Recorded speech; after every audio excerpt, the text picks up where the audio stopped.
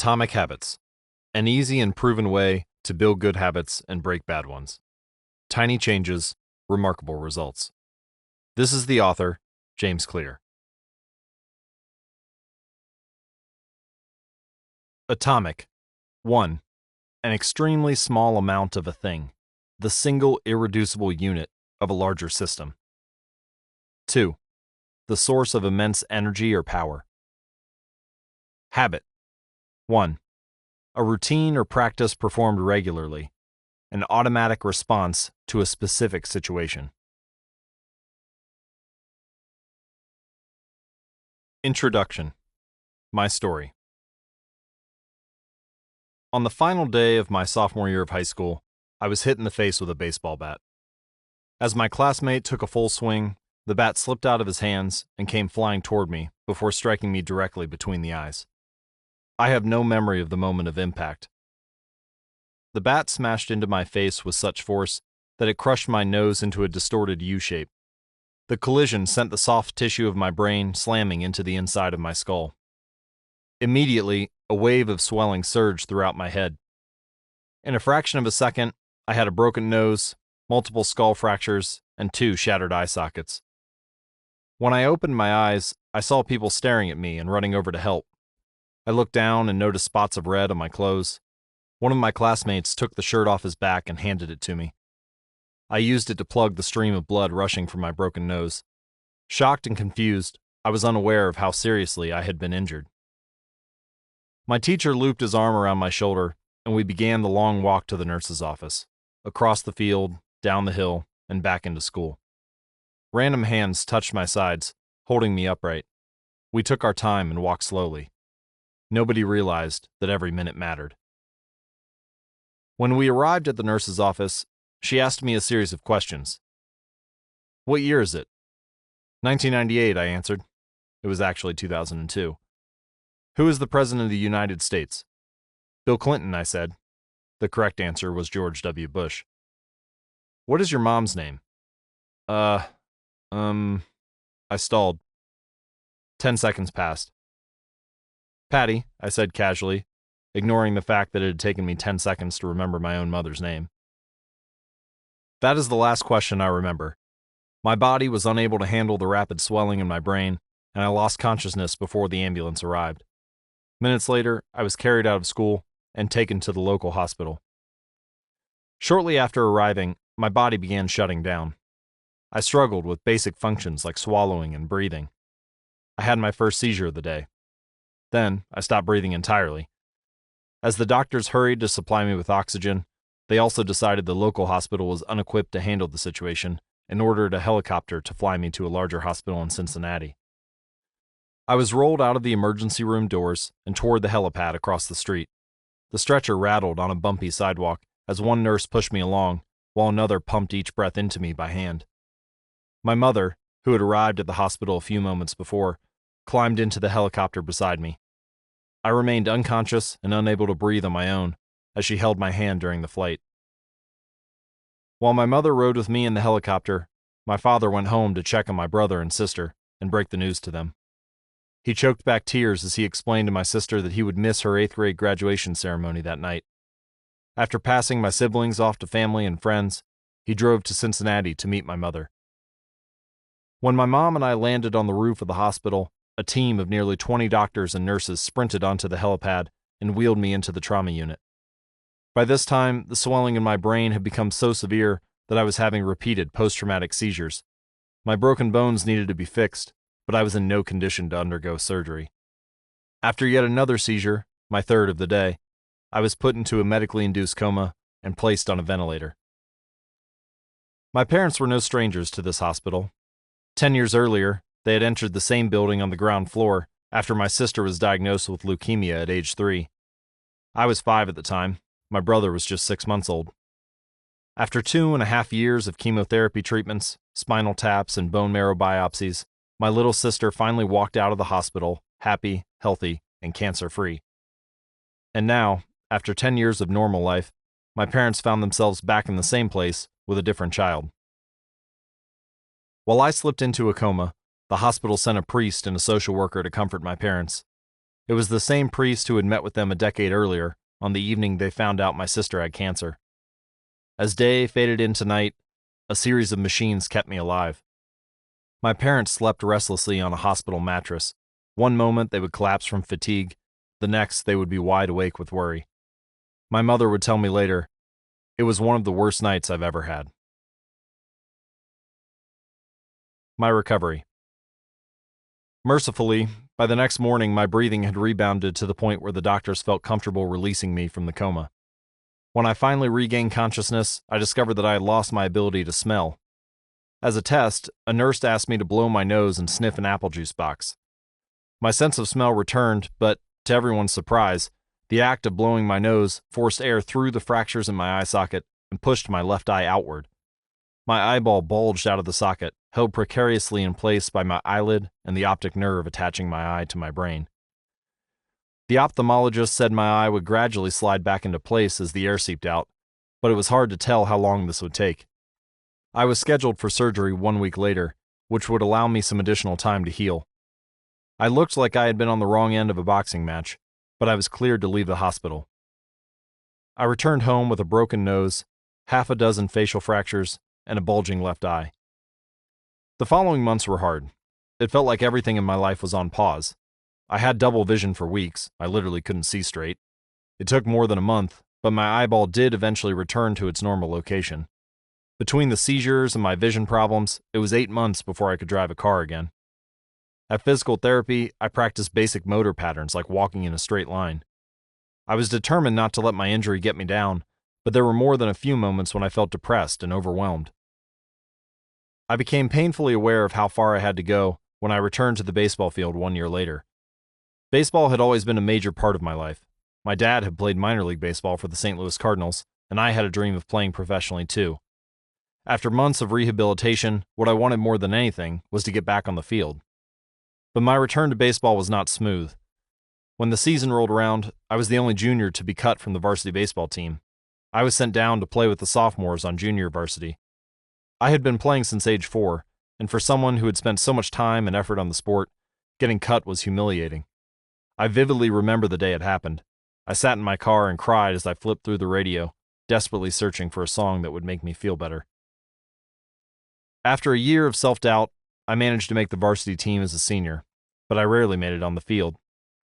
In total, I played 11 innings of high school varsity baseball, barely more than a single game.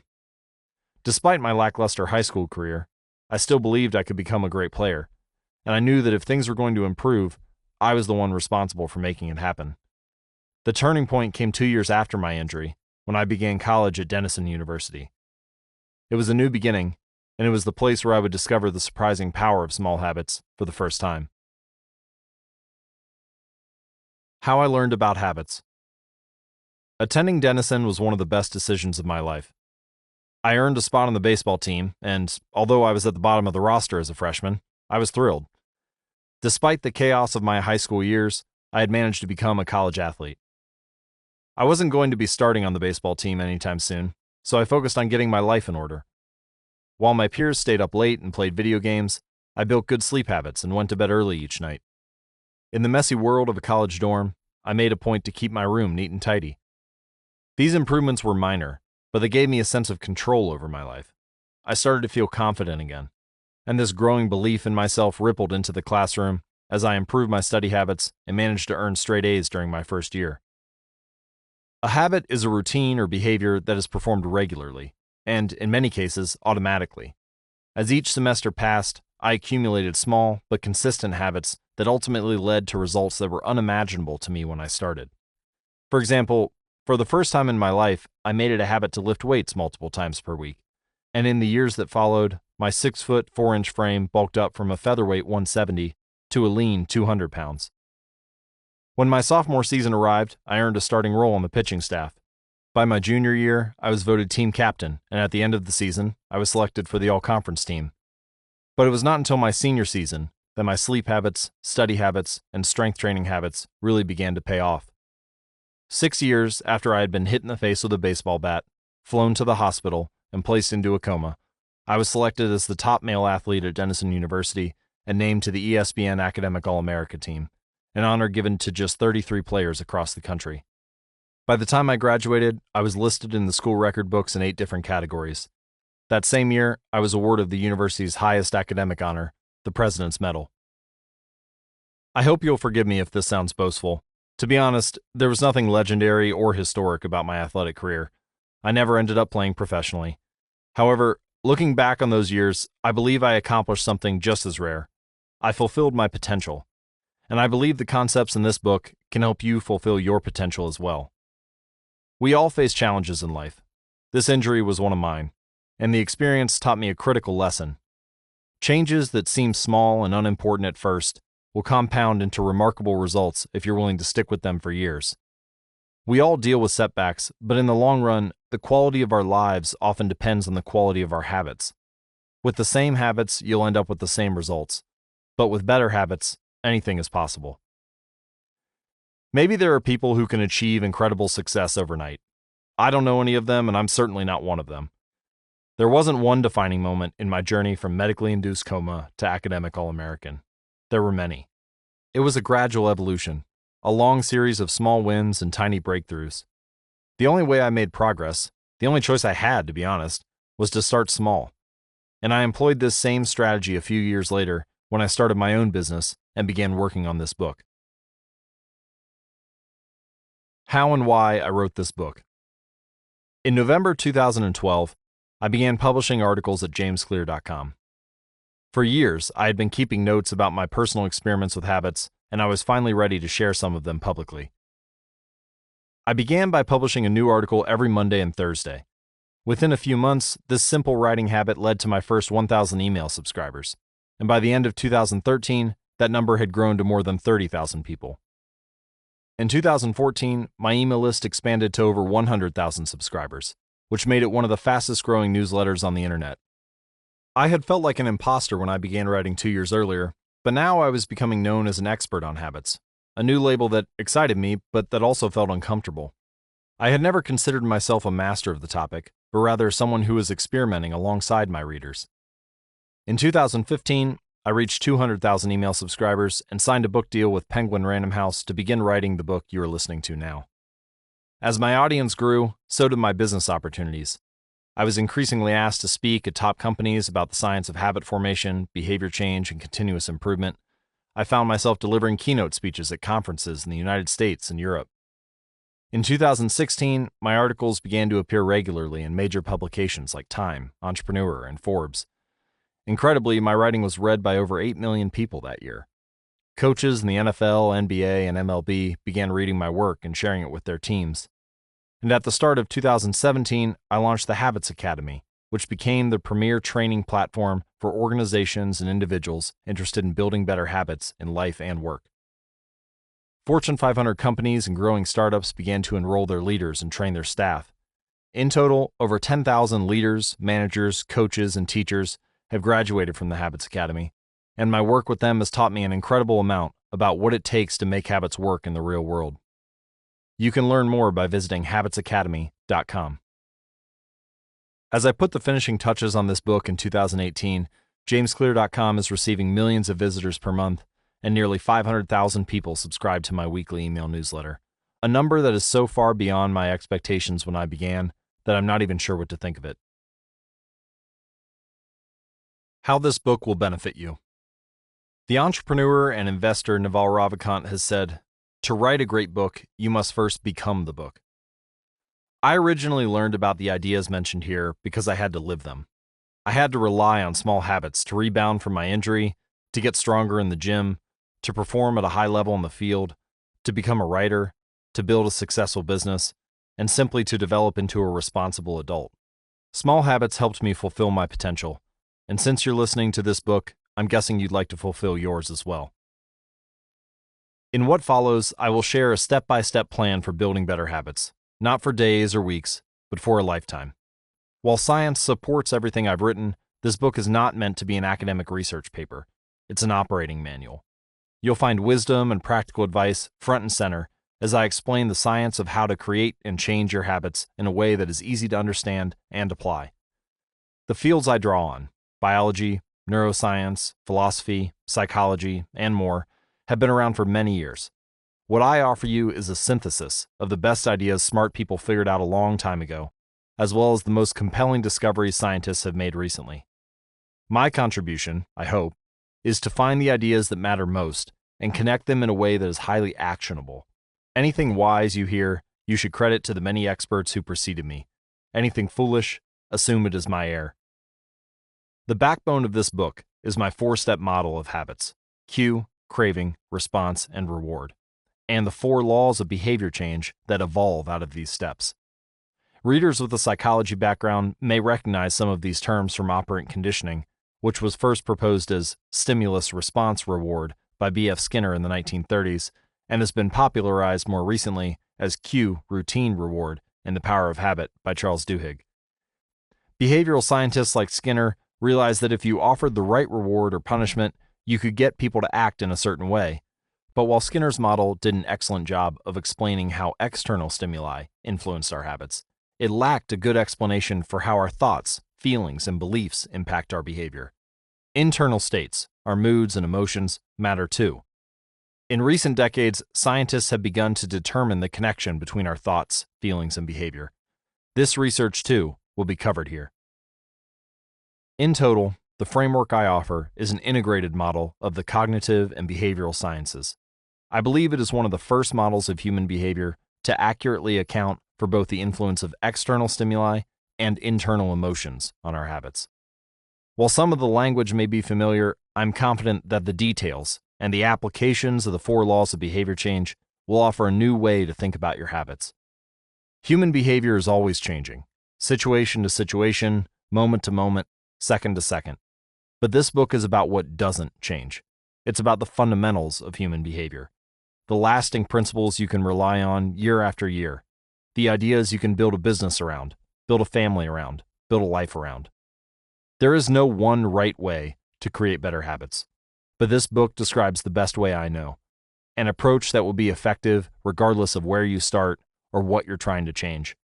The strategies I cover will be relevant to anyone looking for a step-by-step system for improvement, whether your goals center on health, money, productivity, relationships, or all of the above. As long as human behavior is involved, this book will be your guide. The Fundamentals: Why Tiny Changes Make a Big Difference. Chapter 1: The Surprising Power of Atomic Habits. The fate of British cycling changed one day in 2003.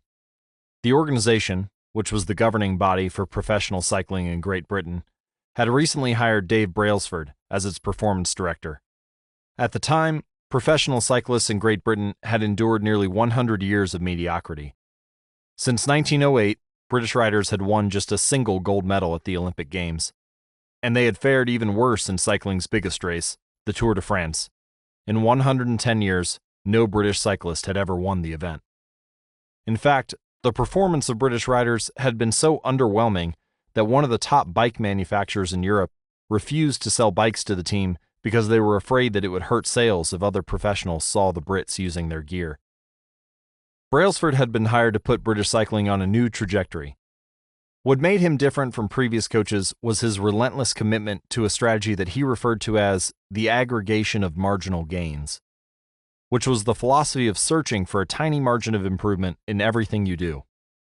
Brailsford said, "The whole principle came from the idea that if you broke down everything you could think of that goes into riding a bike and then improve it by 1%, you will get a significant increase when you put them all together."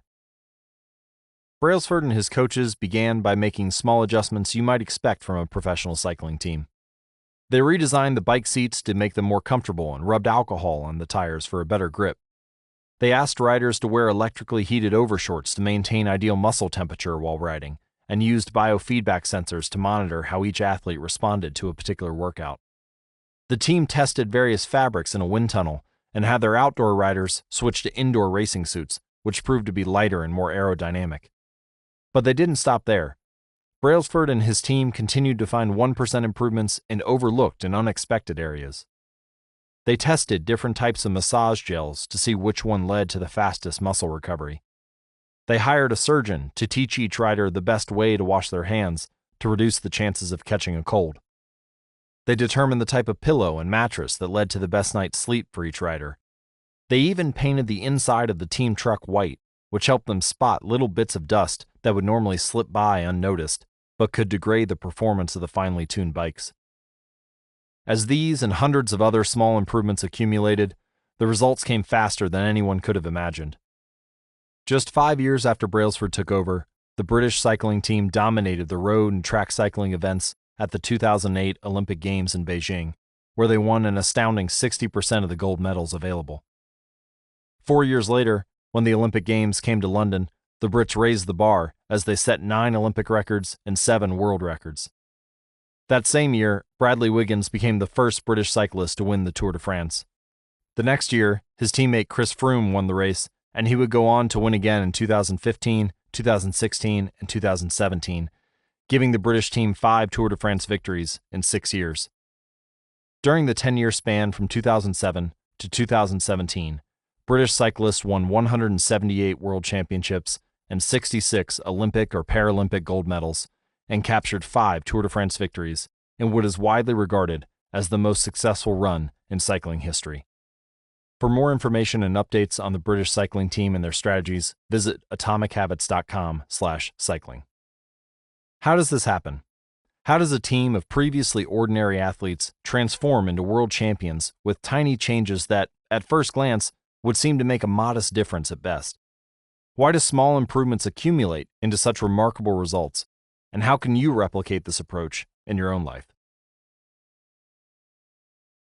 Why small habits make a big difference. It is so easy to overestimate the importance of one defining moment and underestimate the value of making small improvements on a daily basis. Too often, we convince ourselves that massive success requires massive action. Whether it is losing weight, building a business, writing a book, winning a championship, or achieving any other goal, we put pressure on ourselves to make some earth-shattering improvement that everyone will talk about. Meanwhile, improving by 1% isn't particularly notable, sometimes it isn't even noticeable, but it can be far more meaningful, especially in the long run. The difference a tiny improvement can make over time is astounding. Here's how the math works out. If you can get 1% better each day for 1 year, you'll end up 37 times better by the time you're done.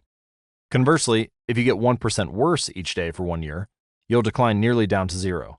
What starts as a small win or a minor setback accumulates into something much more.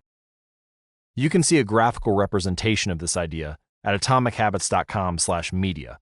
This is also where you'll be able to access all of the pictures from this book. Again, that link is atomichabits.com/media. Habits are the compound interest of self-improvement. The same way that money multiplies through compound interest, the effects of your habits multiply as you repeat them. They seem to make little difference on any given day, and yet the impact they deliver over the months and years can be enormous. It is only when looking back, 2, 5, or perhaps 10 years later, that the value of good habits and the cost of bad ones becomes strikingly apparent. This can be a difficult concept to appreciate in daily life. We often dismiss small changes because they don't seem to matter very much in the moment. If you save a little money now, you're still not a millionaire. If you go to the gym 3 days in a row, you're still out of shape. If you study Mandarin for an hour tonight, you still haven't learned the language. We make a few changes, but the results never seem to come quickly, and so we slide back into our previous routines. Unfortunately, the slow pace of transformation also makes it easy to let a bad habit slide. If you eat an unhealthy meal today, the scale doesn't move much. If you work late and ignore your family, they will forgive you. If you procrastinate and put your project off until tomorrow, there will usually be time to finish it later. A single decision is easy to dismiss. But when we repeat 1% errors, day after day, by replicating poor decisions, duplicating tiny mistakes, and rationalizing little excuses, our small choices compound into toxic results. It's the accumulation of many missteps, a 1% decline here and there, that eventually leads to a problem. The impact created by a change in your habits is similar to the effect of shifting the route of an airplane by just a few degrees. Imagine you are flying from Los Angeles to New York City. If a pilot, leaving from LAX, adjusts the heading just 3.5 degrees south, you will land in Washington, D.C. instead of New York. Such a small change is barely noticeable at takeoff. The nose of the airplane moves just a few feet, but when magnified across the entire United States, you end up hundreds of miles apart. I geeked out and actually calculated this. Washington, D.C. is about 225 miles from New York City. Assuming you're flying on a 747 or an Airbus A380, changing the heading by 3.5 degrees as you leave Los Angeles likely causes the nose of the airplane to shift between 7.2 and 7.6 feet, or about 86 to 92 inches. So a very small shift in direction can lead to a very meaningful change in destination. Similarly, a slight change in your daily habits can guide your life to a very different destination. Making a choice that is 1% better or 1% worse seems insignificant in the moment, but over the span of moments that make up a lifetime, these choices determine the difference between who you are and who you could be. Success is the product of daily habits, not once-in-a-lifetime transformations. That said, it doesn't matter how successful or unsuccessful you are right now. What matters is whether your habits are putting you on the path toward success. You should be far more concerned with your current trajectory than with your current results. If you're a millionaire, but you spend more than you earn each month, then you're on a bad trajectory. If your spending habits don't change, it's not going to end well. Conversely, if you're broke, but you save a little bit every month, then you're on the path toward financial freedom, even if you're moving slower than you'd like. Your outcomes are a lagging measure of your habits. Your net worth is a lagging measure of your financial habits. Your weight is a lagging measure of your eating habits. Your knowledge is a lagging measure of your learning habits. Your clutter is a lagging measure of your cleaning habits. You get what you repeat. If you want to predict where you'll end up in life, all you have to do is follow the curve of tiny gains or tiny losses and see how your daily choices will compound 10 or 20 years down the line. Are you spending less than you earn each month? Are you making it into the gym each week? Are you reading books and learning something new each day? Tiny battles like these are the ones that will define your future self. Time magnifies the margin between success and failure. It will multiply whatever you feed it. Good habits make time your ally. Bad habits make time your enemy. Your habits can compound for you or against you. Here are some examples of positive compounding. Productivity compounds. Accomplishing one extra task is a small feat on any given day, but it counts for a lot over an entire career. The effect of automating an old task or mastering a new skill can be even greater. The more tasks you can handle without thinking, the more your brain is free to focus on other areas. Knowledge compounds. Learning one new idea won't make you a genius, but a commitment to lifelong learning can be transformative. Furthermore, each book you read not only teaches you something new, but also opens up different ways of thinking about old ideas. As Warren Buffett says, that's how knowledge works. It builds up like compound interest. Relationships compound. People reflect your behavior back to you. The more you help others, the more others want to help you. Being a little bit nicer in each interaction can result in a network of broad and strong connections over time. And here are some examples of negative compounding. Stress compounds. The frustration of a traffic jam, the weight of parenting responsibilities, the worry of making ends meet, the strain of slightly high blood pressure. By themselves, these common causes of stress are manageable, but when they persist for years, little stresses compound into serious health issues. Negative thoughts compound. The more you think of yourself as worthless or stupid or ugly, the more you condition yourself to interpret life that way. You get trapped in a thought loop. The same is true for how you think about others. Once you fall into the habit of seeing people as angry, unjust, or selfish, you see those kind of people everywhere. Outrage compounds. Riots, protests, and mass movements are rarely the result of a single event. Instead, a long series of microaggressions and daily aggravations slowly multiply until one event tips the scales and outrage spreads like wildfire. Habits are a double-edged sword. Bad habits can cut you down just as easily as good habits can build you up, which is why understanding the details is crucial. You need to know how habits work and how to design them to your liking so you can avoid the dangerous half of the blade. What progress is really like. Imagine that you have an ice cube sitting on the table in front of you. The room is cold and you can see your breath. It is currently 25 degrees. Ever so slowly, the room begins to heat up. 26 degrees, 27, 28. The ice cube is still sitting on the table in front of you. 29 degrees, 30, 31. Still, nothing has happened. Then, 32 degrees. The ice begins to melt. A 1 degree shift, seemingly no different from the temperature increases before it, has unlocked a huge change. Breakthrough moments are often the result of many previous actions, which build up the potential required to unleash a major change. This pattern shows up everywhere.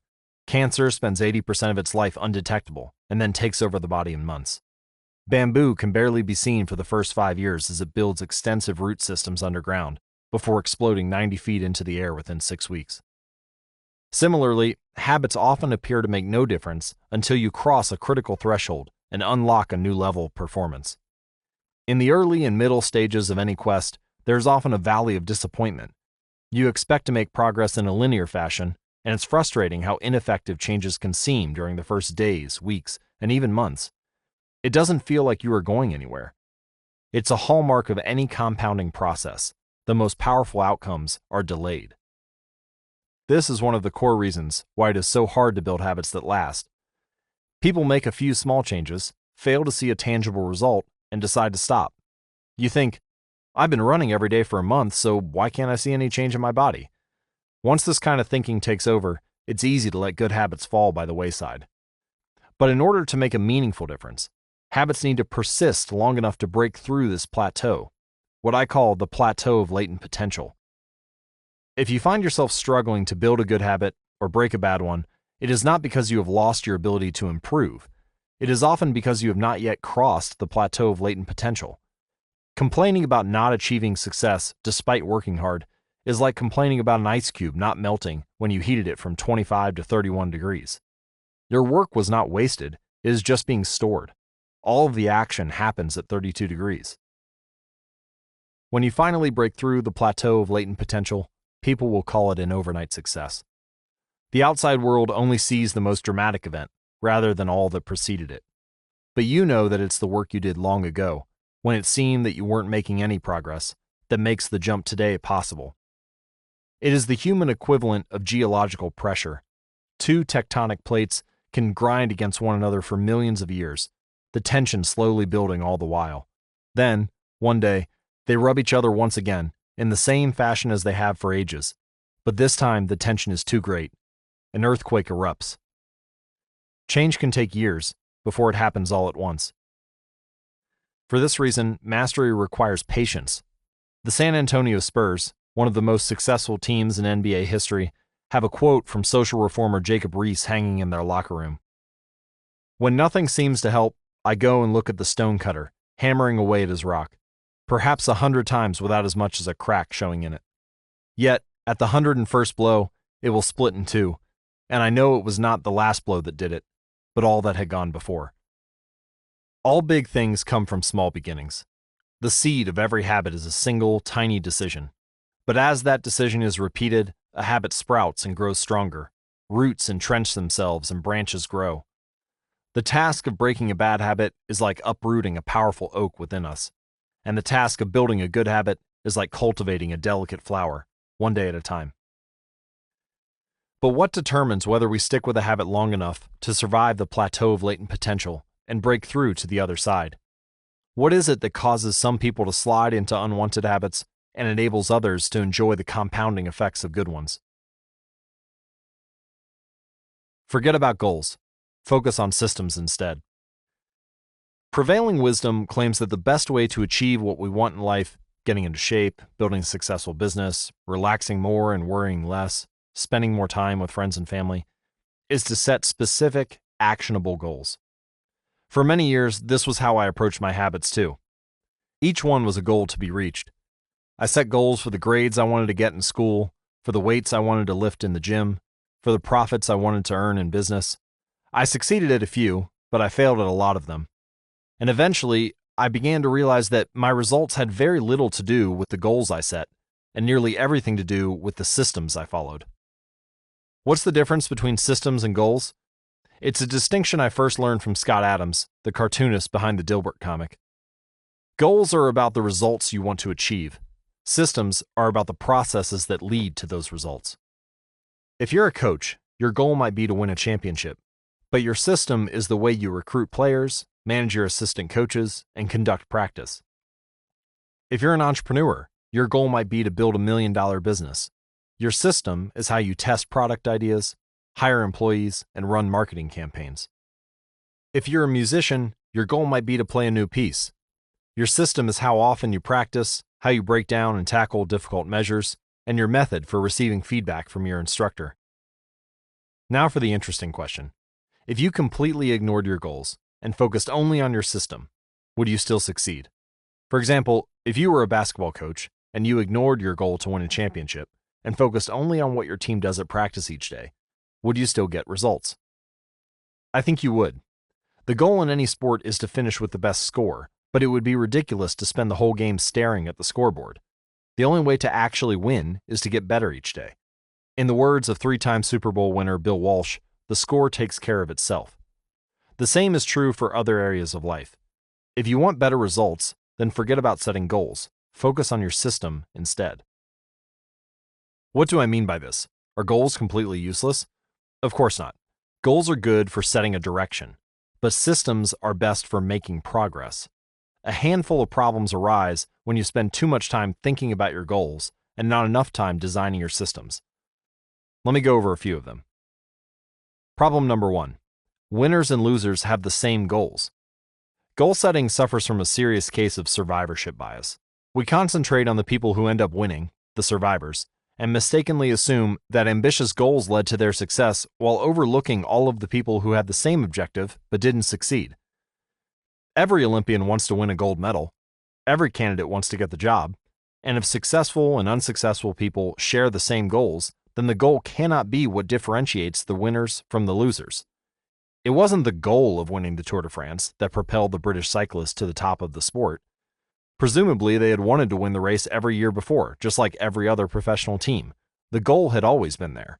It was only when they implemented a system of continuous small improvements that they achieved a different outcome. Problem number 2. Achieving a goal is only a momentary change. Imagine you have a messy room and you set a goal to clean it. If you summon the energy to tidy up, then you will have a clean room, for now. But if you maintain the same sloppy, pack-rat habits that led to a messy room in the first place, soon you'll be looking at a new pile of clutter and hoping for another burst of motivation. You're left chasing the same outcome because you never changed the system behind it. You treated a symptom without addressing the cause. Achieving a goal only changes your life for the moment. That's the counterintuitive thing about improvement. We think we need to change our results, but the results are not the problem. What we really need to change are the systems that cause those results. When you solve problems at the results level, you only solve them temporarily. In order to improve for good, you need to solve problems at the systems level. Fix the inputs, and the outputs will fix themselves. Problem number 3. Goals restrict your happiness. The implicit assumption behind any goal is this: once I reach my goal, then I'll be happy. The problem with a goals-first mentality is that you're continually putting happiness off until the next milestone. I've slipped into this trap so many times I've lost count. For years, happiness was always something for my future self to enjoy. I promised myself that once I gained 20 pounds of muscle or after my business was featured in the New York Times, then I could finally relax. Furthermore, goals create an either-or conflict. Either you achieve your goal and are successful, or you fail and you are a disappointment. You mentally box yourself into a narrow version of happiness. This is misguided. It is unlikely that your actual path through life will match the exact journey you had in mind when you set out. It makes no sense to restrict your satisfaction to one scenario when there are many paths to success. A systems-first mentality provides the antidote. When you fall in love with the process rather than the product, you don't have to wait to give yourself permission to be happy. You can be satisfied anytime your system is running. And a system can be successful in many different forms, not just the first one you envision. Problem number 4. Goals are at odds with long-term progress. Finally, a goal-oriented mindset can create a yo-yo effect. Many runners work hard for months, but as soon as they cross the finish line, they stop training. The race is no longer there to motivate them. When all of your hard work is focused on a particular goal, what is left to push you forward after you achieve it? This is why many people find themselves reverting to their old habits after accomplishing a goal. The purpose of setting goals is to win the game. The purpose of building systems is to continue playing the game. True long-term thinking is goalless thinking. It's not about any single accomplishment. It's about the cycle of endless refinement and continuous improvement. Ultimately, it is your commitment to the process that will determine your progress. A system of atomic habits. If you're having trouble changing your habits, the problem isn't you. The problem is your system. Bad habits repeat themselves again and again, not because you don't want to change, but because you have the wrong system for change. You do not rise to the level of your goals. You fall to the level of your systems. Focusing on the overall system, rather than a single goal, is one of the core themes of this book. It is also one of the deeper meanings behind the word atomic. By now, you have probably realized that an atomic habit refers to a tiny change, a marginal gain, a 1% improvement. But atomic habits are not just any old habits, however small. They are little habits that are part of a larger system. Just as atoms are the building blocks of molecules, atomic habits are the building blocks of remarkable results. Habits are like the atoms of our lives. Each one is a fundamental unit that contributes to your overall improvement. At first, these tiny routines seem insignificant, but soon they build on each other and fuel bigger wins that multiply to a degree that far outweighs the cost of their initial investment. They are both small and mighty. This is the meaning of the phrase atomic habits, a regular practice or routine that is not only small and easy to do, but also the source of incredible power, a component of the system of compound growth. Chapter Summary. Habits are the compound interest of self-improvement. Getting 1% better every day counts for a lot in the long run. Habits are a double-edged sword. They can work for you or against you, which is why understanding the details is essential. Small changes often appear to make no difference until you cross a critical threshold. The most powerful outcomes of any compounding process are delayed. You need to be patient. An atomic habit is a little habit that is part of a larger system. Just as atoms are the building blocks of molecules, atomic habits are the building blocks of remarkable results. If you want better results, then forget about setting goals. Focus on your system instead. You do not rise to the level of your goals. You fall to the level of your systems. Chapter 2. How your habits shape your identity, and vice versa. Why is it so easy to repeat bad habits and so hard to form good ones? Few things can have a more powerful impact on your life than improving your daily habits. And yet, it is likely that this time next year, you'll be doing the same thing rather than something better. It often feels difficult to keep good habits going for more than a few days, even with sincere effort and the occasional burst of motivation. Habits like exercise, meditation, journaling, and cooking are reasonable for a day or two and then become a hassle. However, once your habits are established, they seem to stick around forever, especially the unwanted ones. Despite our best intentions, unhealthy habits like eating junk food, watching too much television, procrastinating, and smoking can feel impossible to break. Changing our habits is challenging for two reasons. 1, we try to change the wrong thing, and 2, we try to change our habits in the wrong way. In this chapter, I'll address the first point. In the chapters that follow, I'll answer the second. Our first mistake is that we try to change the wrong thing. To understand what I mean, consider that there are 3 levels at which change can occur. You can imagine them like the layers of an onion. An image and graphical representation of these layers is available at atomichabits.com/media. The first layer is changing your outcomes. This level is concerned with changing your results, losing weight, publishing a book, winning a championship. Most of the goals you set are associated with this level. The second layer is changing your process. This level is concerned with changing your habits and systems, implementing a new routine at the gym, decluttering your desk for better workflow, developing a meditation practice. Most of the habits you build are associated with this level. The third and deepest layer is changing your identity. This level is concerned with changing your beliefs, your worldview, your self-image, your judgments about yourself and others. Most of the beliefs, assumptions, and biases that you hold are associated with this level.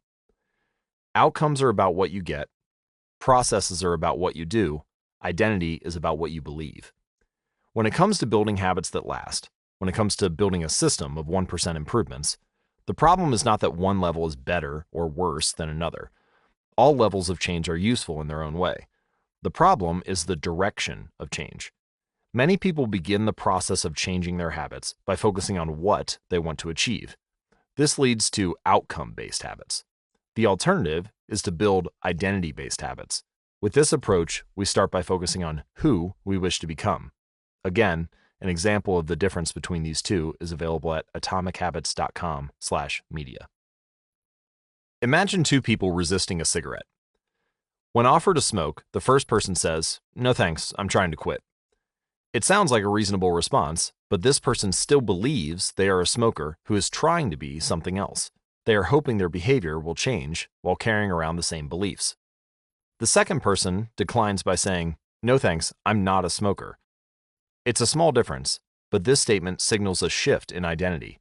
Smoking was part of their former life, not their current one. They no longer identify as someone who smokes. Most people don't even consider identity change when they set out to improve. They just think, I want to be skinny, outcome, and if I stick to this diet, then I'll be skinny, process.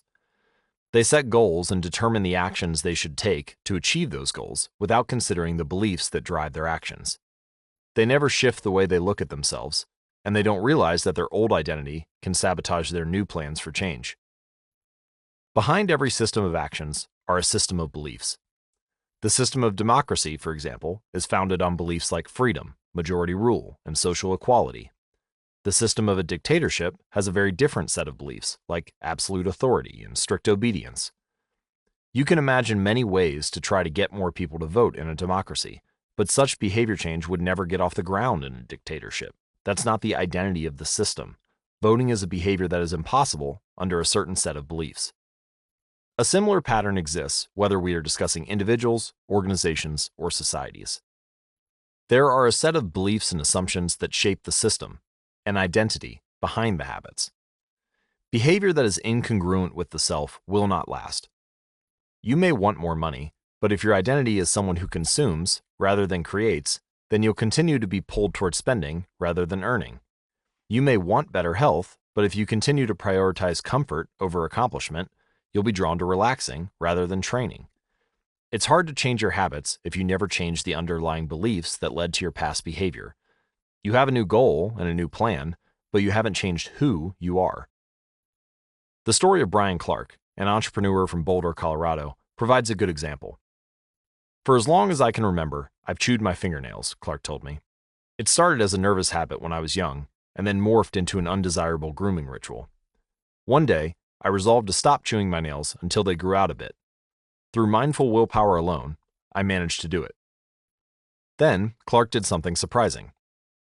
I asked my wife to schedule my first ever manicure, he said. My thought was that if I started paying to maintain my nails, I wouldn't chew them. And it worked, but not for the monetary reason. What happened was the manicure made my fingers look really nice for the first time. The manicurist even said that, other than the chewing, I had really healthy, attractive nails. Suddenly, I was proud of my fingernails. And even though that's something I had never aspired to, it made all the difference. I've never chewed my nails since, not even a single close call, and it's because I now take pride in properly caring for them. The ultimate form of intrinsic motivation is when a habit becomes part of your identity. It's one thing to say, I'm the type of person who wants this. It's something very different to say, I'm the type of person who is this. The more pride you have in a particular aspect of your identity, the more motivated you will be to maintain the habits associated with it. If you're proud of how your hair looks, you'll develop all sorts of habits to care for and maintain it. If you're proud of the size of your biceps, you'll make sure you never skip an upper body workout. If you're proud of the scarves you knit, you'll be more likely to spend hours knitting each week. Once your pride gets involved, you'll fight tooth and nail to maintain your habits. True behavior change is identity change. You might start a habit because of motivation, but the only reason you'll stick with one is that it becomes part of your identity.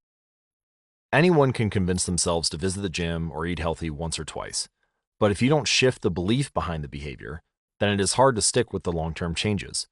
Improvements are only temporary until they become part of who you are. The goal is not to read a book. The goal is to become a reader. The goal is not to run a marathon. The goal is to become a runner. The goal is not to learn an instrument. The goal is to become a musician. Your behaviors are usually a reflection of your identity. What you do is an indication of the type of person you believe you are, either consciously or non-consciously. Research has shown that once a person believes in a particular aspect of their identity, they are more likely to act in alignment with that belief. For example, people who identified as being a voter were more likely to vote than those who simply claimed that voting was an action they wanted to perform. Similarly, the person who incorporates exercise into their identity doesn't have to convince themselves to train. Doing the right thing is easy. After all, when your behavior and your identity are fully aligned, you are no longer pursuing behavior change. You are simply acting like the type of person you already believe yourself to be. Like all aspects of habit formation, this, too, is a double-edged sword. When working for you, identity change can be a powerful force for self-improvement. When working against you, though, identity change can be a curse. Once you have adopted an identity, it can be easy to let your allegiance to it impact your ability to change. Many people walk through life in a cognitive slumber, blindly following the norms attached to their identity. This includes beliefs like, I'm terrible with directions. I'm not a morning person. I'm bad at remembering people's names. I'm always late. I'm not good with technology. I'm horrible at math. And 1,000 other variations. When you have repeated a story to yourself for years, it is easy to slide into these mental grooves and accept them as a fact. In time, you begin to resist certain actions because that's not who I am. There's internal pressure to maintain your self-image and behave in a way that is consistent with your beliefs. You find whatever way you can to avoid contradicting yourself. The more deeply a thought or action is tied to your identity, the more difficult it is to change. It can feel comfortable to believe what your culture believes, group identity, or to do what upholds your self-image, personal identity, even if it's wrong. The biggest barrier to positive change at any level, individual, team, society, is identity conflict. Good habits can make rational sense, but if they conflict with your identity, you will fail to put them into action. On any given day, you may struggle with your habits because you're too busy or too tired or too overwhelmed or hundreds of other reasons. Over the long run, however, the real reason you fail to stick with habits is that your self-image gets in the way. This is why you can't get too attached to one version of your identity. Progress requires unlearning. Becoming the best version of yourself requires you to continuously edit your beliefs and to upgrade and expand your identity. This brings us to an important question. If your beliefs and worldview play such an important role in your behavior, where do they come from in the first place? How, exactly, is your identity formed? And how can you emphasize new aspects of your identity that serve you and gradually erase the pieces that hinder you? The two-step process to changing your identity. Your identity emerges out of your habits. You are not born with preset beliefs. Every belief, including those about yourself, is learned and conditioned through experience. Certainly, there are some aspects of your identity that tend to remain unchanged over time, like identifying as someone who is tall or short. But even for more fixed qualities and characteristics, whether you view them in a positive or negative light is determined by your experiences throughout life. To put it more precisely, your habits are how you embody your identity. When you make your bed each day, you embody the identity of an organized person. When you write each day, you embody the identity of a creative person. When you train each day, you embody the identity of an athletic person. The more you repeat a behavior, the more you reinforce the identity associated with that behavior. In fact, the word identity was originally derived from the Latin words essentias, which means being, and identidem, which means repeatedly. Your identity is literally your repeated beingness. Whatever your identity is right now, you only believe it because you have proof of it. If you go to church every Sunday for 20 years, you have evidence that you are religious. If you study biology for 1 hour every night, you have evidence that you are studious. If you go to the gym, even when it's snowing, you have evidence that you are committed to fitness. The more evidence you have for a belief, the more strongly you will believe in it. For most of my early life, I didn't consider myself a writer. If you were to ask any of my high school teachers or college professors, they would tell you I was an average writer at best, certainly not a standout. When I began my writing career, I published a new article every Monday and Thursday for the first few years. As the evidence grew, so did my identity as a writer. I didn't start out as a writer, I became one through my habits. Of course, Your habits are not the only actions that influence your identity, but by virtue of their frequency, they are usually the most important ones. Each experience in life modifies your self-image, but it's unlikely you would consider yourself a soccer player because you kicked a ball once, or an artist because you scribbled a picture. As you repeat these actions, however, the evidence accumulates and your self-image begins to change. The effect of one-off experiences tends to fade away, while the effect of habits gets reinforced with time, which means your habits contribute most of the evidence that shapes your identity.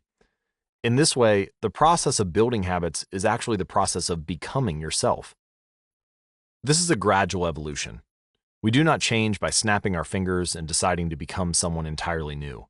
We change bit by bit, day by day, habit by habit. We are continually undergoing micro-evolutions of the self. Each habit is like a suggestion. Hey, maybe this is who I am. If you finish a book, then perhaps you are the type of person who likes reading. If you go to the gym, then perhaps you are the type of person who likes exercise. If you practice playing the guitar, perhaps you are the type of person who likes music.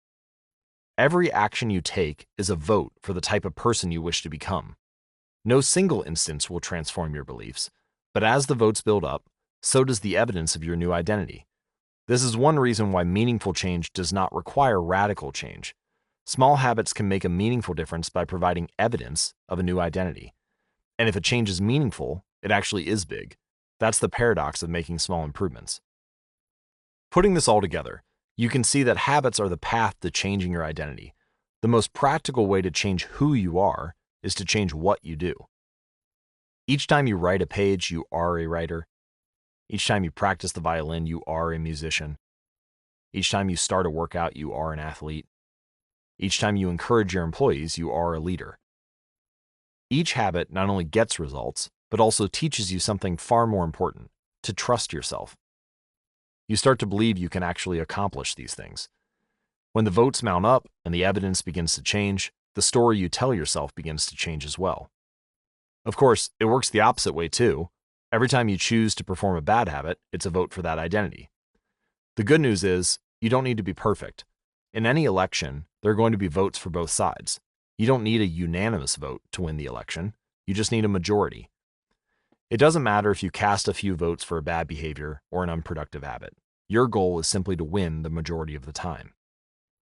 New identities require new evidence. If you keep casting the same votes you've always cast, you're going to keep getting the same results you've always had.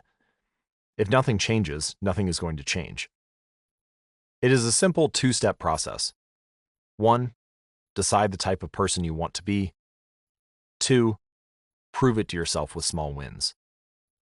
First, decide who you want to be.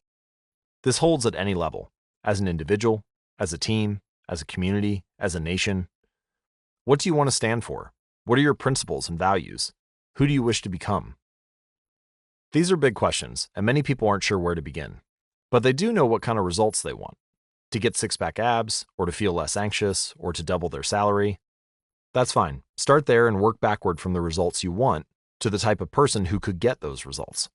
Ask yourself, who is the type of person that could get the outcome I want?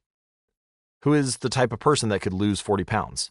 Who is the type of person that could learn a new language? Who is the type of person that could run a successful startup? For example, who is the type of person who could write a book? Well, it's probably someone who is consistent and reliable. So now your focus shifts from writing a book, outcome-based, to being the type of person who is consistent and reliable, identity-based. This process can lead to beliefs like, I'm the kind of teacher who stands up for her students. I'm the kind of doctor who gives each patient the time and empathy they need. I'm the kind of manager who advocates for her employees. Once you have a handle on the type of person you want to be, you can begin taking small steps to reinforce your desired identity. I have a friend who lost over 100 pounds by asking herself, what would a healthy person do? All day long, she would use this question as a guide. Would a healthy person walk or take a cab? Would a healthy person order a burrito or a salad? She figured if she acted like a healthy person long enough, eventually she would become that person. She was right. The concept of identity-based habits is our first introduction to another key theme in this book: feedback loops. Your habits shape your identity, and then your identity shapes your habits. It's a two-way street. The formation of all habits is a feedback loop, a concept we will explore in depth in the next chapter. But it is important to let your values, principles, and identity drive the loop, rather than your results. The focus should always be on becoming that type of person, not getting a particular outcome. The real reason habits matter. Identity change is the North Star of habit change. The remainder of this book will provide you with step-by-step instructions on how to build better habits in yourself, your family, your team, your company, and anywhere else you wish. But the true question is, are you becoming the type of person you want to become? The first step is not what or how, but who. You need to know who you want to be. Otherwise, your quest for change is like a boat without a rudder. And that's why we're starting here. You have the power to change your beliefs about yourself. Your identity is not set in stone. You have a choice in every moment. You can choose the identity you want to reinforce today with the habits you choose today. And this brings us to the deeper purpose of this book and the real reason habits matter. Building better habits isn't about littering your day with life hacks. It's not about flossing one tooth each night or taking a cold shower each morning or wearing the same outfit each day. It's not about achieving external measures of success like earning more money, losing weight, or reducing stress. Certainly, habits can help you achieve all of these things. But fundamentally, they're not about having something. They're about becoming someone. Ultimately, your habits matter because they help you become the type of person you wish to be. They are the channel through which you develop your deepest beliefs about yourself. Quite literally, you become your habits. Chapter summary. There are 3 levels of change: outcome change, process change, and identity change. The most effective way to change your habits is to focus not on what you want to achieve, but on who you wish to become.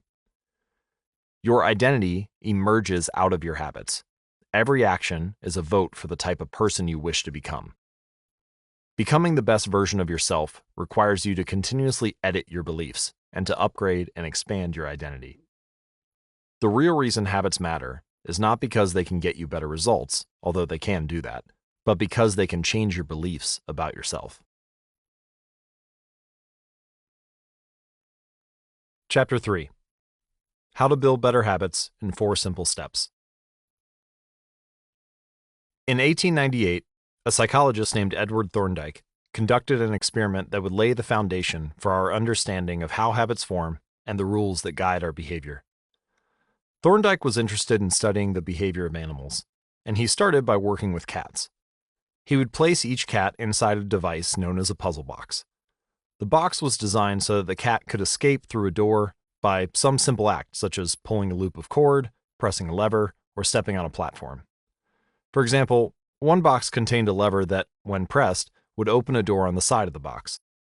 Once the door had been opened, the cat could dart out and run over to a bowl of food. Most cats wanted to escape as soon as they were placed inside the box. They would poke their nose into the corners, stick their paws through openings, and claw at loose objects. After a few minutes of exploration, the cats would happen to press the magical lever, the door would open, and they would escape. Thorndike tracked the behavior of each cat across many trials. In the beginning, the animals moved around the box at random. But as soon as the lever had been pressed and the door opened, the process of learning began. Gradually, each cat learned to associate the action of pressing the lever with the reward of escaping the box and getting to the food. After 20 to 30 trials, this behavior became so automatic and habitual that the cat could escape within a few seconds. For example, Thorndike noted, Cat 12 took the following times to perform the act: 160 seconds, 30 seconds, 90 seconds, 60, 15, 28, 20, 30, 22, 11, 15, 20, 12, 10, 14, 10, 8, 8, 5, 10, 8, 6, 6, 7. During the first 3 trials, the cat escaped in an average of 1.5 minutes. During the last 3 trials, it escaped in an average of 6.3 seconds. With practice, each cat made fewer errors and their actions became quicker and more automatic. Rather than repeat the same mistakes, the cat began to cut straight to the solution. From his studies, Thorndike described the learning process by stating, "Behaviors followed by satisfying consequences tend to be repeated, and those that produce unpleasant consequences are less likely to be repeated." His work provides the perfect starting point for discussing how habits form in our own lives. It also provides answers to some fundamental questions like, what are habits, and why does the brain bother building them at all? Why your brain builds habits. A habit is a behavior that has been repeated enough times to become automatic. The process of habit formation begins with trial and error. Whenever you encounter a new situation in life, your brain has to make a decision. How do I respond to this? The first time you come across a problem, you're not sure how to solve it. Like Thorndike's cat, you are just trying things out to see what works. Neurological activity in the brain is high during this period. You are carefully analyzing the situation and making conscious decisions about how to act. You are taking in tons of new information and trying to make sense of it all. The brain is busy learning the most effective course of action. Occasionally, like a cat pressing on a lever, you stumble across a solution. You're feeling anxious and you discover that going for a run calms you down. Or you're mentally exhausted from a long day of work and you learn that playing video games relaxes you. You're exploring, and then bam, a reward. After you stumble upon an unexpected reward, you alter your strategy for next time. Your brain immediately begins to catalog the events that preceded the reward. Wait a minute, that felt good. What did I do right before that? This is the feedback loop behind all human behavior. Try, fail, learn, try differently. With practice, the useless movements fade away and the useful actions get reinforced. That's a habit forming. Whenever you face a problem repeatedly, your brain begins to automate the process of solving it. Your habits are just a series of automatic solutions that solve the problems and stresses you face regularly. As behavioral scientist Jason Rea puts it, habits are, simply, reliable solutions to recurring problems in our environment. As habits are created, the level of activity in the brain decreases. You learn to lock in on the cues that predict success and tune out everything else. When a similar situation arises in the future, you know exactly what to look for. There is no longer a need to analyze every angle of a situation. Your brain skips the process of trial and error and creates a mental rule. If this, then that. These cognitive scripts can be followed automatically whenever the situation is appropriate. Now, whenever you feel stressed, you get the itch to run. Or as soon as you walk in the door from work, you grab the video game controller without thinking. A choice that once required effort is now automatic. A habit has been created. Habits are mental shortcuts learned from experience. In a sense, a habit is just a memory of the steps you previously followed to solve a problem in the past. Whenever the conditions are right, you can draw on this memory and automatically apply the same solution. The primary reason the brain remembers the past is to better predict what will work in the future. Habit formation is incredibly useful because the conscious mind is the bottleneck of the brain. It can only pay attention to one problem at a time. As a result, your brain is always working to preserve your conscious attention for whatever task is most essential. Whenever possible, the conscious mind likes to pawn off tasks to the non-conscious mind to do automatically. This is precisely what happens when a habit is formed. Habits reduce cognitive load and free up mental capacity so you can allocate your attention to other tasks. Despite their efficiency, some people still wonder about the benefits of habits. The argument might go like this. Will habits make my life dull? I don't want to pigeonhole myself into a lifestyle I don't enjoy. Doesn't so much routine take away from the vibrancy and spontaneity of life? Hardly. Such questions set up a false dichotomy. They make you think that you have to choose between building habits and attaining freedom. In reality, the two complement each other. Habits do not restrict freedom, they create it. In fact, the people who don't have their habits handled are often the ones with the least amount of freedom. Without good financial habits, you will always be struggling for the next dollar. Without good health habits, you will always seem to be short on energy. Without good learning habits, you will always feel like you're behind the curve. If you're always being forced to make decisions about simple tasks, when should I work out? Where do I go to write? When do I pay the bills? Then you have less time for freedom. It's only by making the fundamentals of life easier that you can create the mental space needed for free thinking and creativity. Conversely, when you have your habits dialed in and the basics of life are handled and done, your mind is free to focus on new challenges and master the next set of problems. Building habits in the present allows you to do more of what you want in the future. The science of how habits work. The process of building a habit can be divided into 4 simple steps: cue, craving, response, and reward. Readers of The Power of Habit by Charles Duhigg will recognize these terms. Duhigg wrote a great book, and my intention is to pick up where he left off by integrating these stages into 4 simple laws you can apply to build better habits in life and work. Breaking the process down into these fundamental parts can help us understand what a habit is, how it works, and how to improve it. This 4-step pattern is the backbone of every habit, and your brain runs through these steps in the same order each time. First, there's the cue. The cue triggers your brain to initiate a behavior. It is a bit of information that predicts a reward, something that catches your attention. Our prehistoric ancestors were paying attention to cues that signaled the location of primary rewards like food, water, and sex. Today, we spend most of our time learning cues that predict secondary rewards like money and fame, power and status, praise and approval, love and friendship, or a sense of personal satisfaction. Of course, these pursuits also indirectly improve our odds of survival and reproduction, which is the deeper motive behind everything we do.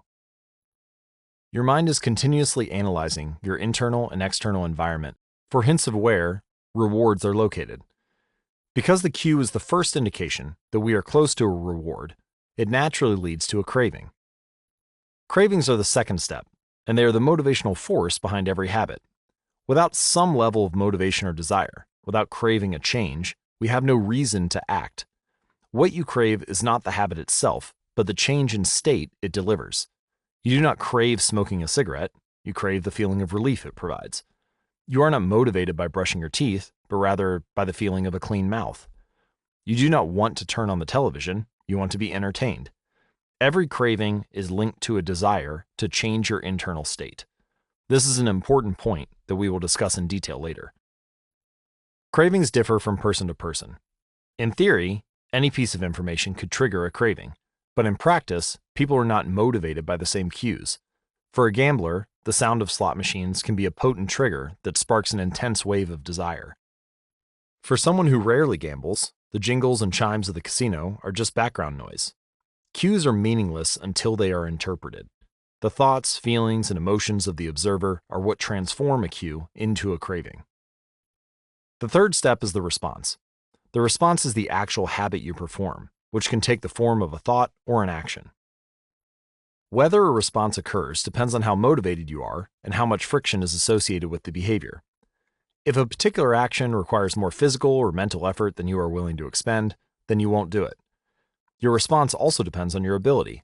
It sounds simple, but a habit can only occur if you are capable of doing it. If you want to dunk a basketball, but can't jump high enough to reach the hoop, well, you're out of luck. Finally, the response delivers a reward. Rewards are the end goal of every habit. The cue is about noticing the reward, the craving is about wanting the reward, the response is about obtaining the reward. We chase rewards because they serve 2 purposes. 1, they satisfy us, and 2, they teach us. The first purpose of rewards is to satisfy your craving. Yes, rewards provide benefits on their own. Food and water deliver energy you need to survive. Getting a promotion brings more money and respect. Getting in shape improves your health and your dating prospects. But the more immediate benefit is that rewards satisfy your craving to eat or to gain status or to win approval. At least for a moment, rewards deliver contentment and relief from craving. Second, rewards teach us which actions are worth remembering in the future. Your brain is a reward detector. As you go about your life, your sensory nervous system is continuously monitoring which actions satisfy your desires and deliver pleasure. Feelings of pleasure and disappointment are part of the feedback mechanism that helps your brain distinguish useful actions from useless ones. Rewards close the feedback loop and complete the habit cycle. If a behavior is insufficient in any of these 4 stages, it will not become a habit. Eliminate the cue, and your habit will never start. Reduce the craving, and you won't experience enough motivation to act. Make the behavior difficult, and you won't be able to do it. And if the reward fails to satisfy your desire, then you'll have no reason to do it again in the future. Without the first 3 steps, a behavior will not occur. Without all 4, a behavior will not be repeated. We can refer to this cycle as the habit loop, and you can see a graphic image of it as well as a caption describing it in detail at atomichabits.com/media. In summary, the cue triggers a craving, which motivates a response, which provides a reward, which satisfies that craving, and ultimately becomes associated with the cue. Together, these 4 steps form a neurological feedback loop. cue, craving, response, reward, cue, craving, response, reward, that ultimately allows you to create automatic habits. This cycle is known as the habit loop. This four-step process is not something that happens occasionally, but rather is an endless feedback loop that is running and active during every moment you are alive, even now.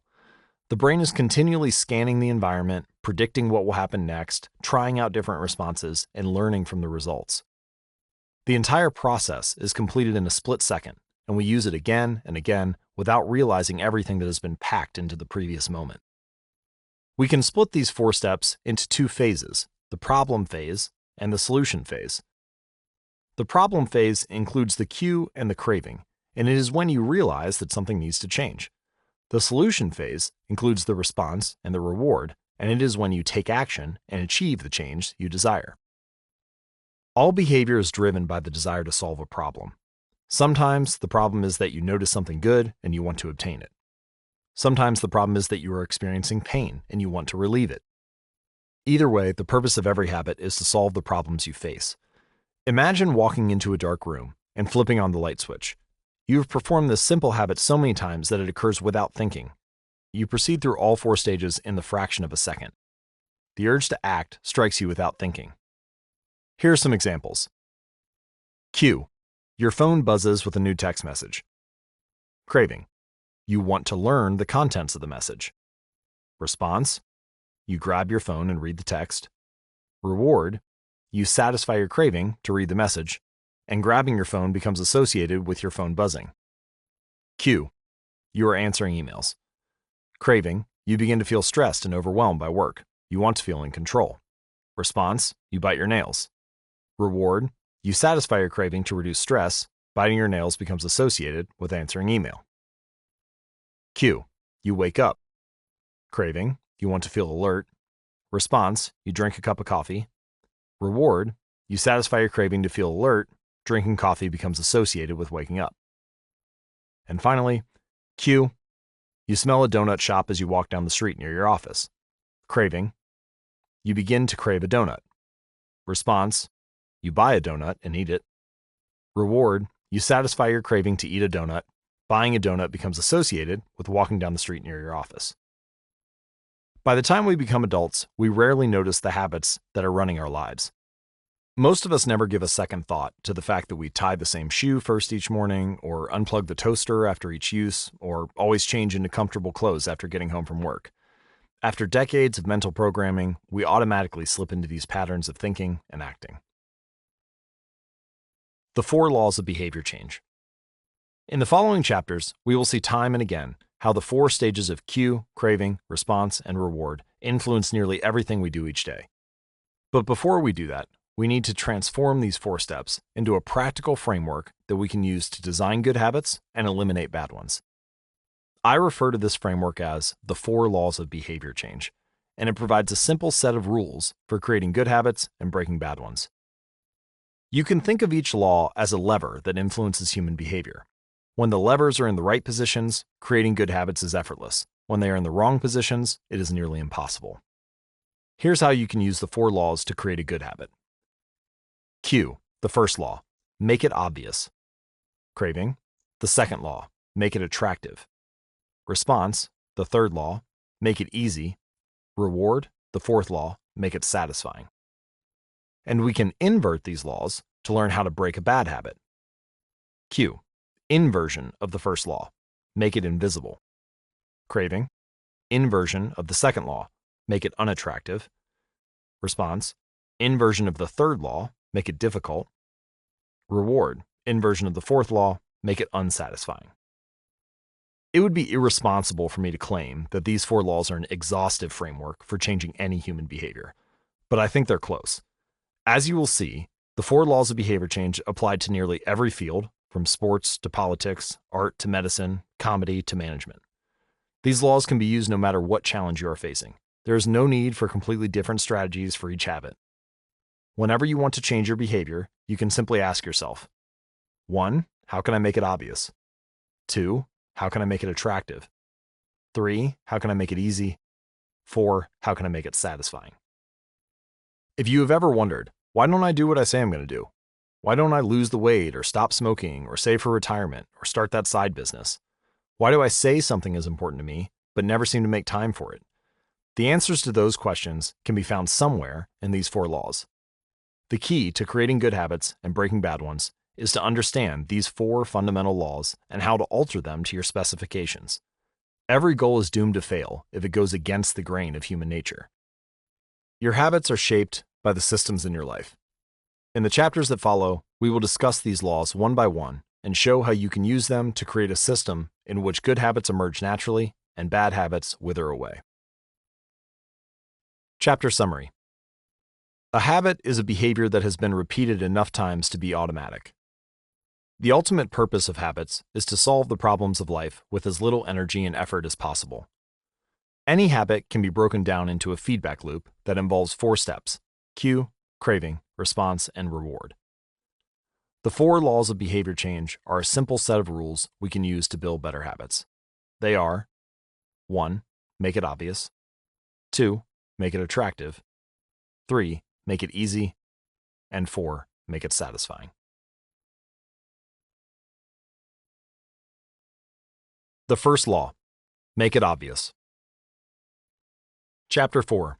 The Man Who Didn't Look Right. The psychologist Gary Klein once told me a story about a woman who attended a family gathering.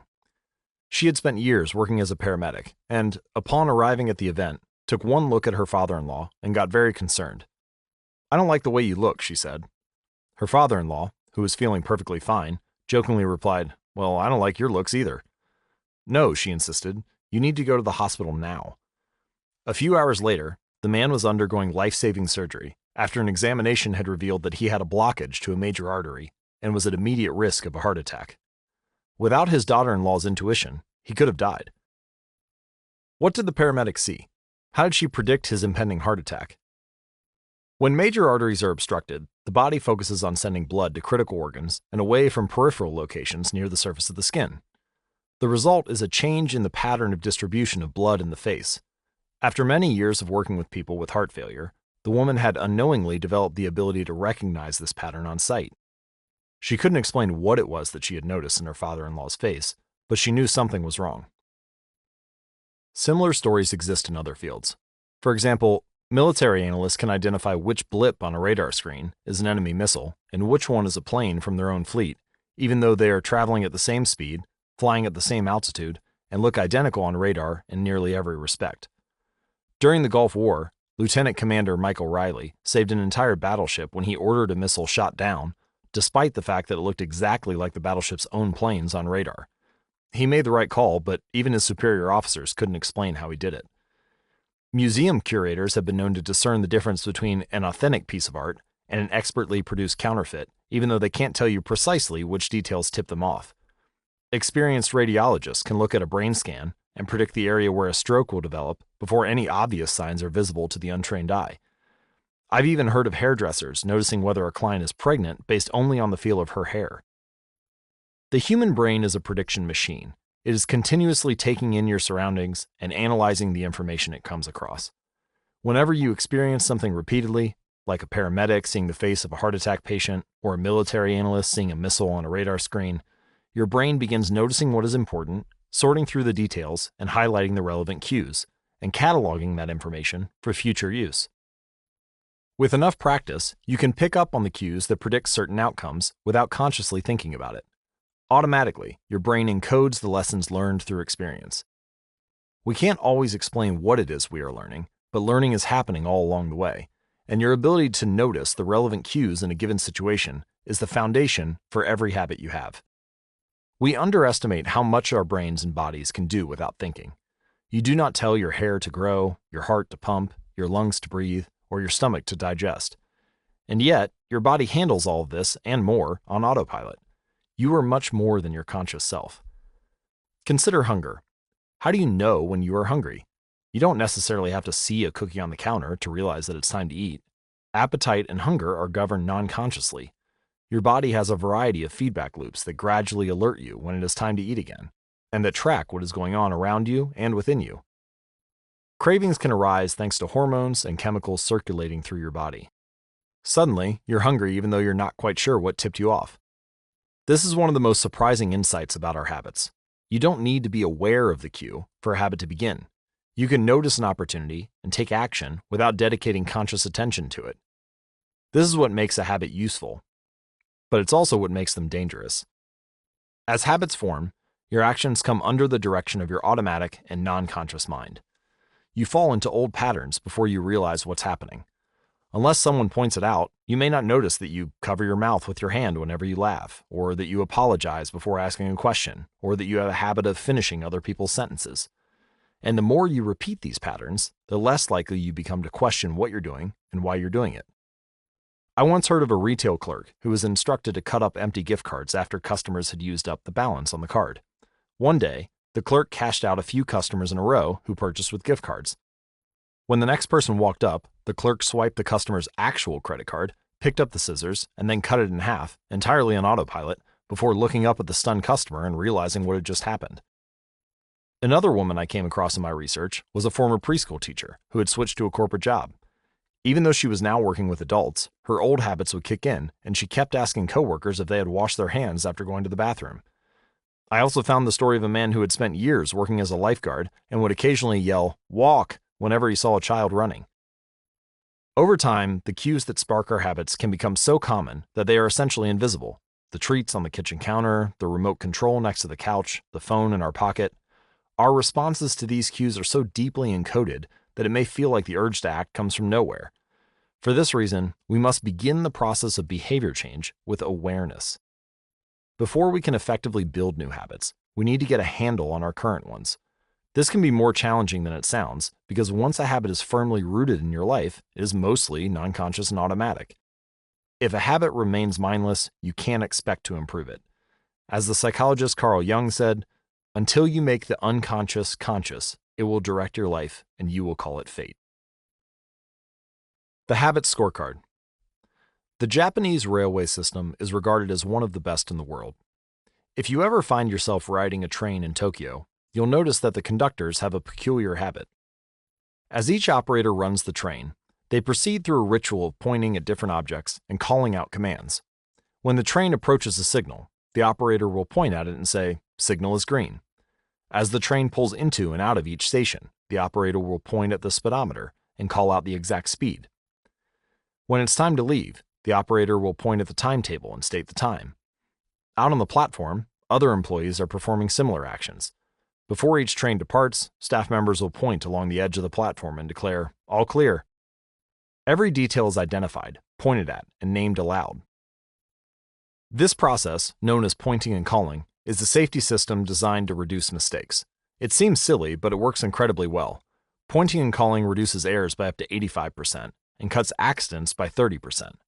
The MTA subway system in New York City adopted a modified version that is point only, and within 2 years of implementation, incidents of incorrectly berthed subways fell 57%.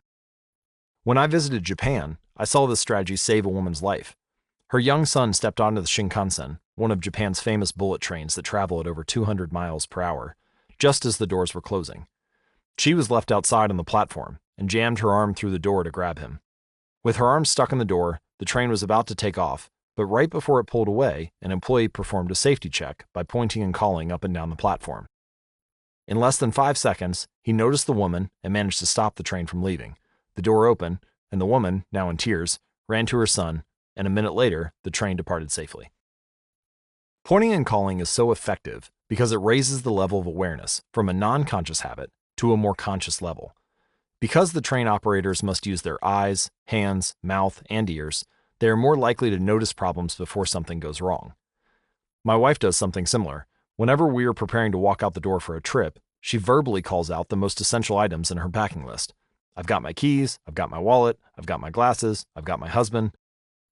The more automatic a behavior becomes, the less likely we are to consciously think about it. And when we've done something 1,000 times before, we begin to overlook things. We assume that the next time will be just like the last. We're so used to doing what we've always done that we don't stop to question whether it is the right thing to do at all. Many of our failures in performance are largely attributable to a lack of self-awareness. One of our great challenges in changing habits is maintaining awareness of what we're actually doing. This helps explain why the consequences of bad habits can sneak up on us. We need a point-and-call system for our own lives. That's the origin of the habit scorecard, which is a simple exercise you can use to become more aware of your behavior. To create your own, make a list of your daily habits. Here's a sample of where you might start. Wake up, turn off the alarm, check my phone, go to the bathroom, weigh myself, take a shower, and so on. Once you have a full list, look at each behavior and ask yourself, is this a good habit, a bad habit, or a neutral habit? If it's a good habit, write a plus sign next to it. If it is a bad habit, write a minus sign next to it. And if it's neutral, write an equal sign. For example, the list I just mentioned might look like this. Wake up, neutral habit. Turn off alarm, neutral. Check my phone. Probably shouldn't do that before I get out of bed. That's negative. Go to the bathroom, neutral. Weigh myself, positive. Take a shower, positive, and so on. The marks you give to a particular habit will depend on your situation and your goals. For someone who is trying to lose weight, eating a bagel with peanut butter every morning might be a bad habit. For someone who's trying to bulk up and add muscle, the same behavior might be a good habit. It all depends on what you're working toward. If you're interested, you can get a template to create your own habit scorecard at atomichabits.com/scorecard. It's worth noting that scoring your habits can be a little more complex for another reason. The labels good habit and bad habit are slightly inaccurate. There aren't really any good habits or bad habits. There are only effective habits. That is, effective at solving problems. All habits serve you in some way, even the bad ones, which is why you repeat them. For this exercise, categorize your habits based on how they will benefit you or hurt you in the long run. Generally speaking, good habits will have net positive outcomes. Bad habits will have net negative outcomes. Smoking a cigarette may reduce stress right now, that's how it's serving you, but it's not a healthy long-term behavior. If you're still having trouble determining how to rate a particular habit on your habit scorecard, here's a question I like to use. Does this behavior help me become the type of person I wish to be? Does this habit cast a vote for or against my desired identity? Habits that reinforce your desired identity are usually good. Habits that conflict with your desired identity are usually bad. As you create your habit scorecard, there is no need to change anything at first. The goal is simply to notice what is actually going on. Observe your thoughts and actions without judgment or internal criticism. Don't blame yourself for your faults. Don't praise yourself for your successes. If you eat a chocolate bar every morning, acknowledge it, almost as if you were watching someone else. Oh, how interesting that they would do such a thing. If you binge eat, simply notice that you are eating more calories than you should. If you waste your time online, notice that you are spending your life in a way that you do not want to.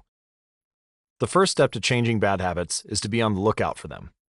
If you feel like you need extra help, then you can try pointing and calling in your own life.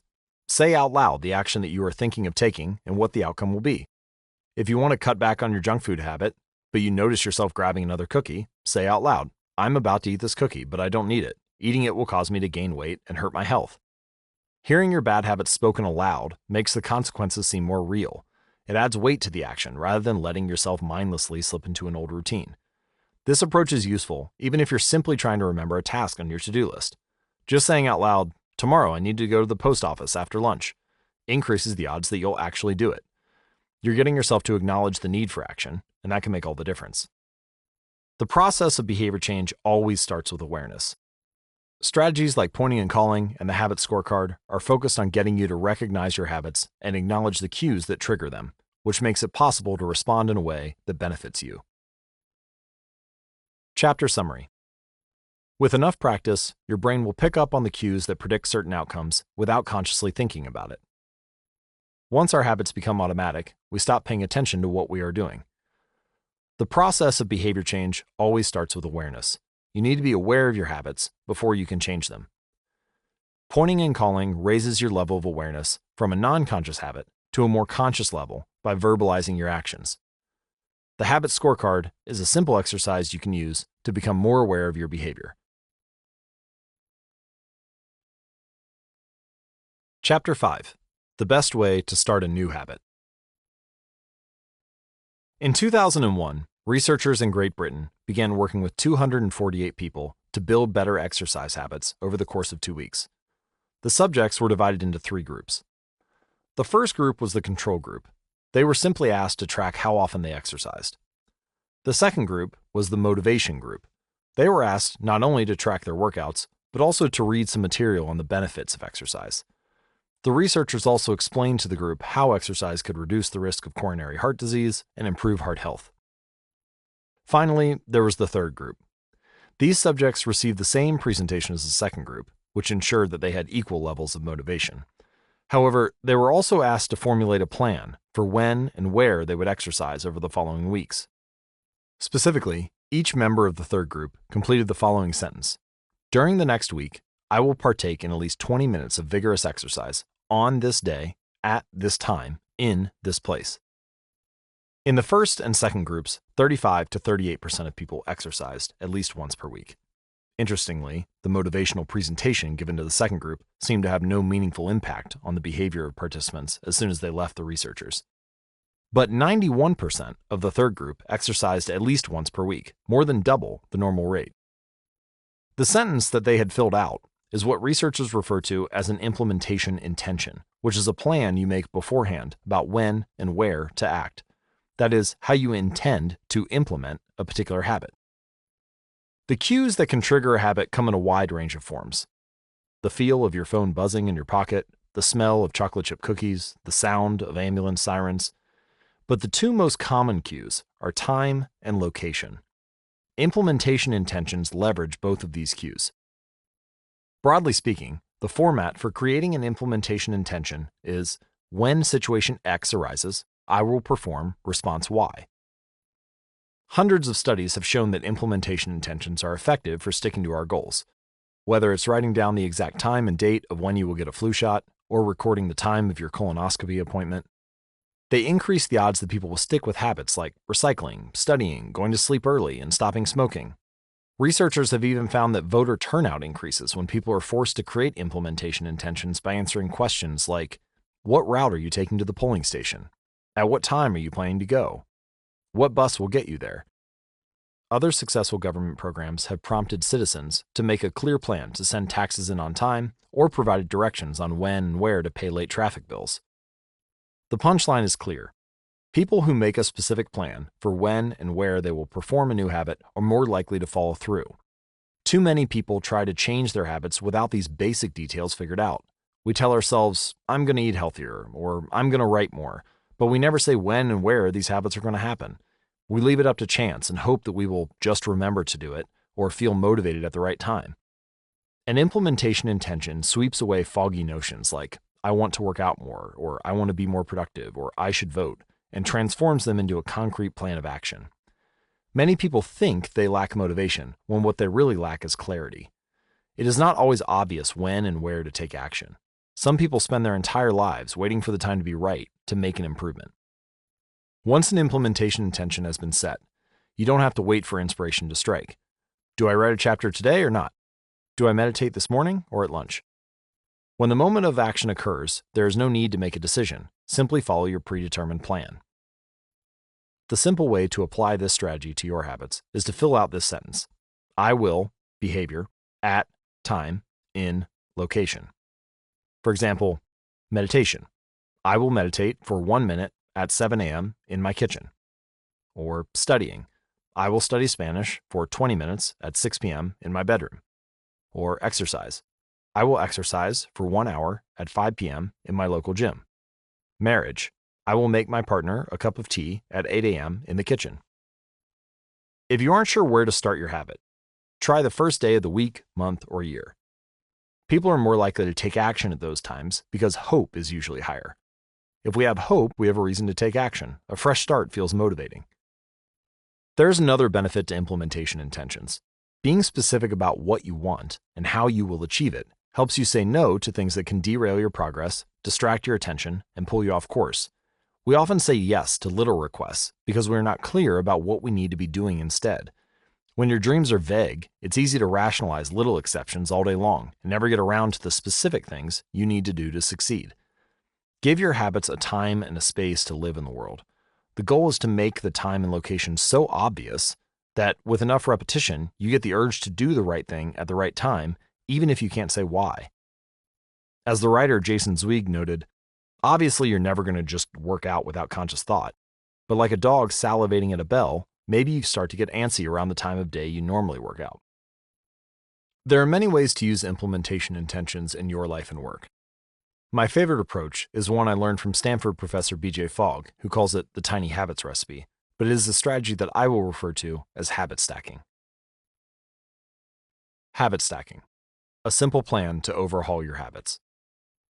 The French philosopher Denis Diderot lived nearly his entire life in poverty, but that all changed one day in 1765. Diderot's daughter was about to be married, and he could not afford to pay for the wedding.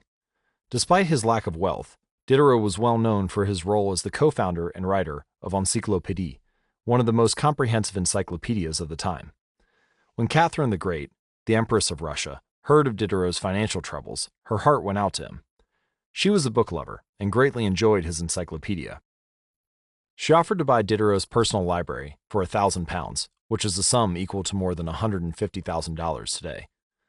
Suddenly, Diderot had money to spare. With his new wealth, he not only paid for the wedding, but also acquired a scarlet robe for himself. Diderot's scarlet robe was beautiful. So beautiful, in fact, that he immediately noticed how out of place it seemed when surrounded by his more common possessions.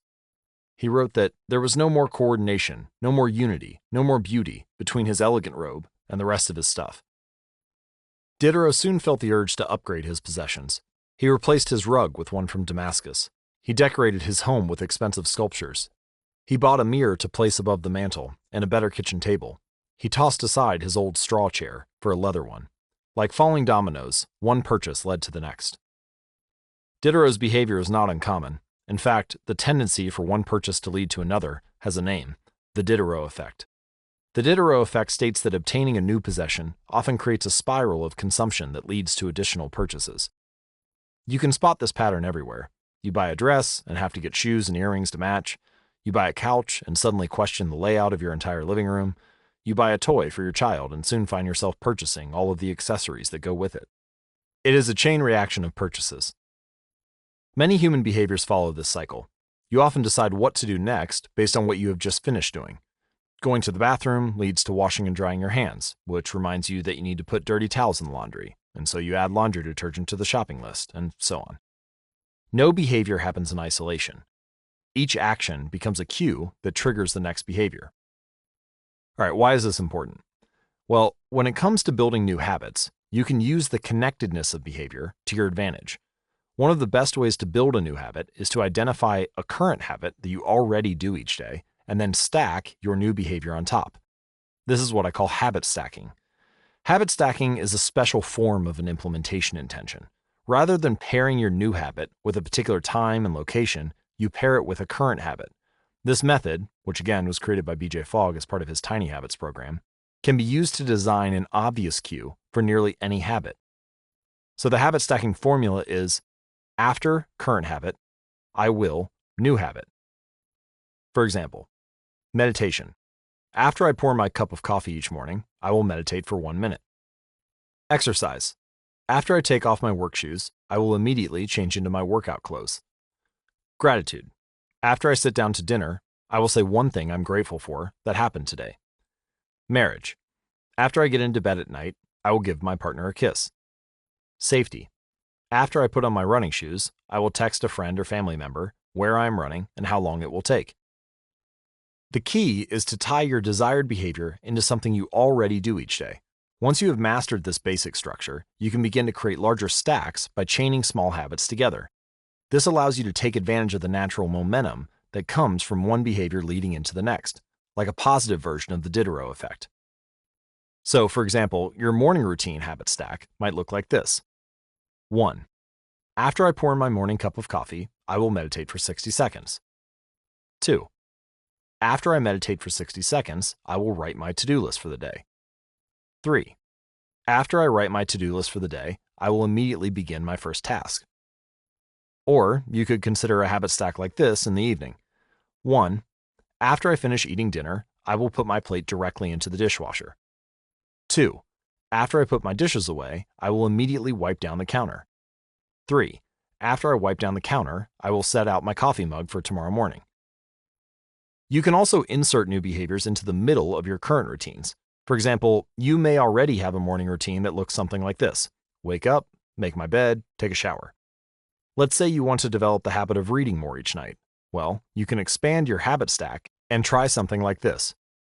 Wake up, make my bed, place a book on my pillow, take a shower. Now, when you climb into bed each night, a book will be sitting there waiting for you to enjoy.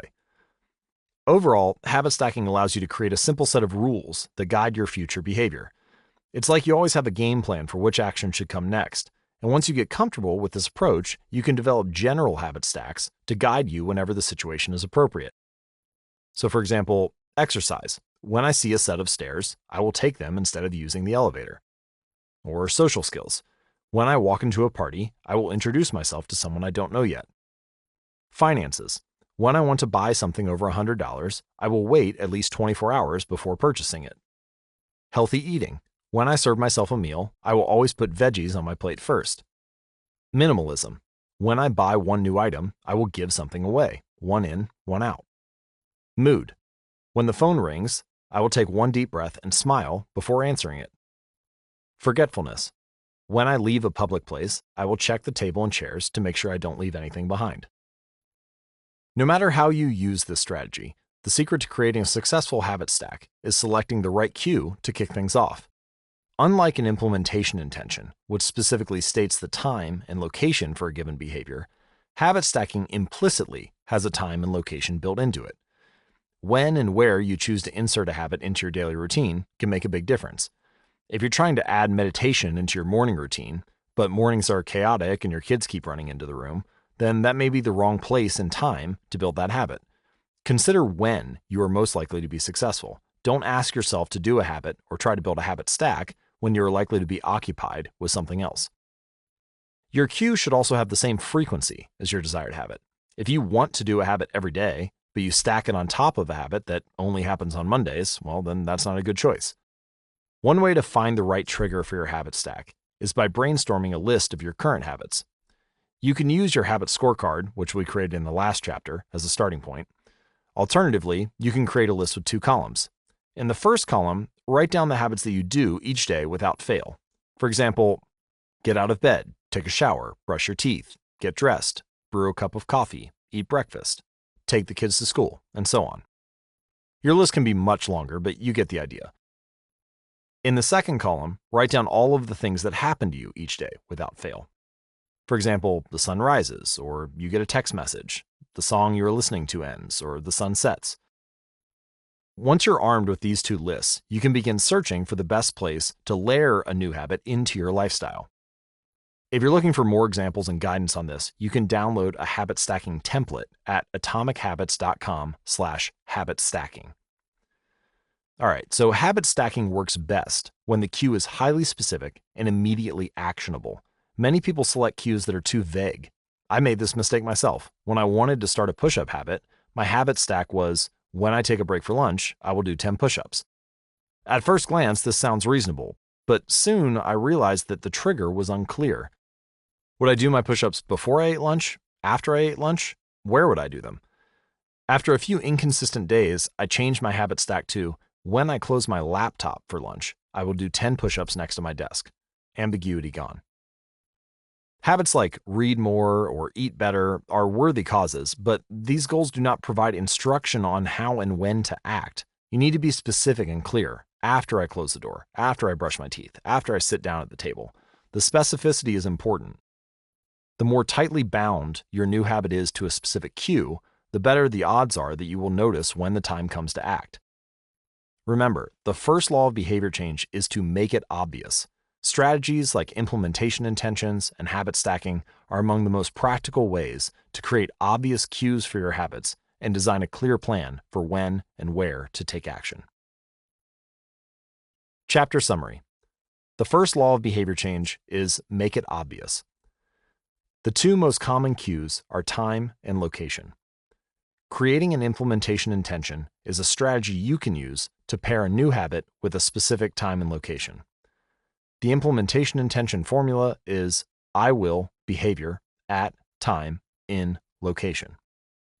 Habit stacking is a strategy you can use to pair a new habit with a current habit. The habit stacking formula is after current habit, I will new habit. Chapter 6. Motivation is overrated. Environment often matters more. Anne Thorndike, a primary care physician at Massachusetts General Hospital in Boston, had a crazy idea. She believed she could improve the eating habits of thousands of hospital staff and visitors without changing their willpower or motivation in the slightest way. In fact, she didn't plan on talking to them at all. Thorndike and her colleagues designed a 6-month study to alter the choice architecture of the hospital cafeteria. Originally, the refrigerators located next to the cash registers in the cafeteria were filled with only soda.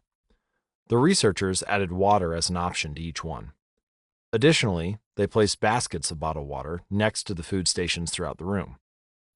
Soda was still in the primary refrigerators, but now water was an option available at all drink locations.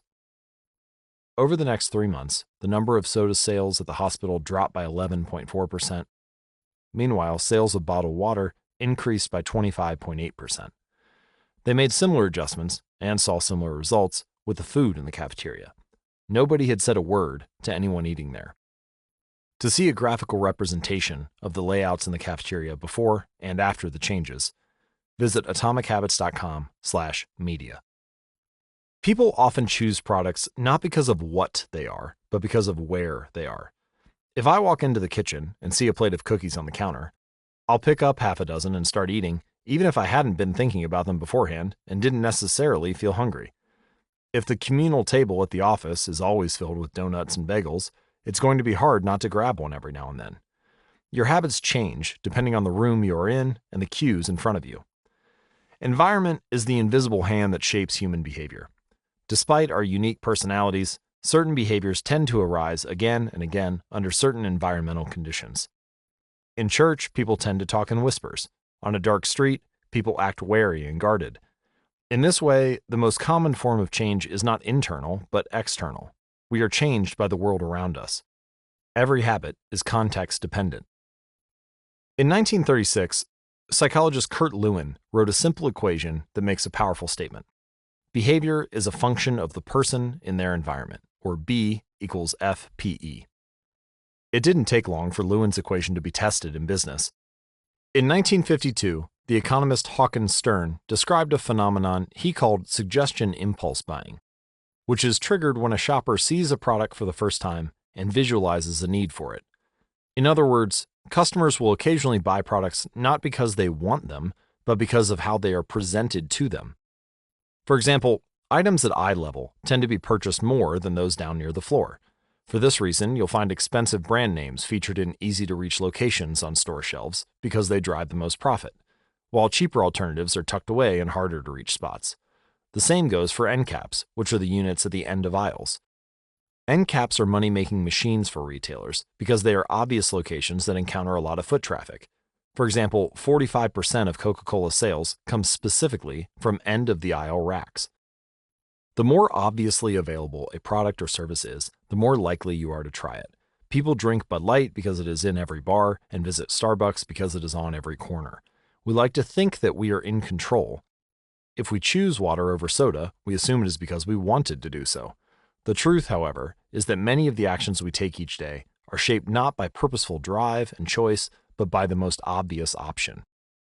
Every living being has its own methods for sensing and understanding the world.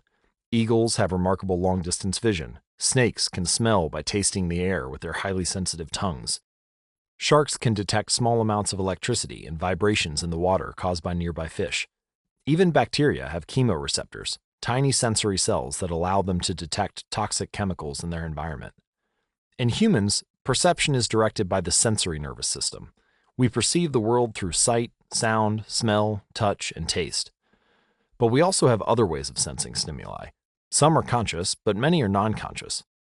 For example, you can notice when the temperature drops before a storm, or when the pain in your gut rises during a stomachache, or when you fall off balance while walking on rocky ground.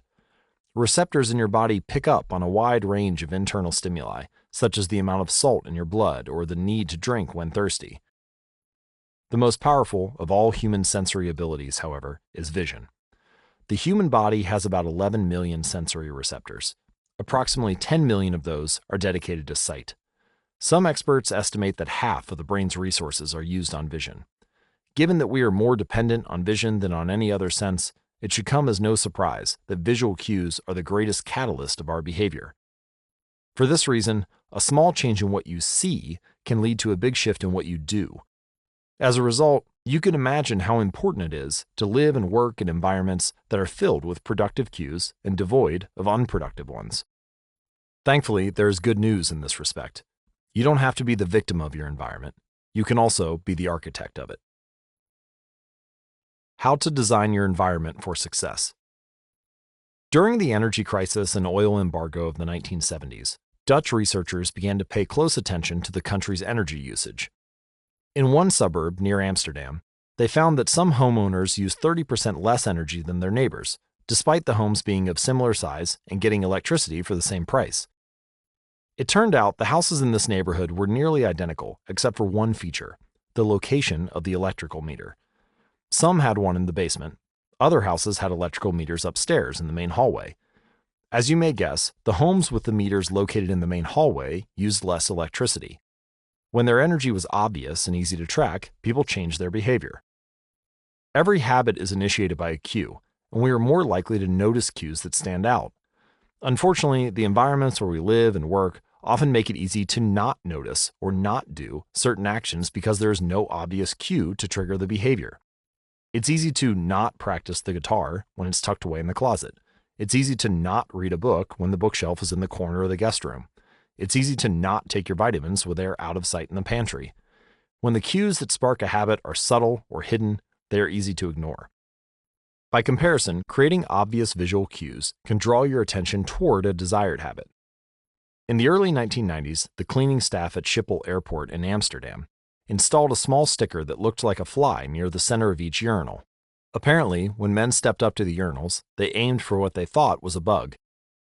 The stickers improved their aim and significantly reduced spillage around the urinals. Further analysis determined that the stickers cut bathroom cleaning costs by 8% per year. I've experienced the power of obvious cues in my own life. I used to buy apples from the store, put them in the crisper at the bottom of the refrigerator, and forget all about them. By the time I remembered, the apples would have gone bad. I never saw them, so I never ate them. Eventually, I took my own advice and redesigned the environment. I bought a large display bowl and placed it in the middle of the kitchen counter. The next time I bought apples, that was where they went, out in the open where I could see them. Almost like magic, I began eating a few apples a day simply because they were obvious rather than out of sight. Here are a few ways you can redesign your environment and make the cues of your preferred habits more obvious. If you want to remember to take your medication each night, put your pill bottle directly next to the faucet on your bathroom counter. If you want to practice guitar more frequently, place your guitar stand in the middle of the living room. If you want to remember to send more thank you notes, keep a stack of stationery on your desk. If you want to drink more water, fill up a few water bottles each morning and place them in common locations around the house or the office. If you want to make a habit a big part of your life, then make the cue a big part of your environment. The most persistent behaviors usually have multiple cues. Consider how many different ways a smoker could be prompted to pull out a cigarette: driving the car, seeing a friend smoke, feeling stressed at work, and so on. The same strategy can be employed for good habits. By sprinkling triggers throughout your surroundings, you increase the odds that you'll think about your habit throughout the day. Make sure the best choice is the most obvious one. Making a better decision is easy and natural when the cues for good habits are right in front of you. Environment design is powerful not only because it influences how we engage with the world, but also because we rarely do it. Most people live in a world others have created for them, but you can alter the spaces where you live and work to increase your exposure to positive cues and reduce your exposure to negative ones. Environment design allows you to take back control and become the architect of your life. Be the designer of your world and not merely the consumer of it. The context is the cue. The cues that trigger a habit can start out very specific, but over time, your habits become associated not with a single trigger, but with the entire context surrounding the behavior. For example, many people drink more in social situations than they would ever drink alone. The trigger is rarely a single cue, but rather the whole situation: watching your friends order drinks, hearing the music at the bar, seeing the beers on tap. We mentally assign our habits to the locations in which they occur: the home, the office, the gym. Each location develops a connection to certain habits and routines. You establish a particular relationship with the objects on your desk or the items on your kitchen counter or the things in your bedroom. Our behavior is not defined by the objects in our environment, but by our relationship to them. In fact, this is a useful way to think about the influence of environment on your behavior. Stop thinking about your environment as filled with objects. Start thinking about it as filled with relationships. Think in terms of how you interact with the spaces around you. For one person, her couch is the place where she reads for an hour each night. For someone else, the couch is where he watches television and eats a bowl of ice cream after work. Different people can have different memories, and thus different habits associated with the same place. The good news is, you can train yourself to link a particular habit with a particular context. In one study, scientists instructed insomniacs to get into bed only when they felt tired. If they couldn't fall asleep, they were told to sit in a different room until they became sleepy. Over time, the subjects began to associate the context of their bed with the action of sleeping, and it became easier to quickly fall asleep when they climbed in bed. Their brains learned that sleeping, not browsing their phones or watching television or staring at the clock, was the only action that happened in the room. The power of context also reveals an important strategy. Habits can be easier to change in a new environment. It helps to escape the subtle triggers and cues that nudge you toward your current habits. Go to a new place, a different coffee shop, a bench in the park, a corner of the room that you seldom use, and create a new routine there. It is easier to associate a new habit with a new context than to build a new habit in the face of competing cues. It can be difficult to go to bed early if you watch television in your bedroom each night. It can be hard to study in the living room without getting distracted if that's where you always play video games. But when you step outside your normal environment, you leave your behavioral biases behind. You aren't battling old environmental cues, which allows new habits to form without interruption. Want to think more creatively? Move to a bigger room, a rooftop patio, or a building with expansive architecture. Take a break from the space where you do your daily work, which is also linked to your current thought patterns. Trying to eat healthier?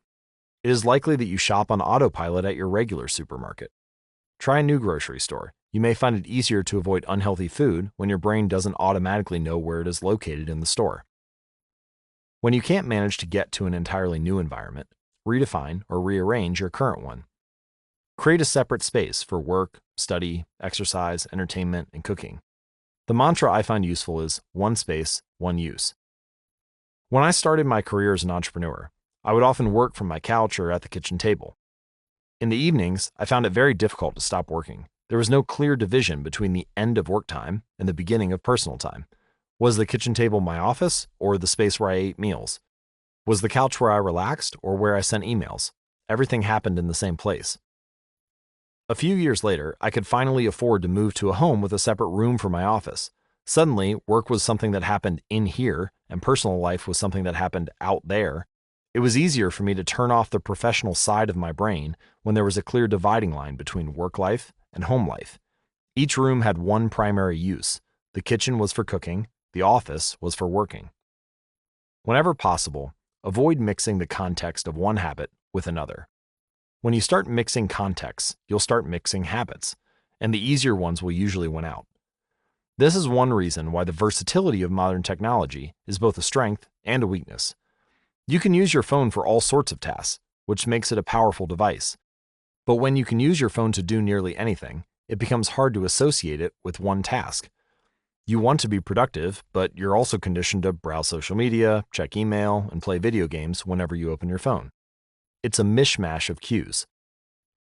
You may be thinking, look, you don't understand, I live in New York City, my apartment is the size of a smartphone, I need to have a room that can play multiple roles. Fair enough. If your space is limited, divide your room into activity zones, a chair for reading, a desk for writing, a table for eating. You can do the same with your digital spaces. I know a writer who uses his computer only for writing, his tablet only for reading, and his phone only for social media and texting. Every habit should have a home. If you can manage to stick with this strategy, each context will become associated with a particular habit and mode of thought. Habits thrive under predictable circumstances like these. Focus comes automatically when you are sitting at your work desk. Relaxation is easier when you're in a space designed for that purpose. Sleep comes quickly when it is the only thing that happens in your bedroom. If you want behaviors that are stable and predictable, you need an environment that is stable and predictable. A stable environment where everything has a place and a purpose is an environment where habits can easily form. Chapter summary. Small changes in context can lead to large changes in behavior over time. Every habit is initiated by a cue. We are more likely to notice cues that stand out. Make the cues of good habits obvious in your environment. Gradually, your habits become associated not with a single trigger, but with the entire context surrounding the behavior. The context becomes the cue. It is easier to build new habits in a new environment because you are not fighting old cues. Chapter 7. The Secret to Self-Control.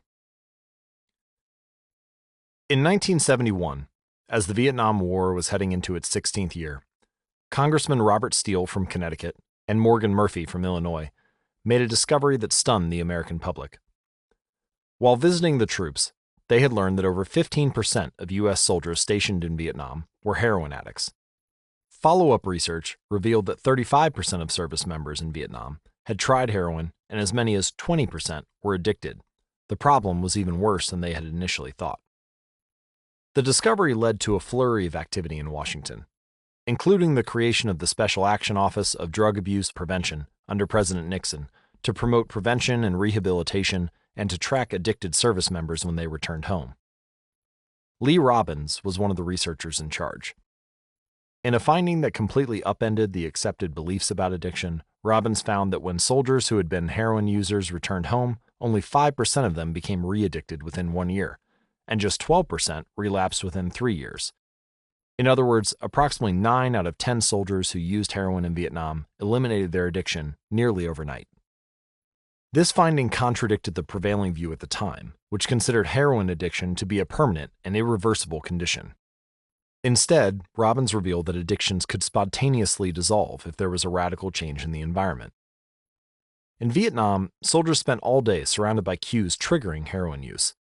It was easy to access, they were engulfed by the constant stress of war, they built friendships with fellow soldiers who were also heroin users, and they were thousands of miles from home.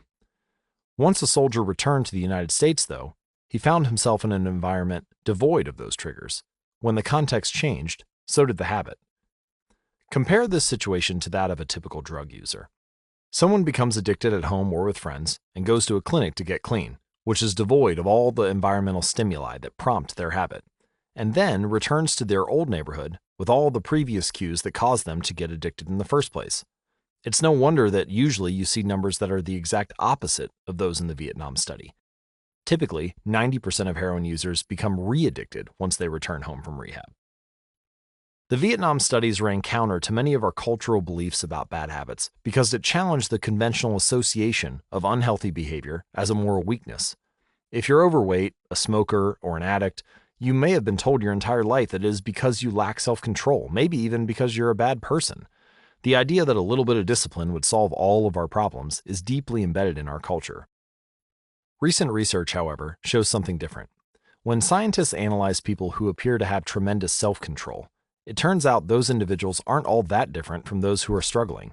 Instead, disciplined people are better at structuring their lives in a way that does not require heroic willpower and self-control. In other words, they simply spend less time in tempting situations. The people with the best self-control are typically the ones who need to use it the least. It's easier to practice self-restraint when you don't have to use it very often. So, yes, perseverance, grit, and willpower are essential to success, but the way to improve these qualities is not by wishing you were a more disciplined person, but by creating a more disciplined environment. This counterintuitive idea makes even more sense once you understand what happens when a habit is formed in the brain. A habit that has been encoded in the mind is ready to be used whenever the relevant situation arises. When Patty Olwell, a therapist from Austin, Texas, started smoking, she would often light up while riding horses with a friend. Eventually, she quit smoking and avoided it for years. She had also stopped riding. Decades later, she hopped on a horse again and found herself craving a cigarette for the first time in forever. The cues were still internalized, she just hadn't been exposed to them in a long time. Once a habit has been encoded, the urge to act follows whenever the environmental cues reappear. This is one reason behavior change techniques can backfire. Shaming obese people with weight loss presentations can make them feel stressed, and as a result, many people return to their favorite coping strategy, which is overeating. Showing pictures of blackened lungs to smokers leads to higher levels of anxiety, which drives many people to reach for a cigarette. If you're not careful about cues, you can cause the very behavior you want to stop. In this sense, bad habits are autocatalytic. The process feeds itself. They foster the feelings they are trying to numb. You feel bad, so you eat junk food. Because you eat junk food, you feel bad. Watching television makes you feel sluggish, so you watch more television because you don't have the energy to do anything else. Worrying about your health makes you feel anxious, which causes you to smoke to ease your anxiety, which makes your health even worse, and so now you're feeling even more anxious.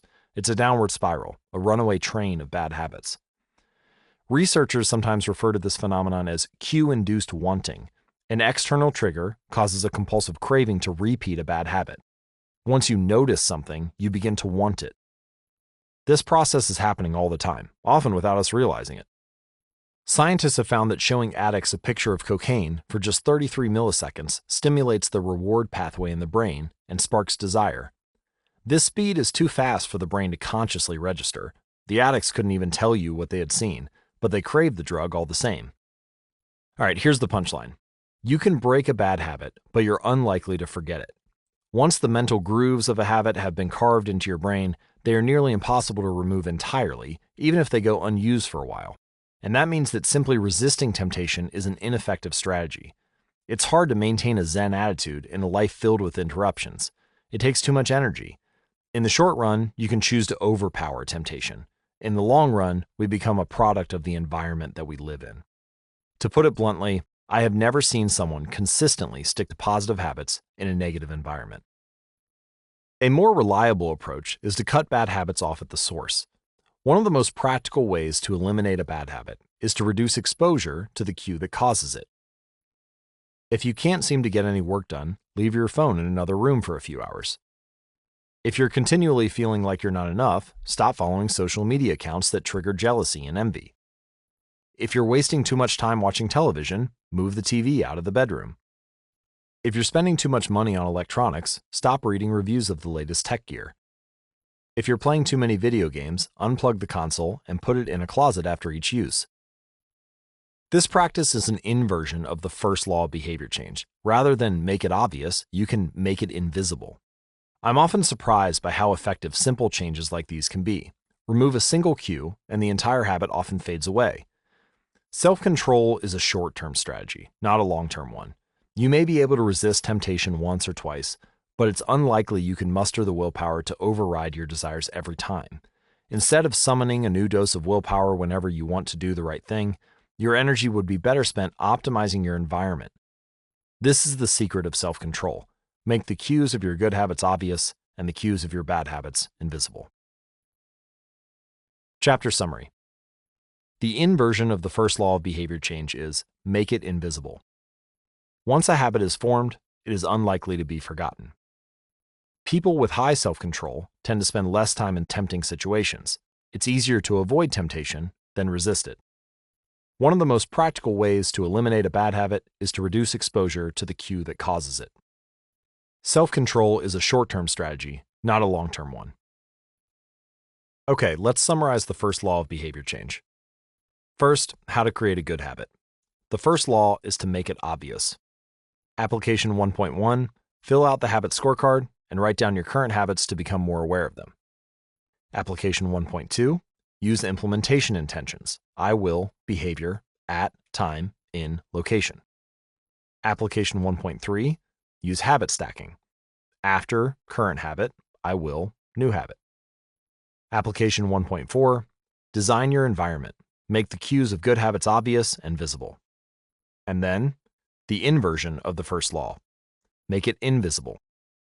Application 1.5, reduce exposure. Remove the cues of your bad habits from your environment. I've collected these applications and compiled them into a single cheat sheet, which we will be returning to at the end of each law. You can download a printable version of the Habits cheat sheet at atomichabits.com/cheat sheet. The second law, make it attractive. Chapter 8, how to make a habit irresistible. In the 1940s, a Dutch scientist named Nico Tinbergen performed a series of experiments that transformed our understanding of what motivates us.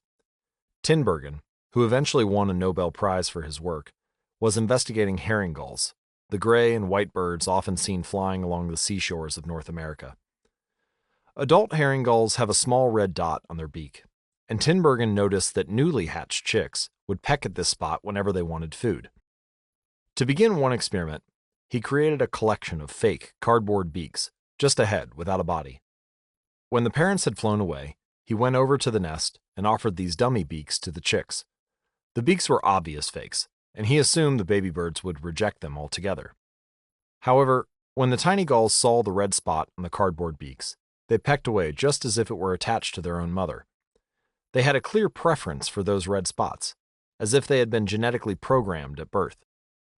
Soon, Tinbergen discovered that the bigger the red spot, the faster the chicks pecked. Eventually, he created a beak with 3 large red dots on it. When he placed it over the nest, the baby birds went crazy with delight. They pecked at the little red patches as if it was the greatest beak they had ever seen. Tinbergen and his colleagues discovered similar behavior in other animals. For example, the gray-lag goose is a ground-nesting bird. Occasionally, as the mother moves around on the nest, one of the eggs will roll out and settle on the grass nearby. Whenever this happens, the goose will waddle over to the egg and use its beak and neck to pull it back into the nest. Tinbergen discovered that the goose will pull any nearby round object, such as a billiard ball or a light bulb, back into the nest. The bigger the object, the greater their response. One goose even made a tremendous effort to roll a volleyball back and sit on top. Like the baby gulls automatically pecking at red dots, the gray-lag goose was following an instinctive rule. When I see a round object nearby, I must roll it back into the nest. The bigger the round object, the harder I should try to get it. It's like the brain of each animal is preloaded with certain rules for behavior, and when it comes across an exaggerated version of that rule, it lights up like a Christmas tree. Scientists refer to these exaggerated cues as supernormal stimuli. A supernormal stimulus is a heightened version of reality, like a beak with 3 red dots, or an egg the size of a volleyball, and it elicits a stronger response than usual. Humans are also prone to fall for exaggerated versions of reality. Junk food, for example, drives our reward systems into a frenzy. After spending hundreds of thousands of years hunting and foraging for food in the wild, the human brain has evolved to place a high value on salt, sugar, and fat. Such foods are often calorie-dense, and they were quite rare when our ancient ancestors were roaming the savannah. When you don't know where your next meal is coming from, eating as much as possible is an excellent strategy for survival. Today, however, we live in a calorie-rich environment. Food is abundant, but your brain continues to crave it like it is scarce. Placing a high value on salt, sugar, and fat is no longer advantageous to our health, but the craving persists because the brain's reward centers have not changed for approximately 50,000 years. The modern food industry relies on stretching our Paleolithic instincts beyond their evolutionary purpose. A primary goal of food science is to create products that are more attractive to consumers. Nearly every food in a bag, box, or jar has been enhanced in some way, if only with additional flavoring. Companies spend millions of dollars to discover the most satisfying level of crunch in a potato chip, or the perfect amount of fizz in a soda. Entire departments are dedicated to optimizing how a product feels in your mouth, a quality known as orosensation. French fries, for example, are a potent combination, golden brown and crunchy on the outside, light and smooth on the inside. Other processed foods enhance dynamic contrast, which refers to items with a combination of sensations, like crunchy and creamy. Imagine the gooiness of melted cheese on top of a crispy pizza crust, or the crunch of an Oreo cookie combined with its smooth center. With natural, unprocessed foods, you tend to experience the same sensations over and over. How's that 17th bite of kale taste? After a few minutes, your brain loses interest, and you begin to feel full. But foods that are high in dynamic contrast keep the experience novel and interesting, encouraging you to eat more. Ultimately, such strategies enable food scientists to find the bliss point for each product, which is the precise combination of salt, sugar, and fat that excites your brain and keeps you coming back for more. The result, of course, is that you overeat because hyperpalatable foods are more attractive to the human brain. As Stephan Guyenet, a neuroscientist who specializes in eating behavior and obesity, says, "We've gotten too good at pushing our own buttons." The modern food industry and the overeating habits it has spawned is just one example of the second law of behavior change: make it attractive. The more attractive an opportunity is, the more likely it is to become habit forming. Look around. Society is filled with highly engineered versions of reality that are more attractive than the world our ancestors evolved in. Stores feature mannequins with exaggerated hips and breasts to sell clothes. Social media delivers more likes and praise in a few minutes than we could ever get in the office or at home. Online porn splices together stimulating scenes at a rate that would be impossible to replicate in real life. Advertisements are created with a combination of ideal lighting, professional makeup, and photoshopped edits. Even the model doesn't look like the person in the final image. These are the supernormal stimuli of our modern world. They exaggerate features that are naturally attractive to us, and our instincts go wild as a result, driving us into excessive shopping habits, social media habits, porn habits, eating habits, and many others. If history serves as a guide, the opportunities of the future will be more attractive than those of today. The trend is for rewards to become more concentrated and stimuli to become more enticing. Junk food is a more concentrated form of calories than natural food. Hard liquor is a more concentrated form of alcohol than beer. Video games are a more concentrated form of play than board games. Compared to nature, these pleasure-packed experiences are hard to resist. We have the brains of our ancestors, but temptations they never had to face. If you want to increase the odds that a behavior will occur, then you need to make it attractive. Throughout our discussion of the second law, our goal is to learn how to make our habits irresistible. And while it is not possible to transform every habit into a supernormal stimulus, we can make any habit more enticing. To do this, we must start by understanding what a craving is and how it works. We begin by examining the biological signature that all habits share: the dopamine spike. The dopamine-driven feedback loop. Scientists can track the precise moment a craving occurs by measuring a neurotransmitter called dopamine. Now, dopamine is not the only chemical that influences your habits. Every behavior involves multiple brain regions and neurochemicals, and anyone who claims that habits are all about dopamine is skipping over major portions of the process. It's just one of the important role players in habit formation. However, I will single out dopamine in this chapter because it provides a window into the biological underpinnings of desire, craving, and motivation that are behind every habit. The importance of dopamine became apparent in 1954 when the neuroscientists James Olds and Peter Milner ran an experiment that revealed the neurological processes behind craving and desire. By implanting electrodes in the brains of rats, the researchers blocked the release of dopamine. To the surprise of the scientists, the rats lost all will to live. They wouldn't eat, they wouldn't have sex, they didn't crave anything. Within a few days, the animals died of thirst.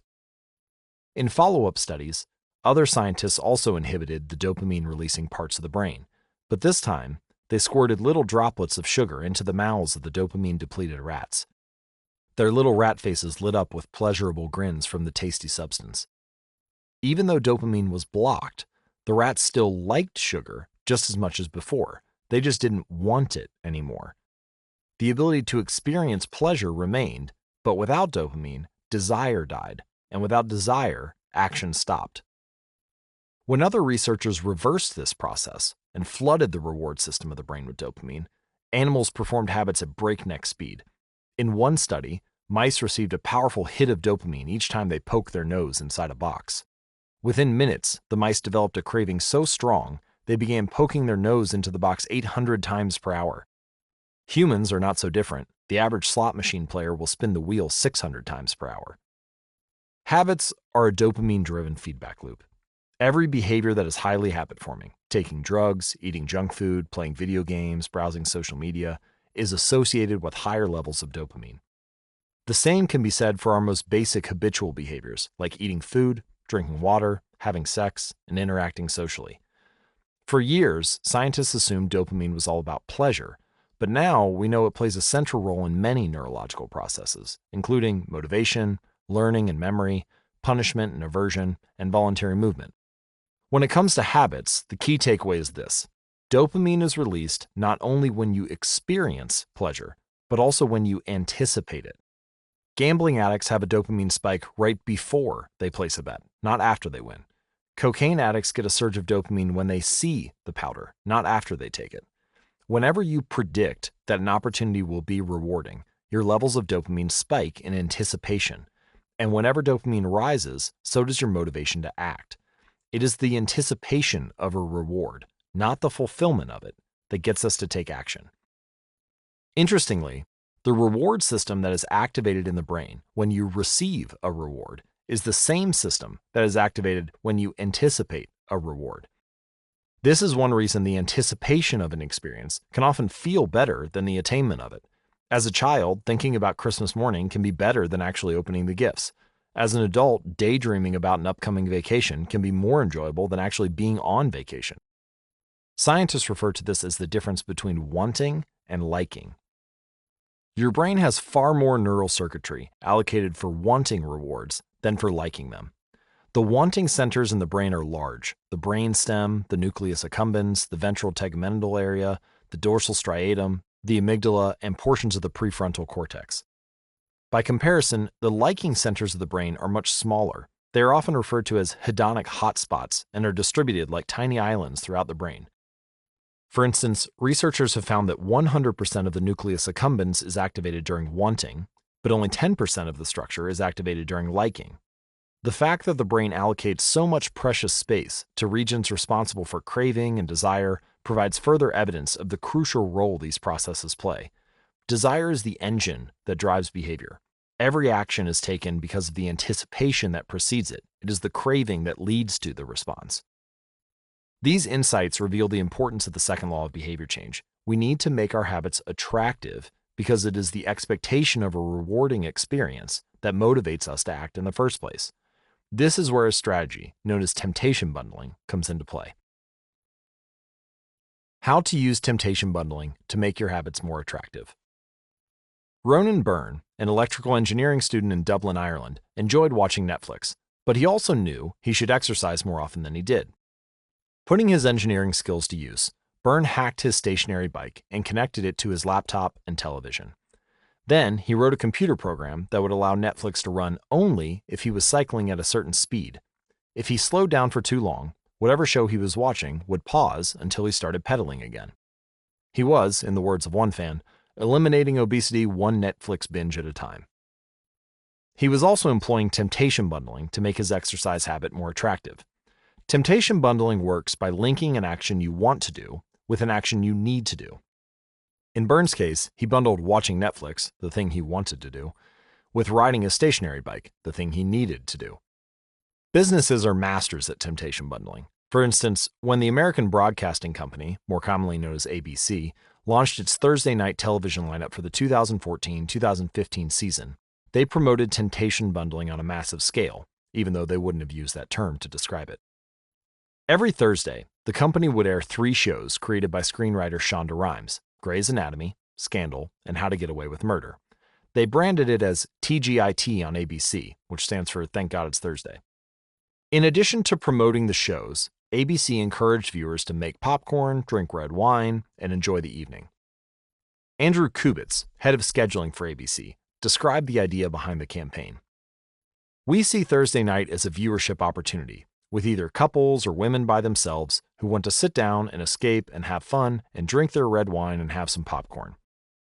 The brilliance of this strategy is that ABC was associating the thing they needed viewers to do, watch their shows, with activities their viewers already wanted to do, relax, drink wine, and eat popcorn. Over time, people began to connect watching ABC with feeling relaxed and entertained. If you drink red wine and eat popcorn at 8 p.m. every Thursday, then eventually 8 p.m. on Thursday means relaxation and entertainment. The reward gets associated with the cue, and the habit of turning on the television becomes more attractive. You're more likely to find a behavior attractive if you get to do one of your favorite things at the same time. Perhaps you want to hear about the latest celebrity gossip, but you need to get in shape. Using temptation bundling, you could only read tabloids and watch reality shows when you're at the gym. Or maybe you want to get a pedicure, but you need to clean out your email inbox. Solution: only get a pedicure while processing overdue work emails. Temptation bundling is one way to apply a psychology theory known as Premack's principle. Named after the work of Professor David Premack, the principle states that more probable behaviors will reinforce less probable behaviors. In other words, Even if you don't really want to process overdue work emails, you'll become conditioned to do it if it means you get to do something you really want to do along the way. You can even combine temptation bundling with the habit stacking strategy we discussed in Chapter 5 to create a set of rules that guide your behavior. For example, the habit stacking plus temptation bundling formula is something like this. 1. After current habit, I will, habit I need. 2. After habit I need, I will, habit I want. So, if you want to read the news, but you need to express more gratitude, then 1. After my morning coffee, I will say one thing I'm grateful for that happened yesterday. That's the need. 2. After I say one thing I'm grateful for, I will read the news. That's the want. Or, if you want to watch sports, but you need to make sales calls, 1. After I get back from my lunch break, I will call 3 potential clients. 2. After I call 3 potential clients, I will check ESPN. And finally, if you want to check Facebook, but you need to exercise more, 1. After I pull out my phone, I will do 10 burpees. 2. After I do 10 burpees, I will check Facebook. The hope is that eventually you'll look forward to calling 3 clients or doing 10 burpees because it means you get to read the latest sports news or check Facebook.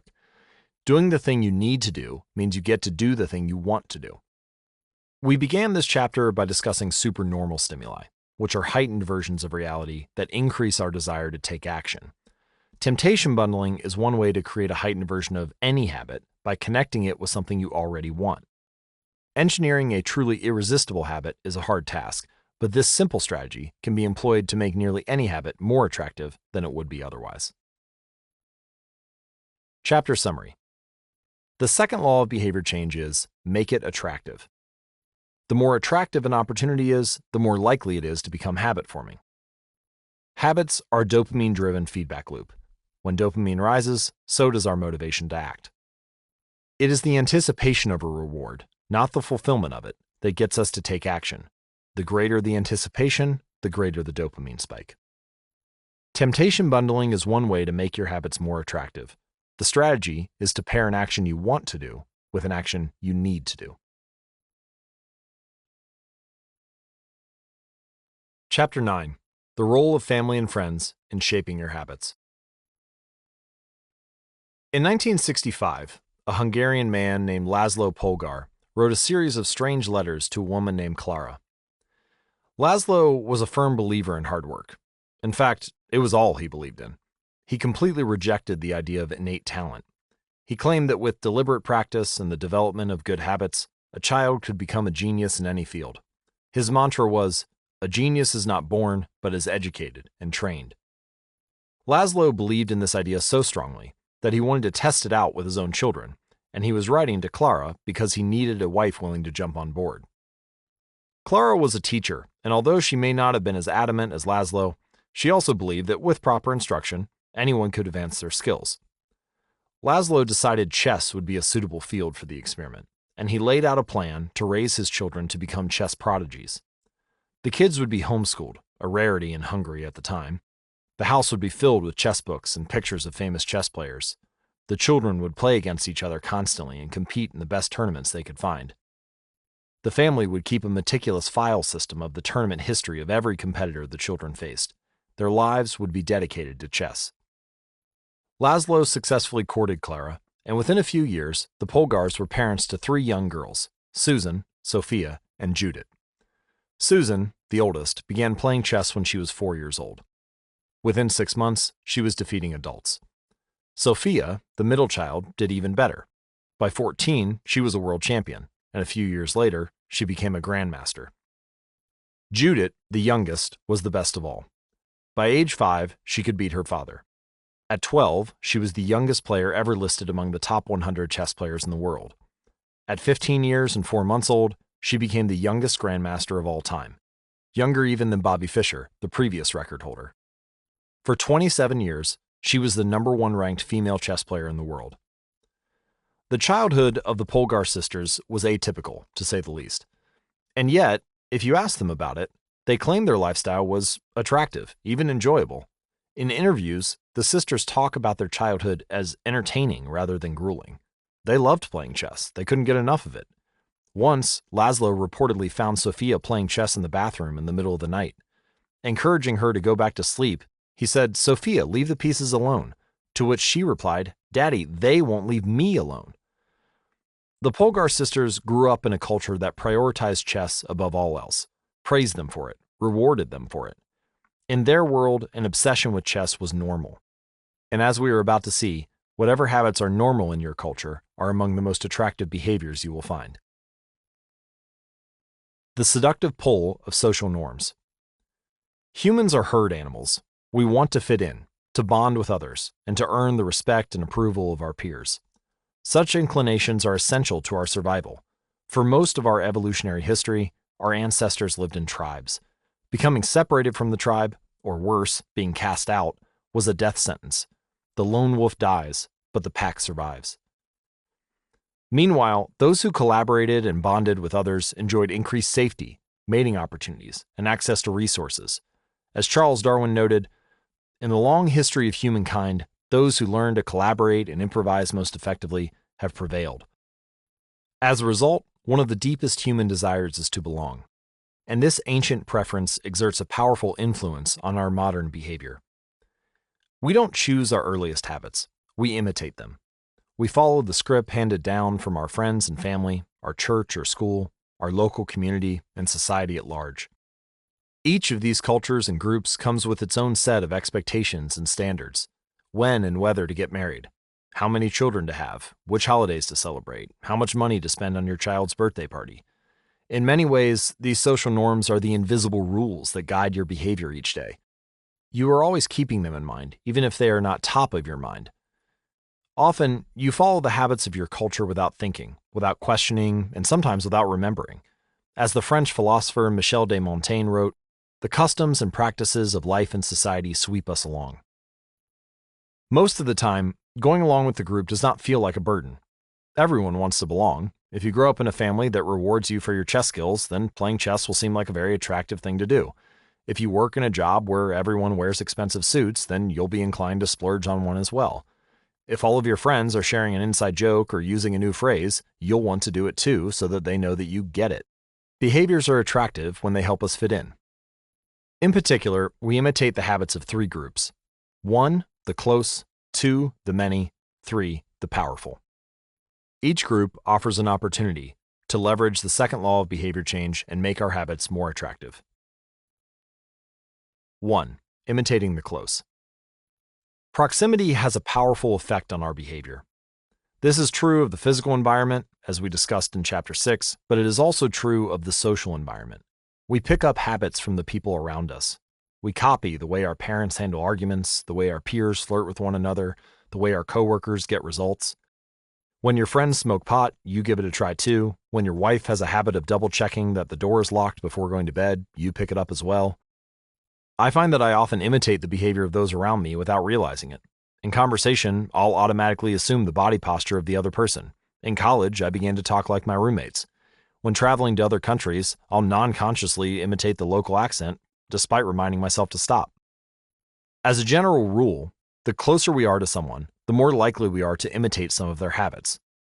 One groundbreaking study tracked 12,000 people for 32 years and found that a person's chances of becoming obese increased by 57% if he or she had a friend who became obese.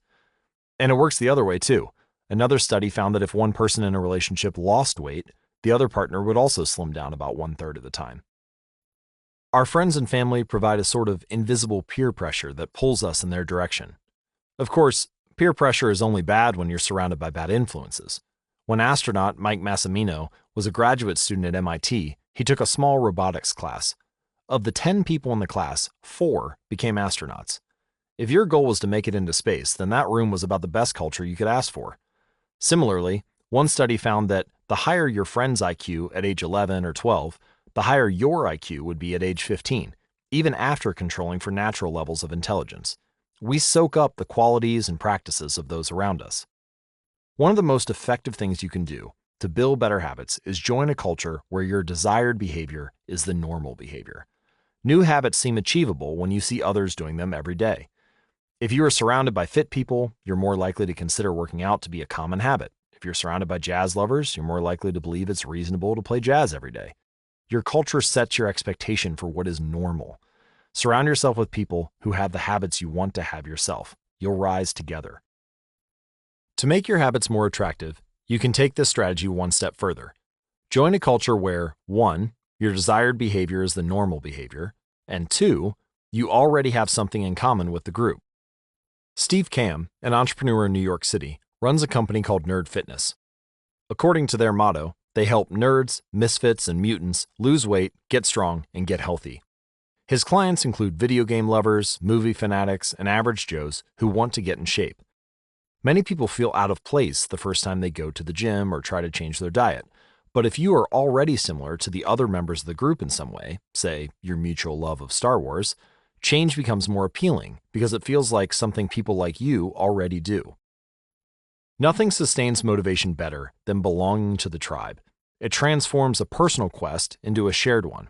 Previously, you were on your own. Your identity was singular. You are a reader. You are a musician. You are an athlete. But when you join a book club or a band or a cycling group, your identity becomes linked to those around you. Growth and change is no longer an individual pursuit.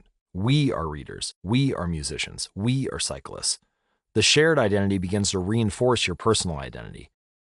This is why remaining part of a group after achieving a goal is crucial for maintaining your habits. It's friendship and community that embed a new identity and help behaviors last over the long run. 2. Imitating the many. In the 1950s, the psychologist Solomon Asch conducted a series of experiments that are now taught to legions of undergrads each year. To begin each experiment, the subject entered the room with a group of strangers. Unbeknownst to the subject, the other participants were actors planted by the researcher and instructed to deliver scripted answers to certain questions. The group would be shown one card with a line on it, and then a second card with a series of lines. Each person was asked to select the line on the second card that was similar in length to the line on the first card. It was a very simple task. You were just matching lines of two similar lengths. To see an example of the cards used in the experiment, visit atomichabits.com/media. The experiment always began the same. First, there would be some easy trials where everyone agreed on the correct line. Then, after a few rounds, the participants were shown a test that was just as obvious as the previous ones, except the actors in the room would select an intentionally incorrect answer. Everyone would agree that the lines were the same length even though they were clearly different. The subject, who was unaware of this ruse, would immediately become bewildered. Their eyes would open wide, they would laugh nervously to themselves, they would double-check the reactions of other participants. Their agitation would grow as one person after another delivered the same incorrect response. Soon, the subject began to doubt their own eyes. Eventually, they delivered the answer they knew in their heart to be incorrect. Asch ran this experiment many times and in many different ways. And what he discovered was that as the number of actors increased, so did the conformity of the subject. If it was just the subject and one other actor, then there was no effect on the person's choice. They just assumed they were in the room with a dummy. When there were two actors in the room with the subject, there was still little impact. But as the number of people increased to 3, 4, and all the way to 8 people, the subject became more likely to second-guess themselves. By the end of the experiment, nearly 75% of the subjects had agreed with the group answer, even though it was obviously incorrect. Whenever we are unsure how to act, we look to the group to guide our behavior. We are constantly scanning our environment and wondering, what is everyone else doing? We check reviews on Amazon or Yelp or TripAdvisor because we want to imitate the best buying habits or eating habits or travel habits. And it's usually a smart strategy. There's evidence in numbers. But there can be a downside. The normal behavior of the tribe often overpowers the desired behavior of the individual. For example, one study found that when a chimpanzee learns an effective way to crack nuts open as the member of one group, and then switches to a new group that uses a less effective strategy, it will avoid using the superior nut-cracking method just to blend in with the rest of the chimps. Humans are similar. There's a tremendous internal pressure to comply with the norms of the group. The reward of being accepted is often greater than the reward of winning an argument or looking smart or finding truth. Most days, we'd rather be wrong with the crowd than be right by ourselves. The human mind knows how to get along with others. It wants to get along with others. This is our natural mode. You can override it, you can choose to ignore the group or stop caring what other people think, but it takes work, and running against the grain of your culture requires extra effort. When changing your habits means challenging the tribe, change is unattractive. When changing your habits means fitting in with the tribe, change is very attractive. 3. Imitating the powerful. Humans everywhere pursue power, prestige, and status. We want pins and medallions on our jackets. We want president or partner in our titles. We want to be acknowledged, recognized, and praised. This tendency can seem vain, but overall it's a smart move. Historically, a person with greater power and status has access to more resources, worries less about survival, and proves to be a more attractive mate.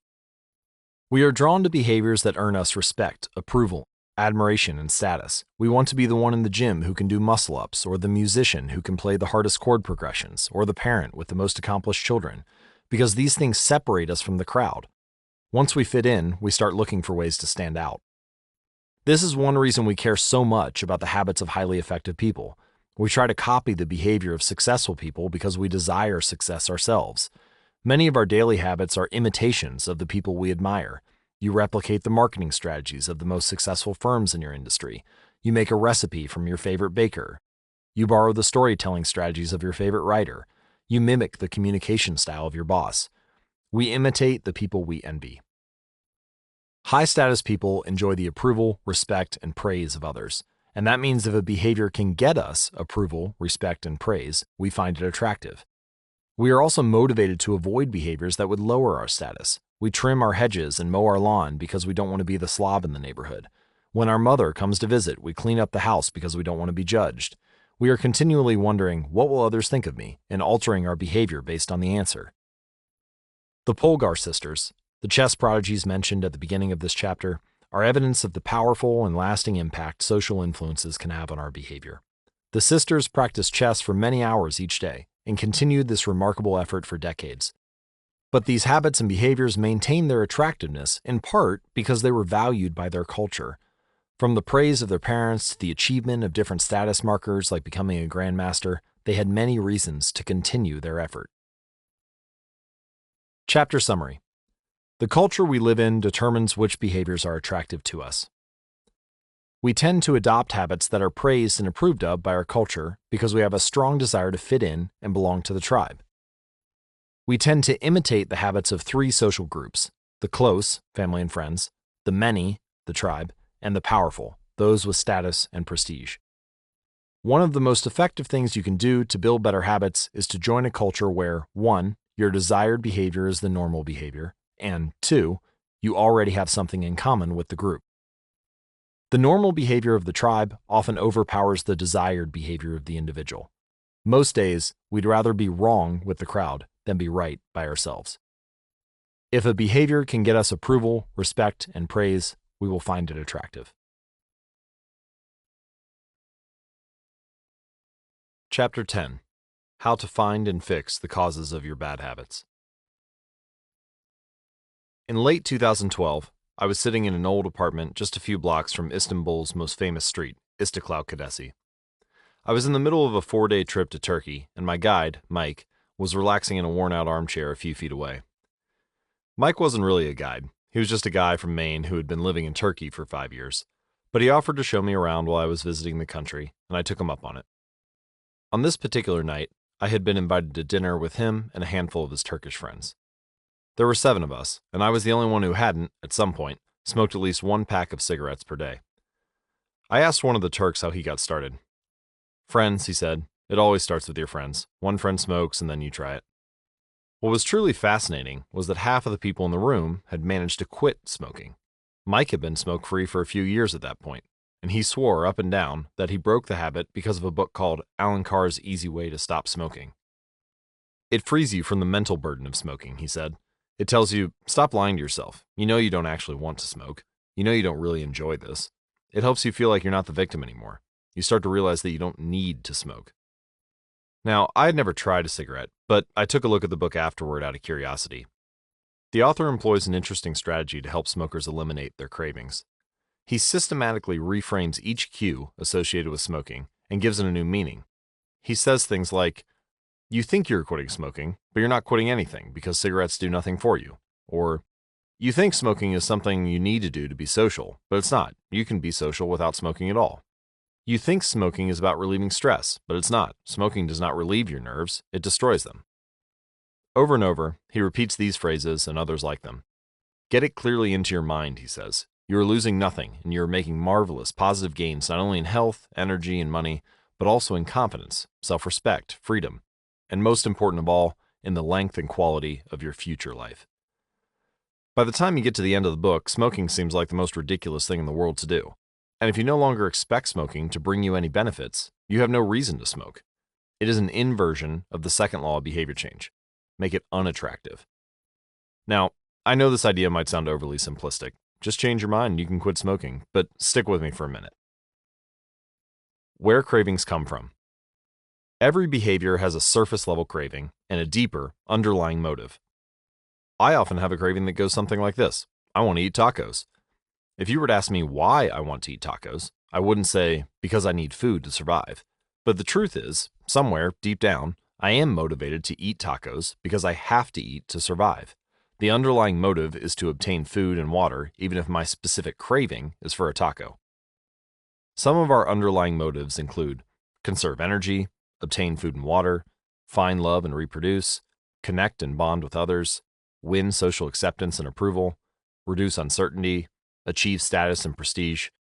This is just a partial list. I offer a more complete list and more examples of how to apply them to business at atomichabits.com/business. In any case, a craving is just a specific manifestation of a deeper underlying motive. Your brain did not evolve with a desire to smoke cigarettes or to check Instagram or to play video games. At a deep level, you simply want to reduce uncertainty or relieve anxiety, to win social acceptance and approval, or to achieve status. Look at nearly any product that is habit-forming, and you'll see that it does not create a new motivation, but rather latches onto the underlying motives of human nature. Find love and reproduce might mean using Tinder. Connect and bond with others might mean browsing Facebook. Winning social acceptance and approval could be posting on Instagram. Reducing uncertainty might drive you to search on Google. Achieving status and prestige could mean playing video games. Your habits are modern-day solutions to ancient desires, new versions of old vices. The underlying motives behind human behavior remain the same. The specific habits we perform differ based on the period of history we live in. Here's the powerful part. There are many different ways to address the same underlying motive. One person might learn to reduce stress by smoking a cigarette. Another person learns to ease their anxiety by going for a run. Your current habits are not necessarily the best way to solve the problems you face. They are just the methods you learn to use. Once you associate a solution with the problem you need to solve, you keep coming back to it. Habits are all about associations. These associations determine whether we predict a habit to be worth repeating or not. As we covered in our discussion of the first law, your brain is continually absorbing information and noticing cues in the environment. Every time you perceive a cue, your brain automatically runs a simulation and makes a prediction about what to do in the next moment. For example, cue. You notice that the stove is hot. Prediction. If I touch it, I'll get burned, so I should avoid touching it.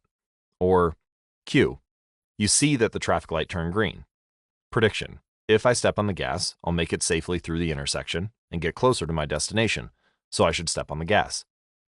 You see a cue, categorize it based on past experience, and determine the appropriate response.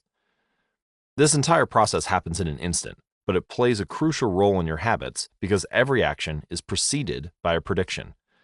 Life feels reactive, but it's actually predictive. All day long, you're making your best guess of how to act given what you've just seen and what has worked for you in the past. You are endlessly predicting what will happen in the next moment. Our behavior is heavily dependent on these predictions. Put another way, our behavior is heavily dependent on how we interpret the events that happen to us, not necessarily the objective reality of the events themselves. Two people can look at the same cigarette, and one feels the urge to smoke while the other is repulsed by the smell.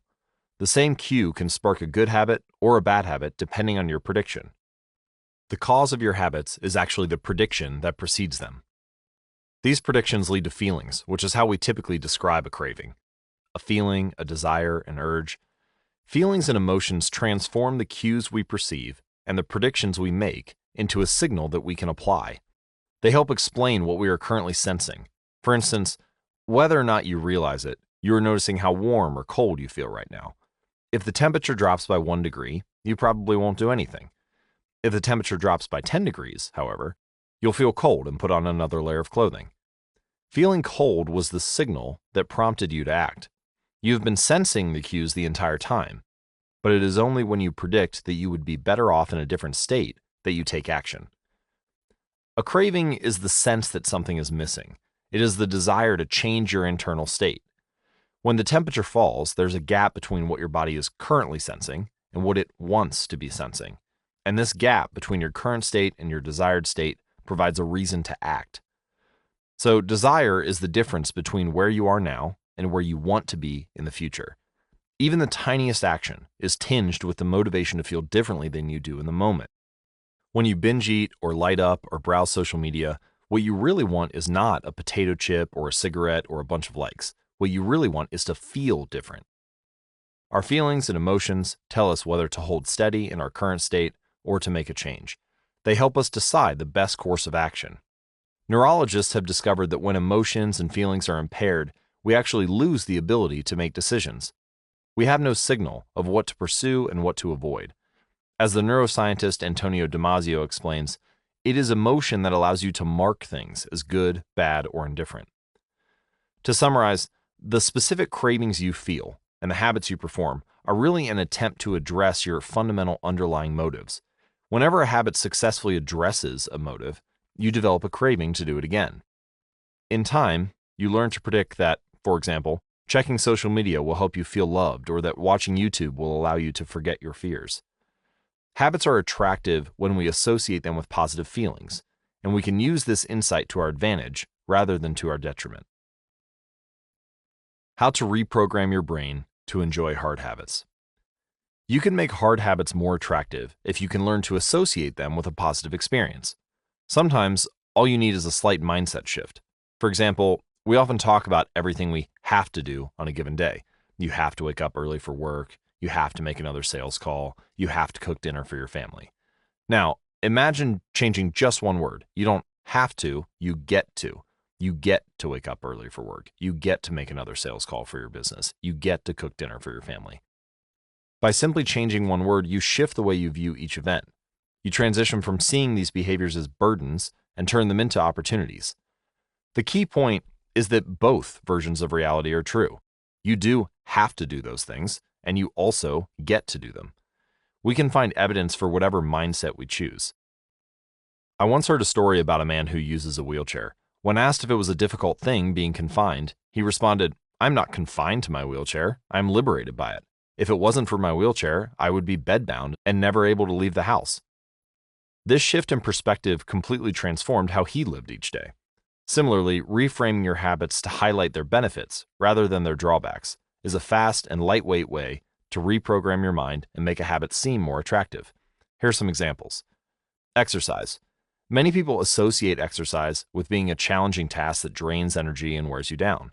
But you can just as easily view it as a way to develop skills and build you up. Instead of telling yourself, "I need to go for a run this morning," you can say, "It's time to build endurance and get fast." Or finance. Saving money is often associated with sacrifice. However, you can associate it with freedom rather than limitation if you realize one simple truth. Living below your current means increases your future means. The money you save this month increases your purchasing power next month. Meditation. Anyone who has tried meditation for more than 3 seconds knows how frustrating it can be when the next distraction inevitably pops into your mind. But you can transform this frustration into delight when you realize that each interruption gives you a chance to practice returning to your breath.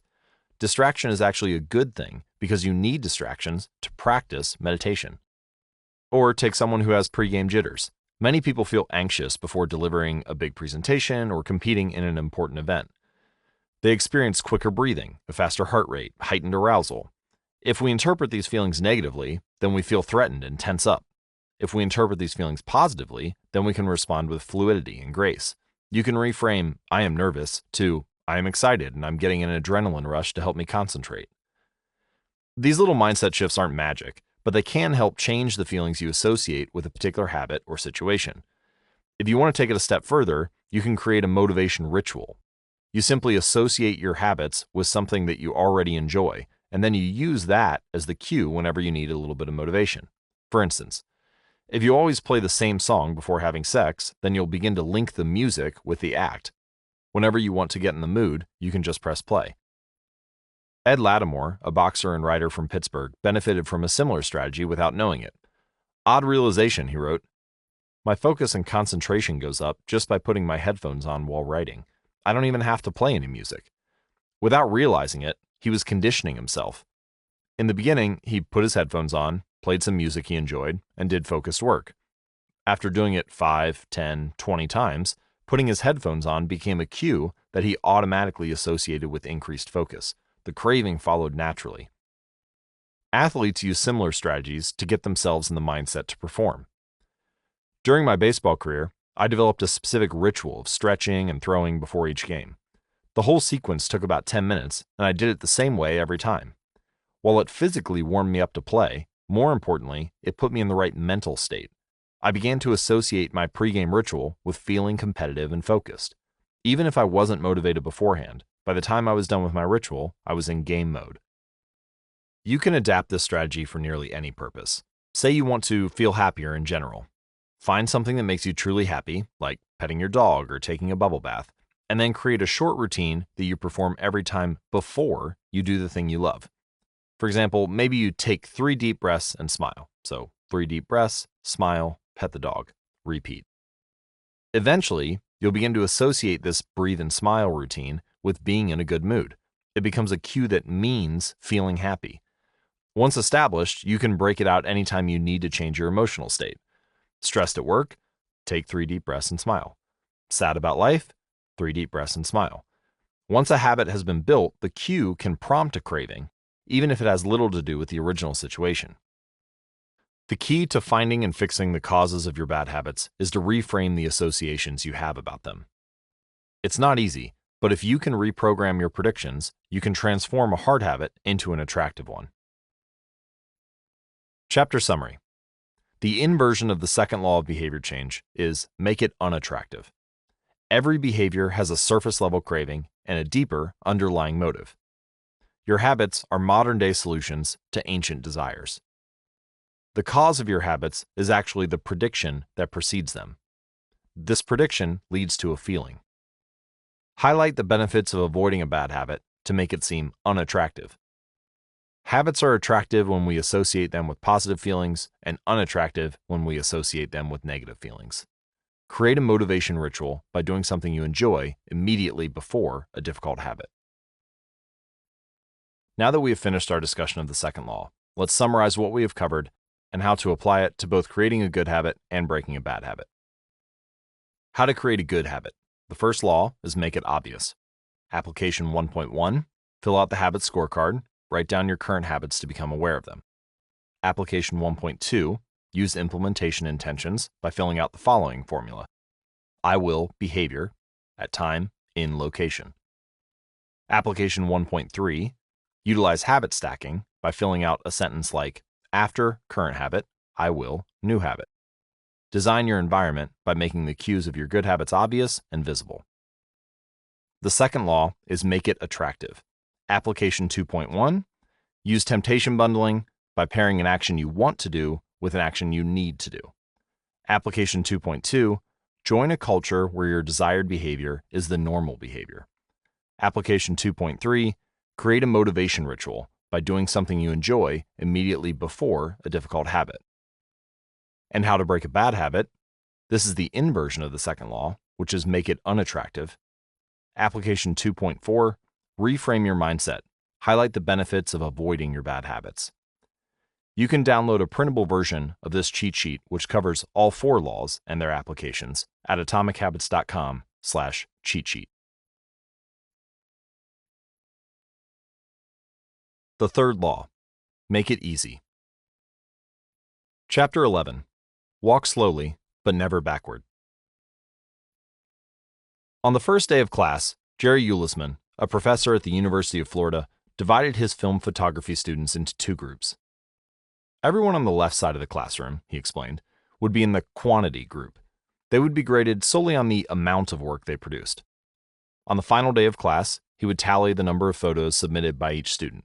100 photos would rate an A, 90 photos a B, 80 photos a C, and so on. Meanwhile, everyone on the right side of the classroom would be in the quality group. They would be graded only on the excellence of their work. They would only need to produce one photo during the semester, but to get an A, it had to be a nearly perfect image.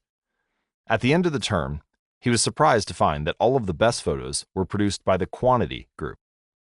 During the semester, these students were busy taking photos, experimenting with composition and lighting, testing out various methods in the darkroom, and learning from their mistakes.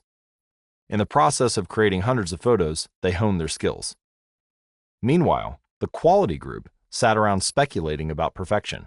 In the end, they had little to show for their efforts other than unverified theories and one mediocre photo.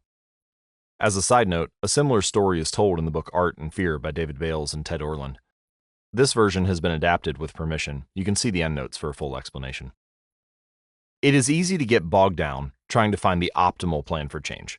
The fastest way to lose weight, the best program to build muscle, the perfect idea for a side hustle. We are so focused on figuring out the best approach that we never get around to taking action. As Voltaire once wrote, "The best is the enemy of the good." I refer to this as the difference between being in motion and taking action. The two ideas sound similar, but they're not the same. When you're in motion, you're planning and strategizing and learning. And those are all good things, but they don't produce a result. Action, on the other hand, is the type of behavior that will deliver an outcome. If I outline 20 ideas for articles I want to write, that's motion. If I actually sit down and write an article, that's action. If I search for a better diet plan and read a few books on the topic, that's motion. If I actually eat a healthy meal, that's action.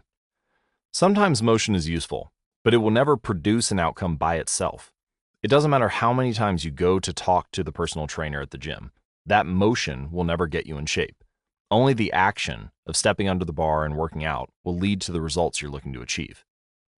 If motion doesn't lead to results, then why do we do it?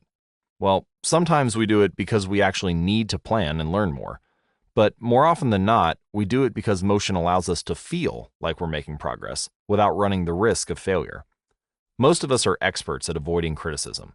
It doesn't feel good to fail or to be judged publicly, so we tend to avoid situations where that might happen. And that's the biggest reason why you may slip into motion rather than take action. You want to delay failure. It's easy to be in motion and convince yourself that you're still making progress. You think, I've got conversations going with 4 potential clients right now. This is good. We're moving in the right direction. Or I brainstormed some ideas for that book I want to write. This is coming together. Motion makes you feel like you're getting things done, but really you're just preparing to get something done. And when preparation becomes a form of procrastination, you need to change something. You don't want to be merely planning. You want to be practicing. If you want to master a habit, the key is to start with repetition, not perfection. You don't need to map out every feature of a new habit. You just need to practice it. This is the first takeaway of the third law of behavior change. You just need to get your reps in. How long does it actually take to form a new habit? Habit formation is the process by which a behavior becomes progressively more automatic through repetition. The more you repeat an activity, the more the structure of your brain changes to become efficient at that activity. Neuroscientists call this long-term potentiation, which refers to the strengthening of connections between neurons in the brain based on recent patterns of activity. With each repetition, cell-to-cell signaling improves and the neural connections tighten. This was first described by neuropsychologist Donald Hebb in 1949, and the phenomenon is commonly known as Hebb's law. Neurons that fire together wire together. Repeating a habit leads to clear physical changes in the brain. In musicians, the cerebellum, a brain region critical for physical movements like plucking a guitar string or pulling a violin bow, is larger than in non-musicians. Mathematicians, meanwhile, have increased gray matter in the inferior parietal lobule, which plays a key role in computation and calculation. Its size is directly correlated with the amount of time spent in the field. The older and more experienced the mathematician, the greater the increase in gray matter. When scientists analyzed the brains of taxi drivers in London, they found that the hippocampus, a region of the brain involved in spatial memory, was significantly larger in their subjects than in non-taxi drivers. Even more fascinating, the hippocampus decreased in size when a driver retired. Like the muscles of the body responding to regular weight training, particular regions of the brain adapt as they are used and atrophy as they are abandoned. Of course, the importance of repetition in establishing habits was recognized long before neuroscientists began poking around. In 1860, the English philosopher George H. Lewis noted, "In learning to speak a new language, to play on a musical instrument, or to perform unaccustomed movements, great difficulty is felt, because the channels through which each sensation has to pass have not become established. But no sooner has frequent repetition cut a pathway than this difficulty vanishes. The actions become so automatic that they can be performed while the mind is otherwise engaged." So, both common sense and scientific evidence agree, repetition is actually a form of change. Every time you repeat an action, you are activating a particular neural circuit associated with that habit. And this means simply putting in your reps is one of the most critical steps you can take to encoding a new habit. It is why the students who took tons of photos improved their skills, while those who merely theorized about perfect photos did not. One group engaged in active practice, the other in passive learning. One in action, the other in motion. All habits follow a similar trajectory, from effortful practice to automatic behavior, a process known as automaticity. Automaticity is the ability to perform a behavior without thinking about each step, which occurs when the non-conscious mind takes over. You can see a few graphical representations of what this looks like at atomichabits.com/media. As a habit is repeated, it gradually becomes more and more automatic, and the shape of these charts, the shape of this curve, is what scientists call learning curves. These learning curves reveal an important truth about behavior change. Habits form based on frequency, not time. One of the most common questions I hear is, how long does it take to build a new habit? But what people really should be asking is, how many does it take to form a new habit? That is, how many repetitions are required to make a habit automatic? There is nothing magical about time passing with regard to habit formation. It doesn't matter if it's been 21 days or 30 days or 300 days. What matters is the rate at which you perform the behavior. You could do something twice in 30 days or 200 times, and it's the frequency that makes the difference. Your current habits have been internalized over the course of hundreds, if not thousands, of repetitions. New habits require the same level of frequency. You need to string together enough successful attempts until the behavior is firmly embedded in your mind. In practice, it doesn't really matter how long it takes for a habit to become automatic. What matters is that you take the actions you need to take to make progress. Whether an action is fully automatic is of less importance. The key point is that to build a habit, you need to practice it. And the most effective way to make practice happen is to adhere to the third law of behavior change. Make it easy. The chapters that follow will show you how to do exactly that. Chapter summary. The third law of behavior change is make it easy. The most effective form of learning is practice, not planning. Focus on taking action, not being in motion.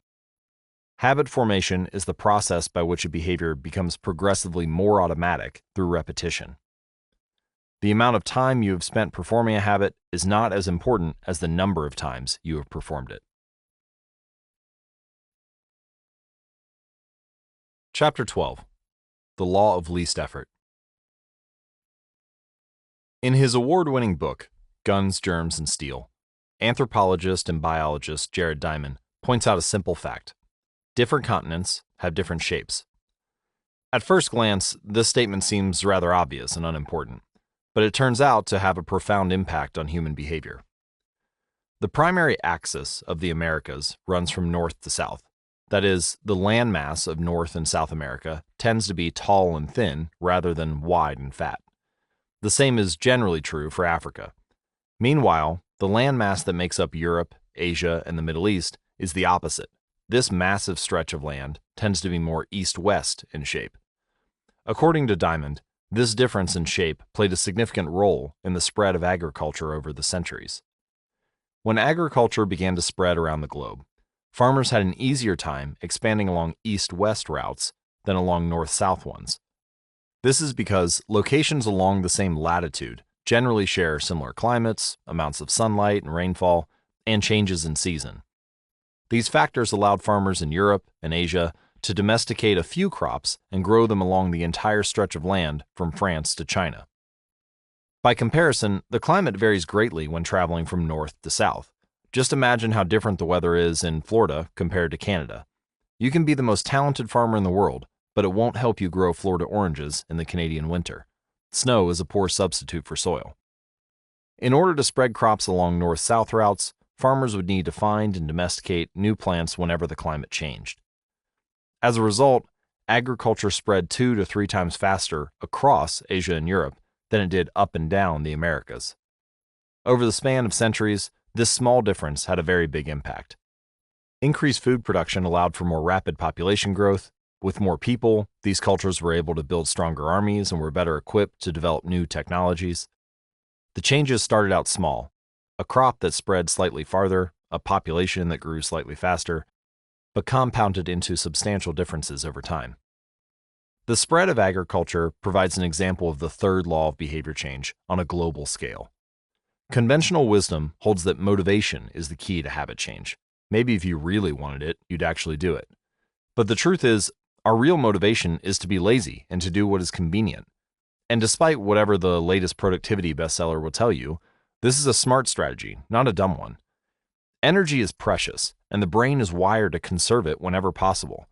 It is human nature to follow the law of least effort, which states that when deciding between two similar options, people will naturally gravitate toward the option that requires the least amount of work. This idea is actually a foundational principle in physics, where it is known as the principle of least action.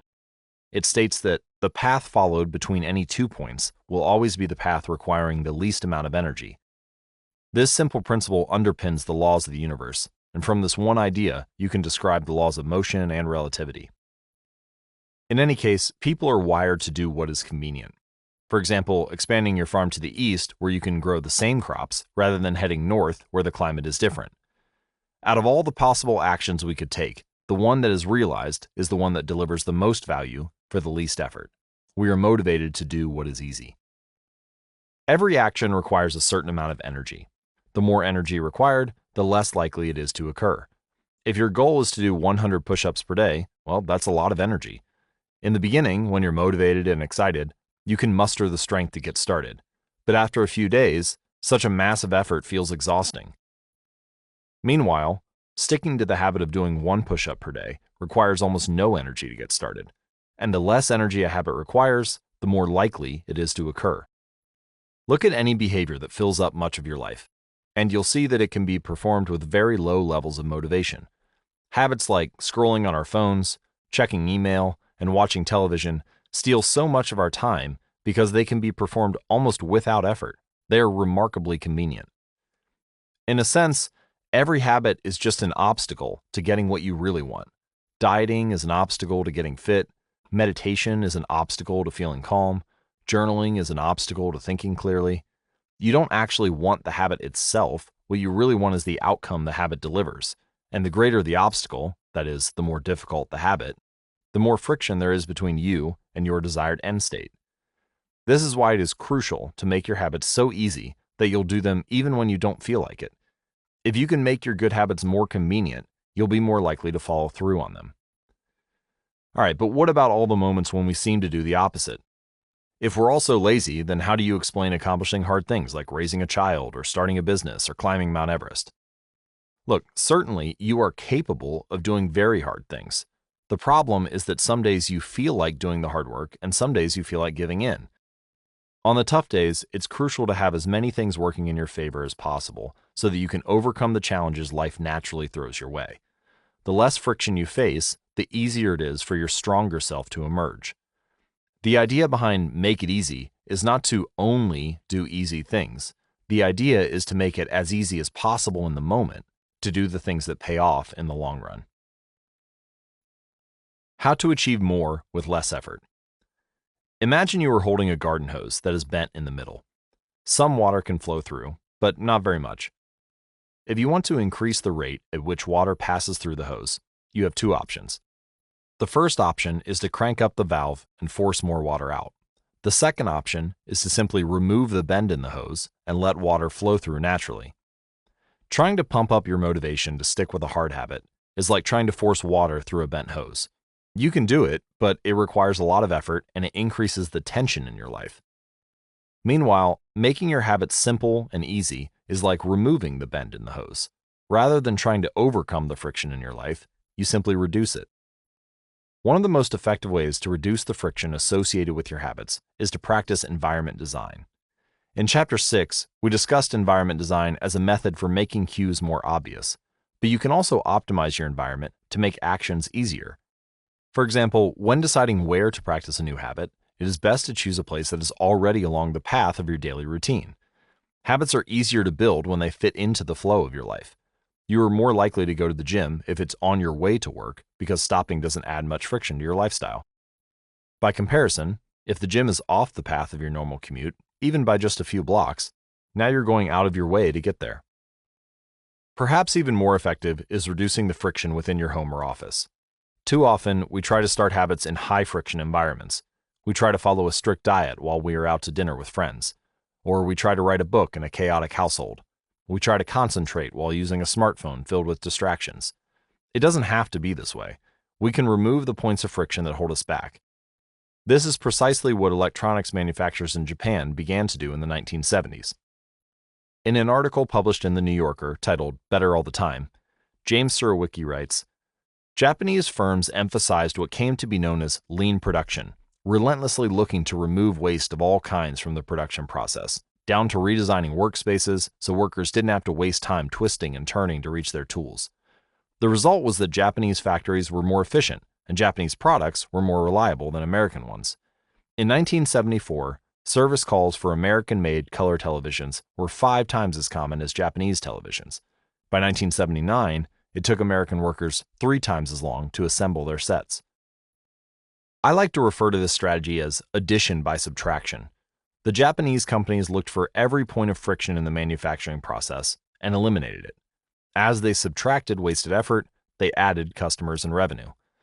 Similarly, when we remove the points of friction that sap our time and energy, we can achieve more with less effort. This is one reason tidying up can feel so good. We are simultaneously moving forward and lightening the cognitive load our environment places on us. If you look at the most habit-forming products, you'll notice that one of the things these goods and services do best is remove little points of friction from your life. Meal delivery services reduce the friction of shopping for groceries. Dating apps reduce the friction of making social introductions. Ride-sharing services reduce the friction of getting across town. Text messaging reduces the friction of sending a letter in the mail. Like a Japanese television manufacturer redesigning their workspace to reduce wasted motion, successful companies design their products to automate, eliminate, or simplify as many steps as possible. They reduce the number of fields on each form. They pare down the number of clicks required to create an account. They deliver their products with easy-to-understand directions or ask their customers to make fewer choices. When the first voice-activated speakers were released, products like Google Home, Amazon Echo, and Apple HomePod, I asked a friend what he liked about the product he had purchased. He said it was just easier to say, play some country music, than to pull out his phone, open the music app, and pick a playlist. Of course, just a few years earlier, having unlimited access to music in your pocket was a remarkably frictionless behavior compared to driving to the store and buying a CD. Business is a never-ending quest to deliver the same result in an easier fashion. Similar strategies have been used effectively by governments. When the British government wanted to increase tax collection rates, they switched from sending citizens to a web page where the tax form could be downloaded to linking directly to the form. Reducing that one step in the process increased the response rate from 19.2% to 23.4%. For a country like the United Kingdom, those percentage points represent millions in tax revenue. The central idea is to create an environment where doing the right thing is as easy as possible. Much of the battle of building better habits comes down to finding ways to reduce the friction associated with our good habits and increase the friction associated with our bad ones. Prime the environment for future use. Oswald Knuckles is an IT developer from Natchez, Mississippi. He is also someone who understands the power of priming his environment. Knuckles dialed in his cleaning habits by following a simple strategy he referred to as resetting the room. For instance, when he finishes watching television, he places the remote back on the TV stand, arranges the pillows on the couch, and folds the blanket. When he leaves his car, he throws any trash away. Whenever he takes a shower, he wipes down the toilet while the shower is warming up. As he notes, the perfect time to clean the toilet is right before you wash yourself in the shower anyway. The purpose of resetting each room is not simply to clean up after the last action, but to prepare for the next action. When I walk into a room, everything is in its right place, Knuckles wrote. Because I do this every day, in every room, stuff always stays in good shape. People think I work hard, but I'm actually really lazy. I'm just proactively lazy. It gives you so much time back. Whenever you organize a space for its intended purpose, you are priming it to make the next action easy. For instance, my wife keeps a box of greeting cards that are pre-sorted by occasion: birthday, sympathy, wedding, graduation, and more. Whenever necessary, she grabs the appropriate card and sends it off. She is incredibly good at remembering to send cards because she has reduced the friction of doing so. For years, I was the opposite. Someone would have a baby and I would think, I should send a card. But then weeks would pass, and by the time I remembered to pick one up at the store, it was too late. The habit wasn't easy. There are many ways to prime your environment so it's ready for immediate use. If you want to cook a healthy breakfast, place the skillet on the stove, set out the cooking spray on the counter, and lay out any plates and utensils you need the night before. When you wake up, making breakfast will be easy. Want to draw more? Put your pencils, pens, notebooks, and drawing tools on top of your desk, within easy reach. Want to exercise? Set out your workout clothes, shoes, gym bag, and water bottle ahead of time. Want to improve your diet? Chop up a ton of fruits and vegetables on weekends and pack them in containers, so you have easy access to healthy, ready-to-eat options during the week. These are simple ways to make the good habit the path of least resistance. You can also invert this principle and prime the environment to make bad behaviors difficult. If you find yourself watching too much television, for example, then unplug it after each use. Only plug it back in if you can say out loud the name of the show you want to watch. This setup creates just enough friction to prevent mindless viewing. And if that doesn't do it, you can take it a step further. Unplug the television and take the batteries out of the remote after each use, so it takes an extra 10 seconds to turn it back on. And if you're really hardcore, you could move the television out of the living room and into a closet after each use. You can be sure you'll only take it out when you really want to watch something. The greater the friction, the less likely the habit. Whenever possible, I leave my phone in a different room until lunch. When it's right next to me, I'll check it all morning for no reason at all. But when it's in another room, I rarely think about it. And the friction is high enough that I won't go get it without a reason. As a result, I get 3 to 4 hours each morning when I can work without interruption. If sticking your phone in another room doesn't seem like enough, tell a friend or a family member to hide it from you for a few hours. Ask a coworker to keep it at their desk for the morning and give it back to you at lunch. It is remarkable how little friction is required to prevent unwanted behavior. When I hide beer in the back of the fridge where I can't see it, I drink less. When I delete social media apps from my phone, it can be weeks before I download them again and log in. These tricks are unlikely to curb a true addiction, but for many of us, a little bit of friction can be the difference between sticking with a good habit or sliding into a bad one. Imagine the cumulative impact of making dozens of these changes and living in an environment designed to make the good behaviors easier and the bad behaviors harder. Whether we are approaching behavior change as an individual, a parent, a coach, or a leader, we should ask ourselves the same question. How can we design a world where it is easy to do what is right? Redesign your life so the actions that matter most are also the actions that are easiest to do. Chapter Summary. Human behavior follows the law of least effort. We will naturally gravitate toward the option that requires the least amount of work. Create an environment where doing the right thing is as easy as possible. Reduce the friction associated with good behaviors. When friction is low, habits are easy. Increase the friction associated with bad behaviors. When friction is high, habits are difficult. Prime your environment to make future actions easier. Chapter 13. How to Stop Procrastinating by Using the 2-Minute Rule. Twyla Tharp is widely regarded as one of the greatest dancers and choreographers of the modern era. In 1992, she was awarded a MacArthur Fellowship, often referred to as the Genius Grant, and she has spent the bulk of her career touring the globe to perform her original works. She also credits much of her success to simple daily habits. I begin each day of my life with a ritual, she writes. I wake up at 5:30 a.m., put on my workout clothes, my leg warmers, my sweatshirt, and my hat. I walk outside my Manhattan home, hail a taxi, and tell the driver to take me to the Pumping Iron Gym at 91st Street and 1st Avenue, where I work out for 2 hours. The ritual is not the stretching and weight training I put my body through each morning at the gym. The ritual is the cab. The moment I tell the driver where to go, I have completed the ritual. It's a simple act, but doing it the same way each morning habitualizes it, makes it repeatable, easy to do. It reduces the chance that I would skip it or do it differently.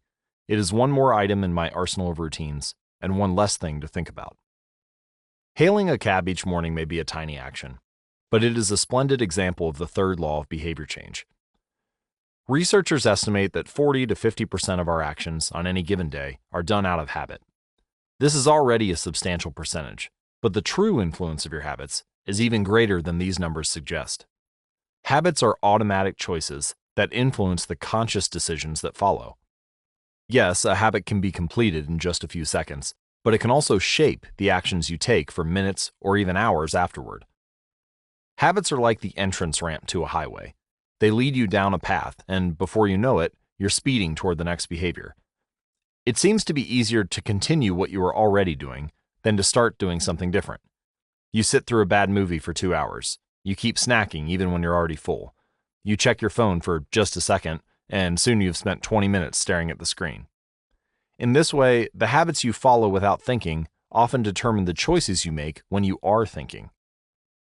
Each evening, there is a tiny moment, usually around 5:15 p.m., that shapes the rest of my night.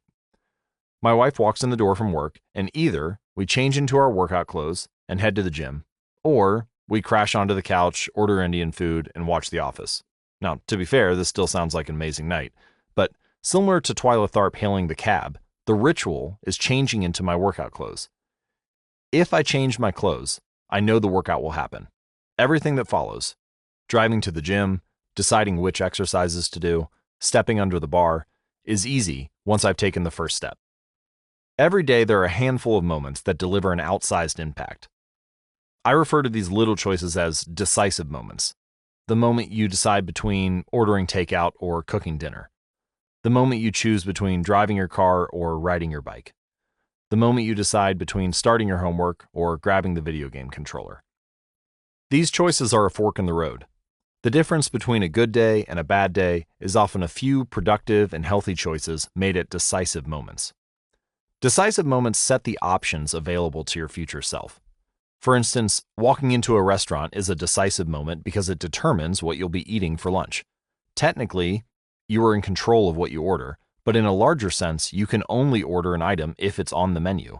If you walk into a steakhouse, you can get a sirloin or a ribeye, but not sushi. Your options are constrained by what's available. They are shaped by the first choice. In a similar way, we are limited by where our habits lead us. This is why mastering the decisive moments throughout your day is so important.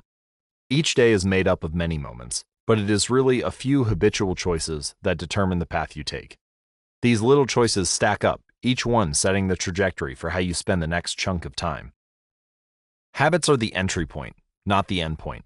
They are the cab, not the gym. The 2-minute rule. Even when you know you should start small, it's easy to start too big.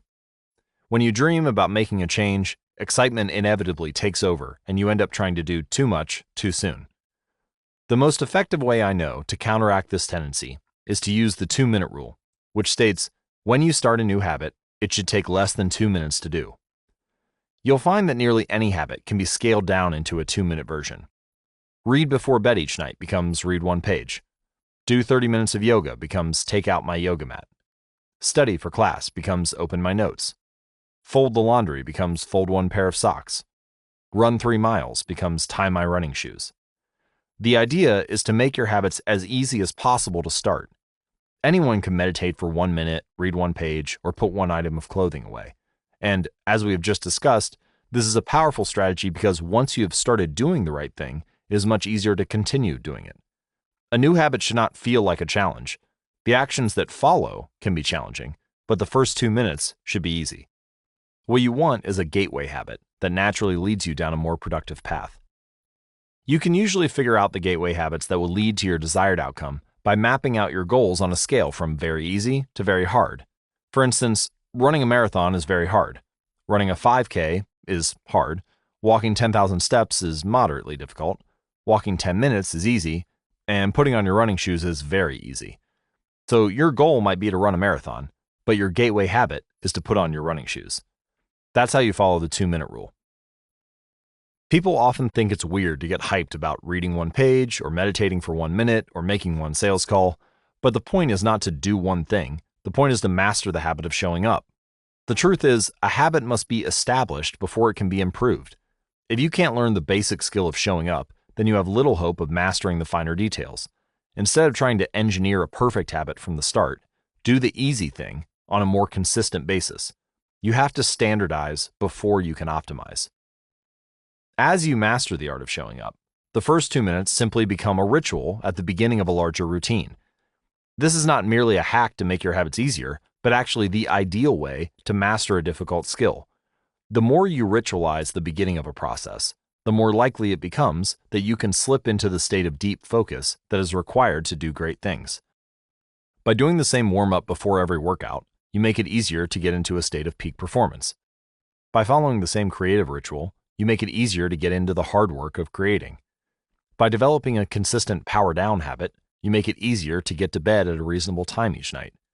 You may not be able to automate the whole process, but you can make the first action mindless.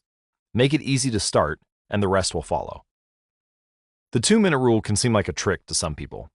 You know that the real goal is to do it for more than just 2 minutes, so it may feel like you're trying to fool yourself. Nobody is actually aspiring to read one page or do one push-up or open their notes. And if you know it's a mental trick, well then why would you fall for it? If the 2-minute rule feels forced, try this. Do it for 2 minutes and then stop. Go for a run, but you must stop after 2 minutes. Start meditating, but you must stop after 2 minutes.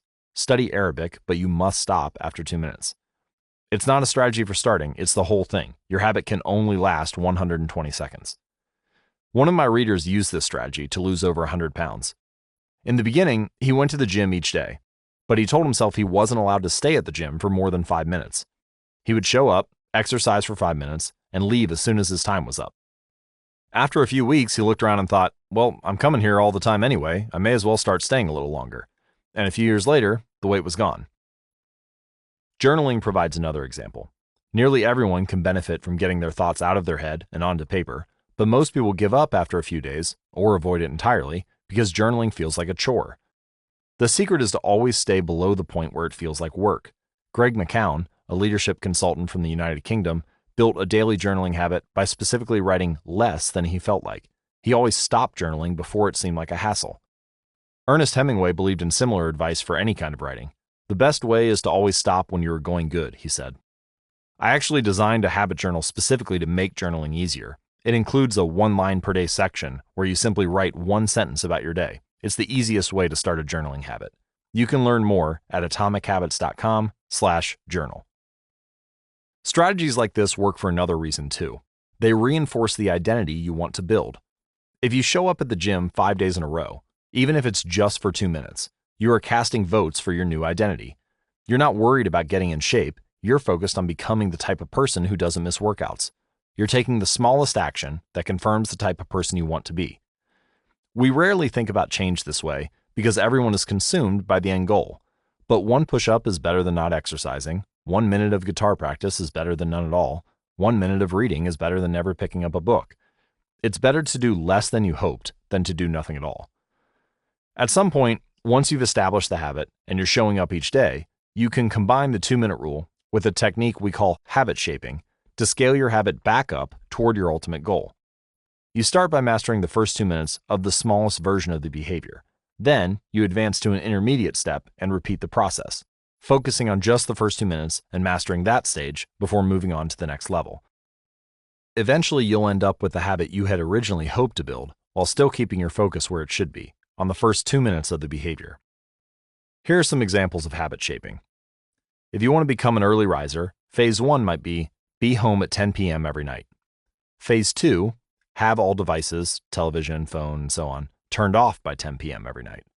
Phase 3, be in bed by 10 p.m. every night. Phase 4, lights off by 10 p.m. every night. Phase 5, wake up at 6 a.m. every day. At each of the 5 stages, you focus on mastering the first 2 minutes of the habit. Or imagine that you want to start an exercise habit. Phase 1 might be changing into your workout clothes. Phase 2 could be step out the door. Phase 3 could be driving to the gym and exercising for 5 minutes. Phase 4, exercise for 15 minutes at least once a week. And finally, phase 5, exercise 3 times a week. Nearly any larger life goal can be transformed into a 2-minute behavior. For example, I want to live a healthy and long life becomes I need to stay in shape, which translates to I need to exercise, which breaks down to I need to change into my workout clothes. Or I want to have a happy marriage becomes I need to be a good partner, which translates to I should do something each day to make my partner's life easier, which leads to I should meal plan for next week.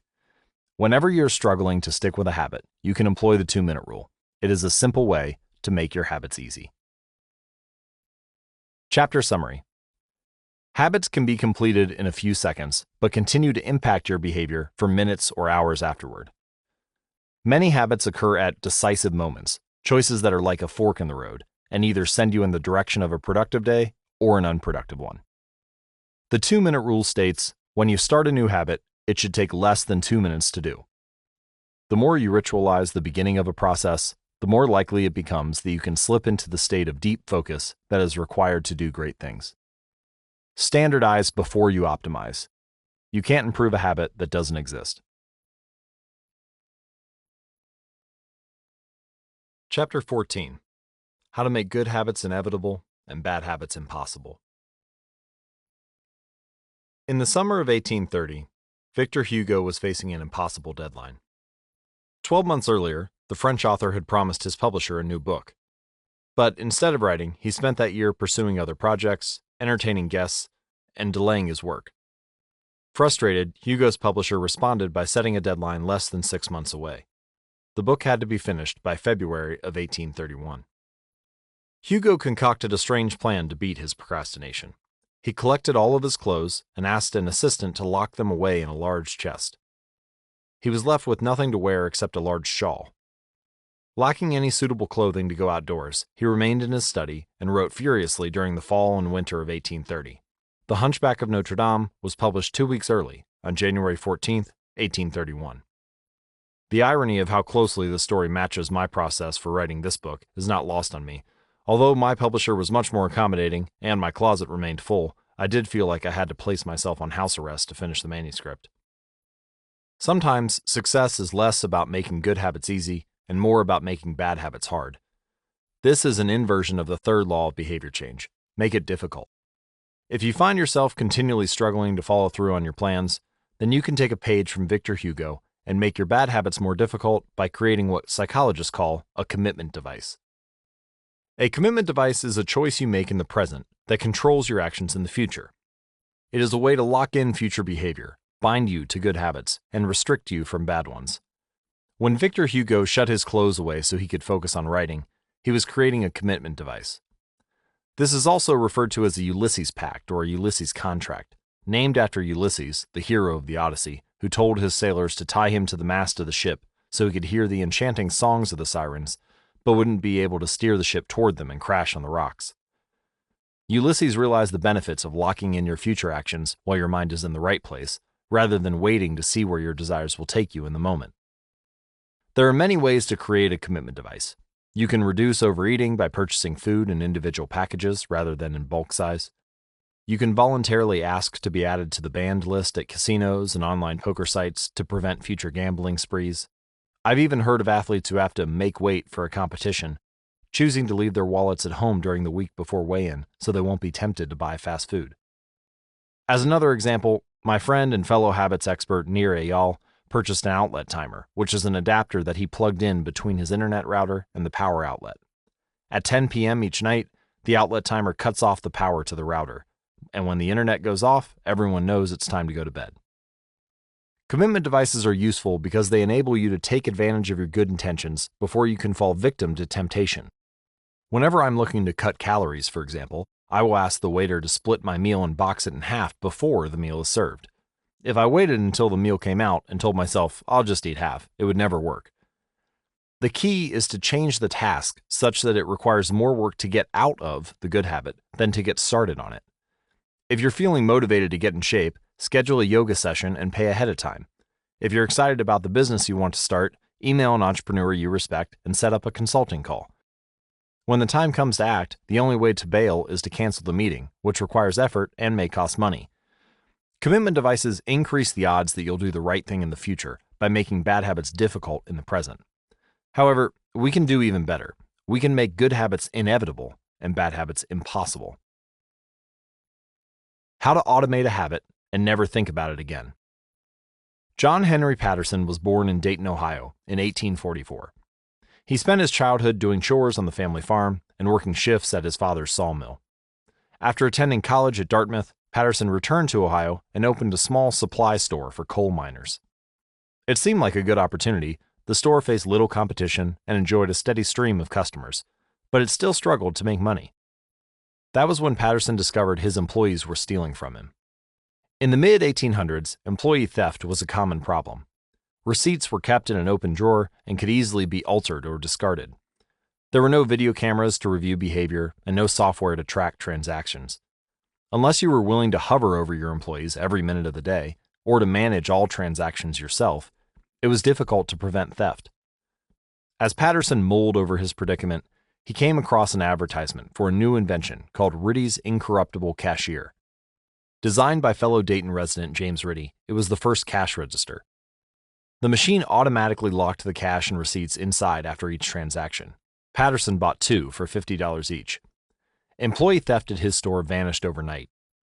In the next 6 months, Patterson's business went from losing money to making $5,000 in profit, the equivalent of more than $100,000 today. Patterson was so impressed with the machine that he changed businesses. He bought the rights to Ritty's invention and opened the National Cash Register Company. 10 years later, National Cash Register had over 1,000 employees and was on its way to becoming one of the most successful businesses of its time. The best way to break a bad habit is to make it impractical to do. Increase the friction until you don't even have the option to act. The brilliance of the cash register was that it automated ethical behavior by making stealing practically impossible. Rather than trying to change the motivations of the employees, it made the preferred behavior automatic. Some actions, like installing a cash register, pay off again and again. These one-time choices require a little bit of effort up front, but create increasing value over time. I'm fascinated by the idea that a single choice can deliver returns again and again, and I surveyed my readers on their favorite one-time actions that lead to better long-term habits. Here are a few examples. One-time actions that lock in good habits. Nutrition. Buy a water filter to clean your drinking water. Use smaller plates to reduce caloric intake. Sleep. Buy a good mattress. Get blackout curtains. Remove your television from your bedroom. Productivity. Unsubscribe from emails. Turn off notifications and mute group chats. Set your phone to silent. Use email filters to clear up your inbox. Delete games and social media apps from your phone. Happiness. Get a dog. Move to a friendly social neighborhood. General health. Get vaccinated. Buy good shoes to avoid back pain. Buy a supportive chair or a standing desk. Finance. Enroll in an automatic savings plan. Set up automatic bill pay. Cut cable service. Call up service providers and ask to lower your bills. I'd wager that if the average person were to simply do half of the one-time actions on this list, even if they didn't give another thought to their habits, most would find themselves living a better life a year from now. These one-time actions are a straightforward way to employ the third law of behavior change. They make it easier to sleep well or eat healthy or be productive, to save money, and generally live better.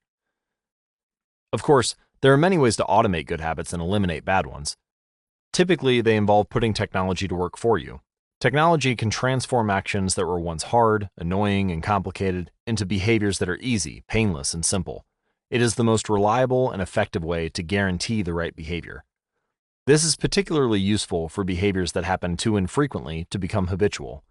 Things you have to do monthly or yearly, like rebalancing your investment portfolio, are never repeated frequently enough to become a habit, so they benefit in particular from technology remembering to do them for you. Other examples include medicine. Prescriptions can be automatically refilled. Or personal finance. Employees can save for retirement with an automatic wage deduction. Cooking. Meal delivery services can do your grocery shopping. Productivity. Social media browsing can be cut off with a website blocker. When you automate as much of your life as possible, you can spend your effort on the tasks machines cannot do yet. Each habit that we hand over to the authority of technology frees up time and energy to pour into the next stage of growth. As mathematician and philosopher Alfred North Whitehead wrote, Civilization advances by extending the number of operations we can perform without thinking about them. Of course, the power of technology can work against us as well. Binge watching becomes a habit because you have to put more effort into stop looking at the screen than to continue doing so. Instead of pressing a button to advance to the next episode, Netflix or YouTube will autoplay it for you. All you have to do is keep your eyes open. Technology creates a level of convenience that enables you to act on your smallest whims and desires. At the mere suggestion of hunger, you can have food delivered to your door. At the slightest hint of boredom, you can get lost in the vast expanse of social media. When the effort required to act on your desires becomes effectively zero, you can find yourself slipping into whatever impulse arises at the moment. The downside of automation is that we can find ourselves jumping from easy task to easy task without making time for more difficult, but ultimately more rewarding work. I often find myself gravitating towards social media during any downtime. If I feel bored for just a fraction of a second, I reach for my phone. It's easy to write off these minor distractions as just taking a break, but over time they can accumulate into a serious issue. The constant tug of just one more minute can prevent me from doing anything of consequence. I'm not the only one. The average person spends over 2 hours per day on social media. What could you do with an extra 600 hours per year? During the year I was writing this book, I experimented with a new time management strategy. Every Monday, my assistant would reset the passwords on all my social media accounts, which logged me out on each device. All week, I worked without distraction. On Friday, she would send me the new passwords.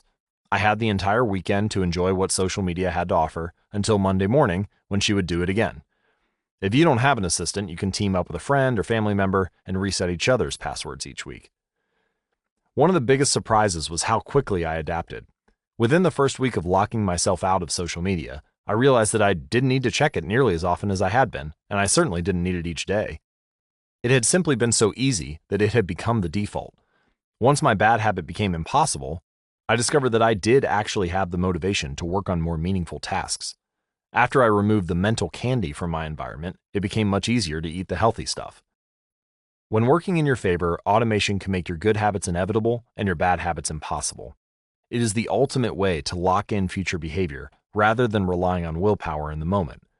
By utilizing commitment devices, strategic one-time decisions, and technology, you can create an environment of inevitability, a space where good habits are not just an outcome you hope for, but an outcome that is virtually guaranteed. Chapter Summary. The inversion of the third law of behavior change is make it difficult. A commitment device is a choice you make in the present that locks in better behavior in the future.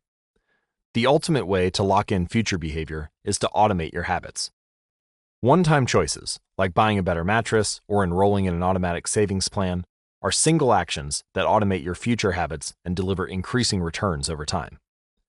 Using technology to automate your habits is the most reliable and effective way to guarantee the right behavior. Now that we have concluded our discussion of the third law of behavior change, let me summarize how to create a good habit and how to create a bad one. The third law of behavior change is make it easy. Application 3.1, reduce friction. Decrease the number of steps between you and your good habits. Application 3.2, prime the environment. Prepare your environment to make future actions easier. Application 3.3, master the decisive moment. Optimize the small choices that deliver outsized impact. Application 3.4, use the 2-minute rule. Downscale your habits until they can be done in 2 minutes or less. Application 3.5, automate your habits. Invest in technology and one-time purchases that lock in future behavior.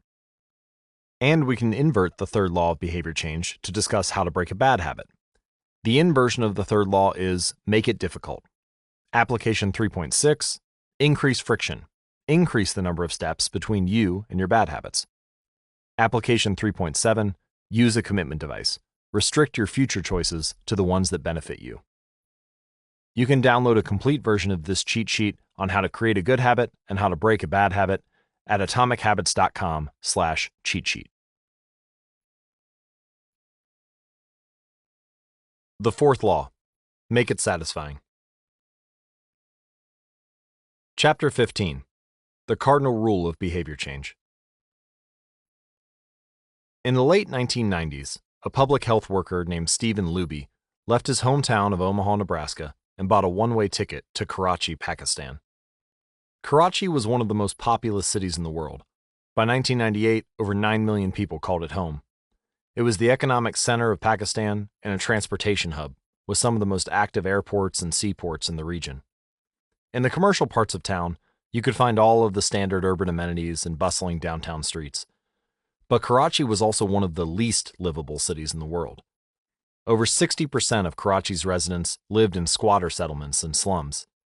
These densely packed neighborhoods were filled with makeshift houses, cobbled together with old boards, cinder blocks, and other discarded materials.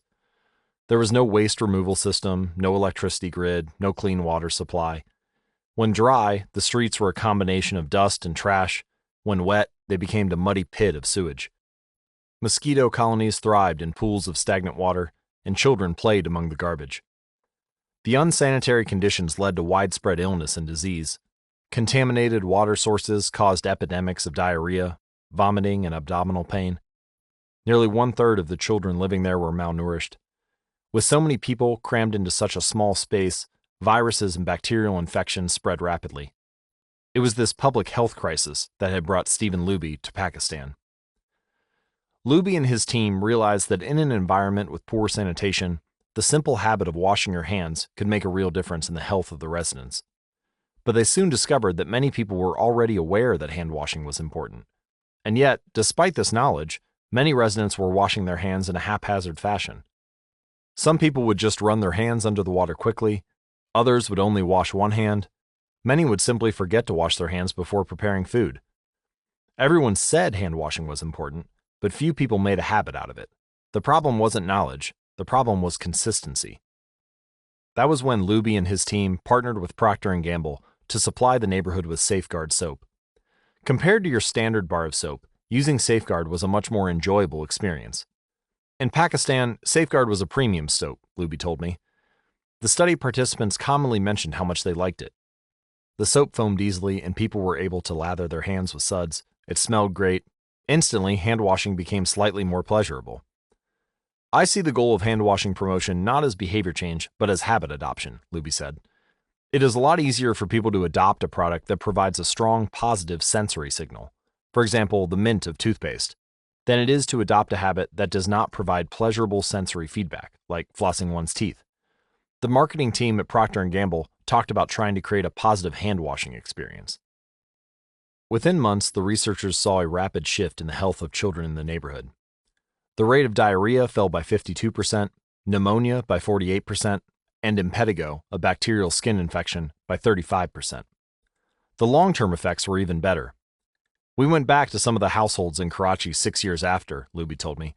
Over 95% of households who had been given the soap for free and encouraged to wash their hands had a hand-washing station with soap and water available when our study team visited.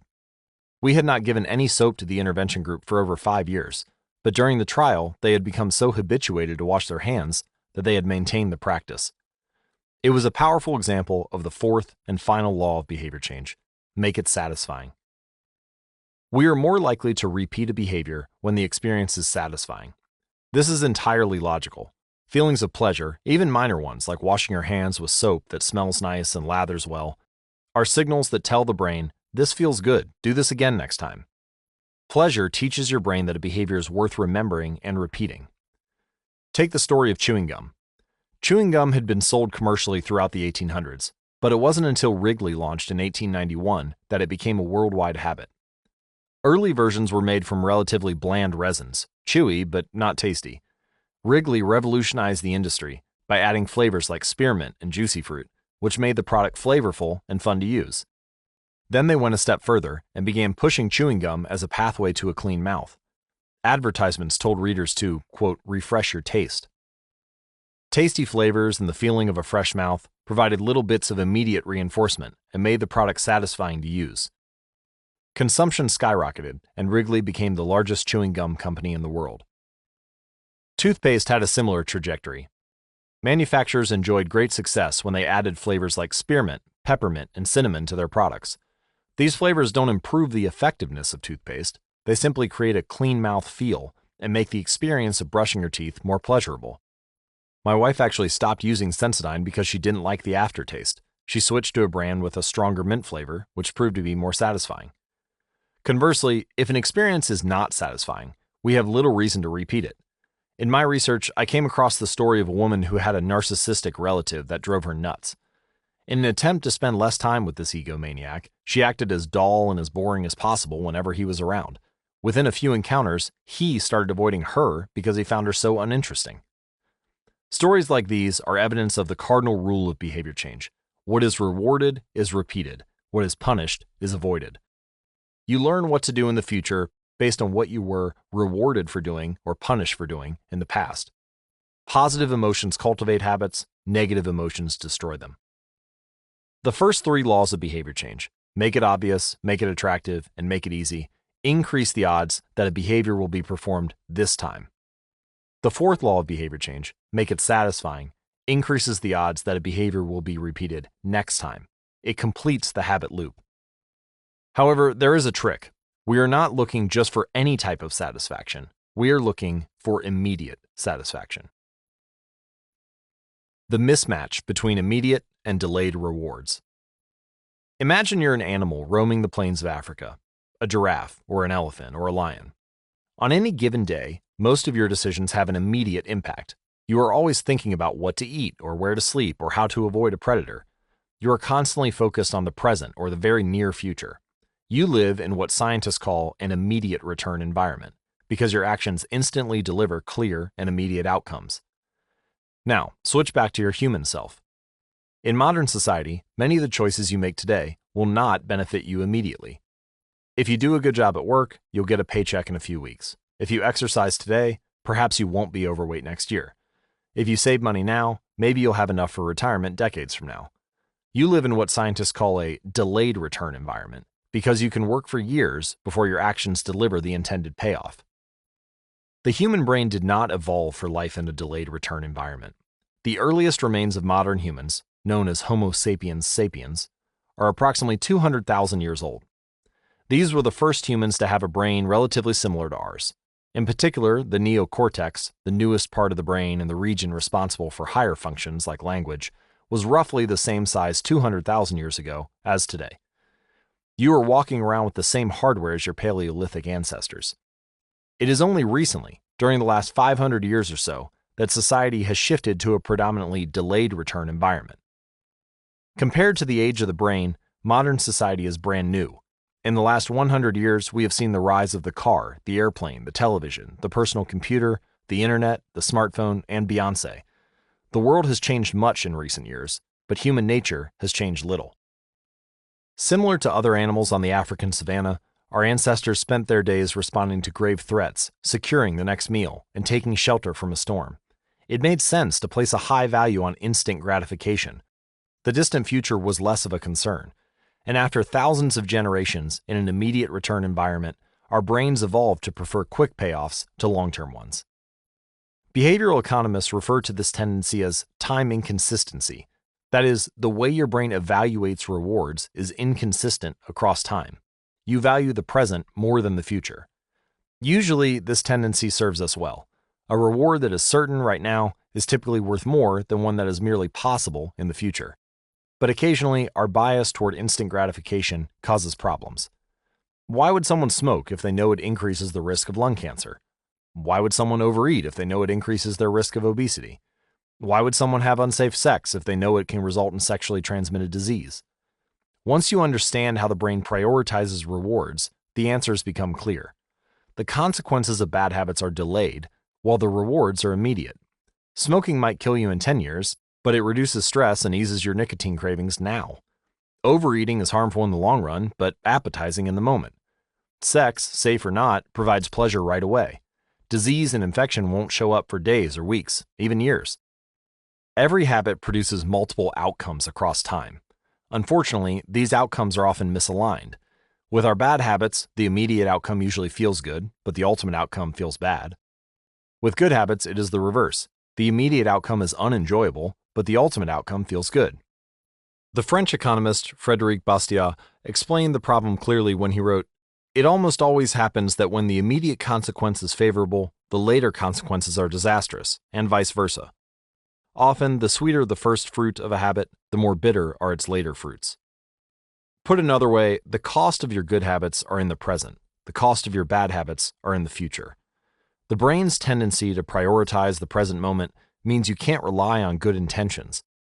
When you make a plan to lose weight, write a book, or learn a language, you are actually making plans for your future self. And when you envision what you want your life to be like, it is easy to see the value in taking actions with long-term benefits. We all want better lives for our future selves. However, when the moment of decision arrives, instant gratification usually wins. You are no longer making a choice for future you, who dreams of being fitter or wealthier or happier. You are choosing for present you, who wants to be full or pampered or entertained. As a general rule, the more immediate pleasure you get from an action, the more strongly you should question whether it aligns with your long-term goals. This mental setup can derail our decision-making as well.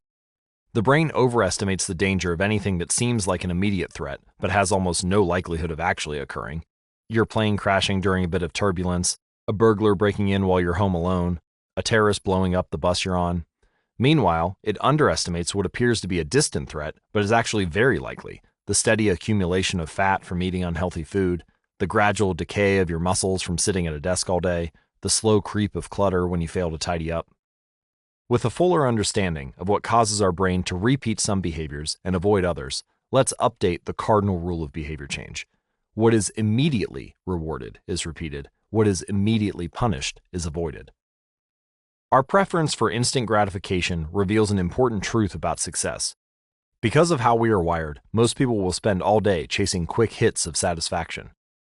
The road less traveled is the road of delayed gratification.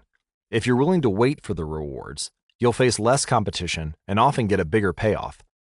As the saying goes, the last mile is always the least crowded. This is precisely what research has shown. People who are better at delaying gratification have higher SAT scores, lower levels of substance abuse, lower likelihood of obesity, better responses to stress, and superior social skills. We've all seen this play out in our own lives. If you delay watching television and get your homework done, you'll generally learn more and get better grades. If you don't buy desserts and chips at the store, you'll often eat healthier food when you get home. At some point, success in nearly every field requires you to ignore the immediate reward in favor of a delayed reward. Here's the problem. Most people know that delaying gratification is the wise approach. They want the benefits of good habits, to be healthy, productive, and at peace, but these outcomes are seldom top of mind at the decisive moment. Thankfully, it's possible to train yourself to delay gratification, but you need to work with the grain of human nature, not against it. The best way to do this is to add a little bit of immediate pleasure to the habits that pay off in the long run, and a little bit of immediate pain to the ones that don't. How to turn instant gratification to your advantage. The vital thing in getting a habit to stick is to feel successful, even if it's in a small way. The feeling of success is a signal that your habit paid off and that the work was worth the effort. In a perfect world, the reward for a good habit is the habit itself. But in the real world, good habits tend to feel worthwhile only after they have provided you with something. Early on, it's all sacrifice. You've gone to the gym a few times, but you're not stronger or fitter or faster, at least not in any noticeable sense. It's only months later, once you shed a few pounds or your arms gain some definition, that it becomes easier to exercise for its own sake. In the beginning, you need a reason to stay on track. This is why immediate rewards are essential. They keep you excited while the delayed rewards accumulate in the background. What we're really talking about here, when we're discussing immediate rewards, is the ending of a behavior. The ending of any experience is vital because we tend to remember it more than the other phases. You want the ending of your habit to be satisfying. The best approach is to use reinforcement, which refers to the process of using an immediate reward to increase the rate of a behavior. Habit stacking, which we covered in Chapter 5, ties your habit to an immediate cue, which makes it obvious when to start. Reinforcement ties your habit to an immediate reward, which makes it satisfying when you finish. Immediate reinforcement can be especially helpful when dealing with habits of avoidance, which are behaviors you want to stop doing. It can be challenging to stick with habits like no frivolous purchases or no alcohol this month, because nothing happens when you skip happy hour drinks or don't buy that pair of shoes. It can be hard to feel satisfied when there is no action in the first place. All you're doing is resisting temptation, and there isn't much satisfying about that. One solution is to turn this situation on its head. You want to find a way to make avoidance visible. Open a savings account and label it for something you want, maybe leather jacket. Whenever you pass on a purchase, put the same amount of money in the account. Skip your morning latte, transfer $5. Pass on another month of Netflix, move $10 over. It's like creating a loyalty program for yourself. The immediate reward of seeing yourself save money toward the leather jacket feels a lot better than just being deprived. You are making it satisfying to do nothing. One of my readers and his wife used a similar setup. They wanted to stop eating out so much and start cooking more together. They labeled their savings account Trip to Europe. Whenever they skipped going out to eat, they transferred $50 into the account. At the end of the year, they put the money toward the vacation. It is worth noting that it is important to select short-term rewards that reinforce your identity rather than ones that conflict with it. Buying a new jacket is fine if you're trying to lose weight or read more books, but it doesn't work if you're trying to budget and save money. Instead, taking a bubble bath or going on a leisurely walk are good examples of rewarding yourself with free time, which aligns with your ultimate goal of more freedom and financial independence. Similarly, if your reward for exercising is eating a bowl of ice cream, then you're casting votes for conflicting identities, and it ends up being a wash. Instead, maybe your reward is a massage, which is both a luxury and a vote toward taking care of your body. Now the short-term reward is aligned with your long-term vision of being a healthy person. Eventually, as intrinsic rewards like a better mood, more energy, and reduced stress kick in, you'll become less concerned with chasing the secondary reward. The identity itself becomes the reinforcer. You do it because it's who you are and it feels good to be you. The more a habit becomes part of your life, the less you need outside encouragement to follow through. Incentives can start a habit. Identity sustains a habit. That said, it takes time for the evidence to accumulate and a new identity to emerge. Immediate reinforcement helps maintain motivation in the short term while you're waiting for the long-term rewards to arrive. In summary, a habit needs to be enjoyable for it to last. Simple bits of reinforcement, like soap that smells great, or toothpaste that has a refreshing mint flavor, or seeing $50 hit your savings account, can offer the immediate pleasure you need to enjoy a habit. And change is easier when it is enjoyable. Chapter Summary. The fourth law of behavior change is make it satisfying. We are more likely to repeat a behavior when the experience is satisfying. The human brain evolved to prioritize immediate rewards over delayed rewards. The cardinal rule of behavior change is, what is immediately rewarded is repeated. What is immediately punished is avoided. To get a habit to stick, you need to feel immediately successful, even if it's in a small way. The first three laws of behavior change, make it obvious, make it attractive, and make it easy, increase the odds that a behavior will be performed this time. The fourth law of behavior change, make it satisfying, increases the odds that a behavior will be repeated next time. Chapter 16. How to stick with good habits every day. In 1993, a bank in Abbotsford, Canada, hired a 23-year-old stockbroker named Trent Dursmid. Abbotsford was a relatively small suburb, tucked away in the shadow of nearby Vancouver, where most of the big business deals were being made. Given the location, and the fact that Dursmid was a rookie, nobody expected too much of him. But he made brisk progress thanks to a simple daily habit. Dursmid began each morning with 2 jars on his desk. One was filled with 120 paper clips. The other was empty. As soon as he settled in each day, he would make a sales call. Immediately after, he would move one paper clip from the full jar to the empty jar, and the process would begin again. Every morning I would start with 120 paper clips in one jar, and I would keep dialing the phone until I had moved them all to the second jar, he told me. Within 18 months, Dursmid was bringing in $5 million to the firm. By age 24, he was making $75,000 per year, the equivalent of $125,000 today. Not long after, he landed a 6-figure job with another company. I like to refer to this technique as the paperclip strategy, and over the years, I've heard from readers who have employed it in a variety of ways. One woman shifted a hairpin from one container to another whenever she wrote a page of her book. Another man moved a marble from one bin to the next after each set of push-ups. Making progress is satisfying, and visual measures, like moving paper clips or hairpins or marbles, provide clear evidence of your progress. As a result, they reinforce your behavior and add a little bit of immediate satisfaction to any activity. Visual measurement comes in many forms: food journals, workout logs, loyalty punch cards, the progress bar on a software download, even the page numbers in a book. But perhaps the best way to measure your progress is with a habit tracker.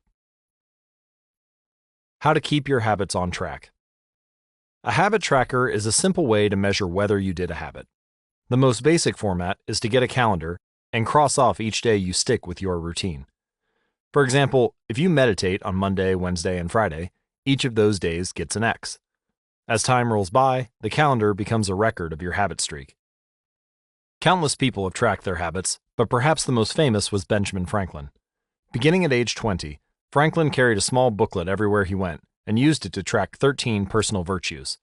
This list included goals like lose no time, be always employed in something useful, and avoid trifling conversation.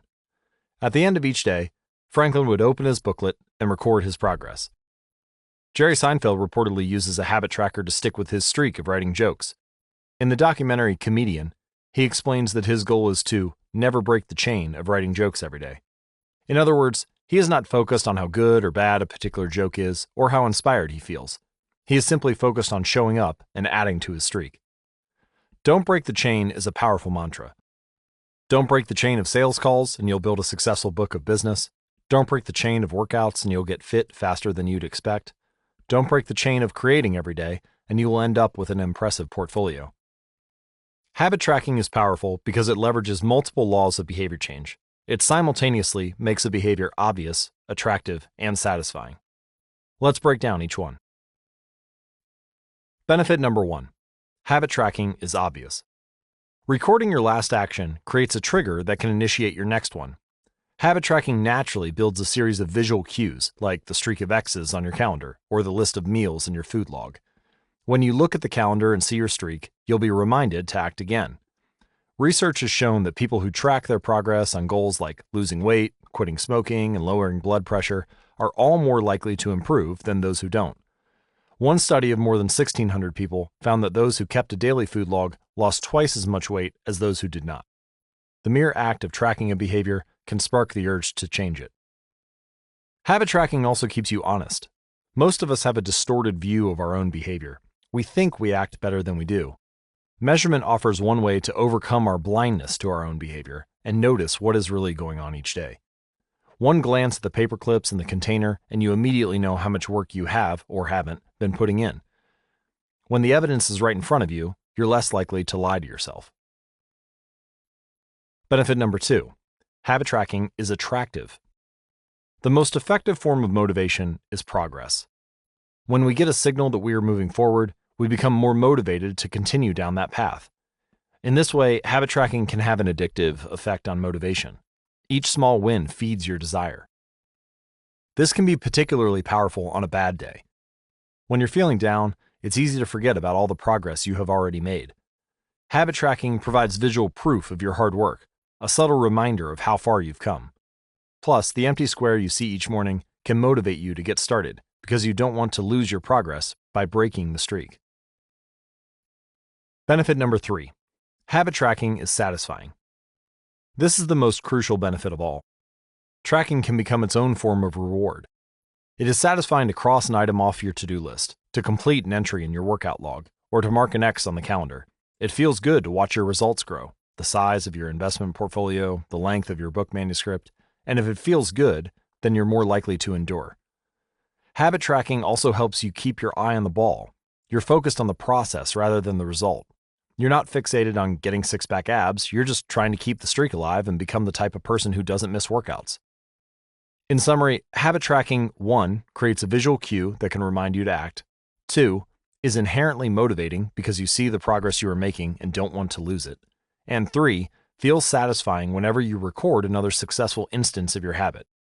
Furthermore, habit tracking provides visual proof that you are casting votes for the type of person you wish to become, which is a delightful form of immediate and intrinsic gratification. If you're interested in tracking your own habits, you can find a template to download at atomichabits.com/tracker. Now, you may be wondering, if habit tracking is so useful, why have I waited so long to talk about it? Despite all the benefits, I've left this discussion until now for a simple reason. Many people resist the idea of tracking and measuring. It can feel like a burden because it forces you into two habits, the habit you're trying to build and the habit of tracking it. Counting calories sounds like a hassle when you're already struggling to follow a diet. Writing down every sales call seems tedious when you've got work to do. It feels easier to say, I'll just eat less, or I'll try harder, or I'll remember to do it.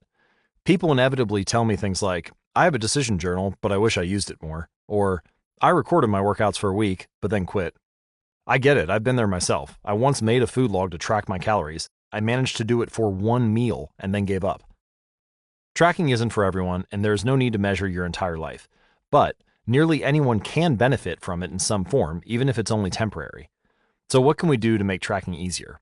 Well, first, whenever possible, measurement should be automated. You'll probably be surprised by how much you're already tracking without knowing it. Your credit card statement tracks how often you go out to eat. Your Fitbit registers how many steps you take and how long you sleep. Your calendar records how many new places you travel to each year. Once you know where to get the data, add a note to your calendar to review it each week or each month, which is more practical than having to track it every day. Second, manual tracking should be limited to your most important habits. It's better to consistently track one habit than to sporadically track 10. And finally, record each measurement immediately after the habit occurs. The completion of the behavior is the cue to write it down.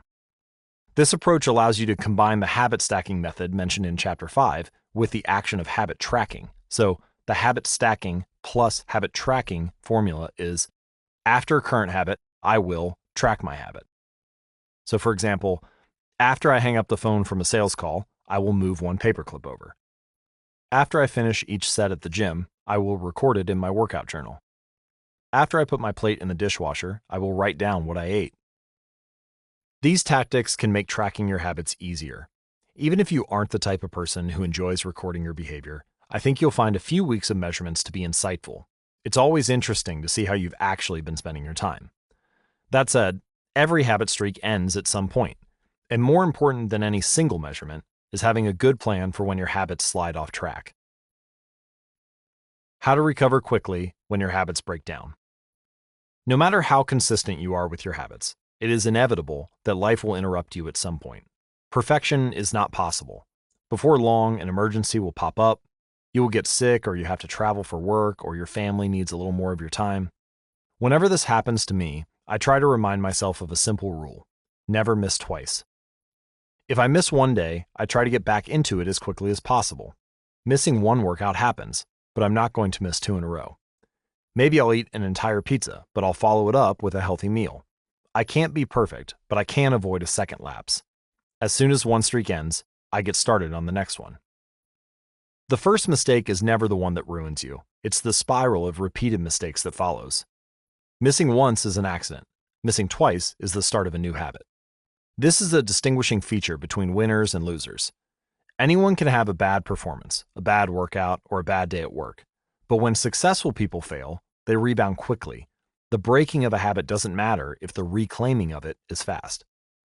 I think this principle is so important that I'll stick to it even if I can't do a habit as well or as completely as I would like. Too often, we fall into an all-or-nothing cycle with our habits. The problem is not slipping up, the problem is thinking that if you can't do something perfectly, then you shouldn't do it at all. You don't realize how valuable it is to just show up on your bad or busy days. Lost days hurt you more than successful days help you. If you start with $100, then a 50% gain will take you to $150. But now you only need a 33% loss to take you back down to $100. In other words, a 33% loss is just as meaningful or valuable as achieving a 50% gain. As Charlie Munger says, the first rule of compounding: never interrupt it unnecessarily. This is why bad workouts are often the most important ones.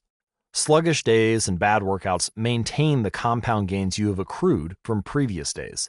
Simply doing something, 10 squats, 5 sprints, a push-up, anything really, is huge. Don't put up a 0. Don't let losses eat into your compounding. Furthermore, it's not always about what happens during the workout. It's about being the type of person who doesn't miss workouts. It's easy to train when you feel good, but it's crucial to show up when you don't feel like it, even if you do less than you hope. Going to the gym for 5 minutes may not improve your physical performance, but it reaffirms your identity. The all-or-nothing cycle of behavior change is just one pitfall that can derail your habits. Another potential danger, especially if you are using a habit tracker, is measuring the wrong thing. Knowing when, and when not, to track a habit. Say you're running a restaurant, and you want to know if your chef is doing a good job. One way to measure success is to track how many customers pay for a meal each day. If more customers come in, the food must be good. If fewer customers come in, something must be wrong. However, this one measurement, daily revenue, only gives a limited picture of what's really going on. Just because someone pays for a meal doesn't mean they enjoy the meal. Even dissatisfied customers are unlikely to dine and dash. In fact, if you're only measuring revenue, the food might be getting worse, but you're making up for it with marketing or discounts or some other method. Instead, it may be more effective to track how many customers finish their meal, or perhaps the percentage of customers who leave a generous tip. The dark side of tracking a particular behavior is that we become driven by the number rather than the purpose behind it. If your success is measured by quarterly earnings, you will optimize sales, revenue, and accounting for quarterly earnings. If your success is measured by a lower number on the scale, you will optimize for a lower number on the scale, even if that means embracing crash diets, juice cleanses, and fat loss pills. The human mind wants to win whatever game is being played. This pitfall is evident in many areas of life. We focus on working long hours instead of getting meaningful work done. We care more about getting 10,000 steps than we do about being healthy. We teach for standardized tests instead of emphasizing learning, curiosity, and critical thinking. In short, we optimize for what we measure, and when we choose the wrong measurement, we get the wrong behavior. This is sometimes referred to as Goodhart's Law. Named after the economist Charles Goodhart, the principle states, when a measure becomes a target, it ceases to be a good measure. Measurement is only useful when it guides you and adds context to a larger picture, not when it consumes you. Each number is simply one piece of feedback in the overall system. In our data-driven world, we tend to overvalue numbers and undervalue anything ephemeral, soft, or difficult to quantify. We mistakenly think the factors we can measure are the only factors that exist. But just because you can measure something doesn't mean it's the most important thing. And just because you can't measure something doesn't mean it's not important at all. All of this to say, it's crucial to keep habit tracking in its proper place. It can feel satisfying to record a habit and track your progress, but the measurement is not the only thing that matters. Furthermore, there are many ways to measure progress, and sometimes it helps to shift your focus to something entirely different. This is why non-scale victories can be effective for weight loss. The number on the scale may be stubborn, so if you focus solely on the number, your motivation will sag. But you may notice that your skin looks better, or you wake up earlier, or your sex drive gets a boost. All of these are valid ways to track your improvement. If you're not feeling motivated by the number on the scale, perhaps it's time to focus on a different measurement, one that gives you more signals of progress. No matter how you measure your improvement, habit tracking offers a simple way to make your habits more satisfying. Each measurement provides a little bit of evidence that you're moving in the right direction, and a brief moment of immediate pleasure for a job well done. Chapter Summary. One of the most satisfying feelings is the feeling of making progress. A habit tracker is a simple way to measure whether you did a habit, like marking an X on a calendar. Habit trackers and other visual forms of measurement can make your habits satisfying by providing clear evidence of your progress. Don't break the chain. Try to keep your habit streak alive. Never miss twice. If you miss one day, try to get back on track as quickly as possible. Just because you can measure something doesn't mean it's the most important thing. Chapter 17. How an accountability partner can change everything. After serving as a pilot in World War II, Roger Fisher attended Harvard Law School and spent 34 years specializing in negotiation and conflict management. He founded the Harvard Negotiation Project and worked with numerous countries and world leaders on peace resolutions, hostage crises, and diplomatic compromises.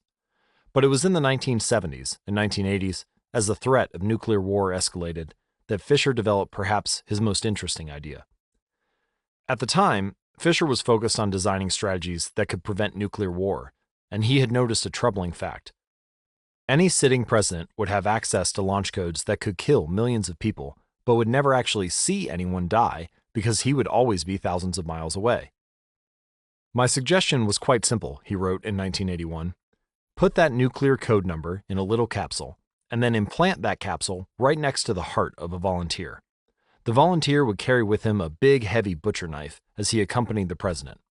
If ever the president wanted to fire nuclear weapons, the only way he could do so would be for him, first, with his own hands, to kill one human being.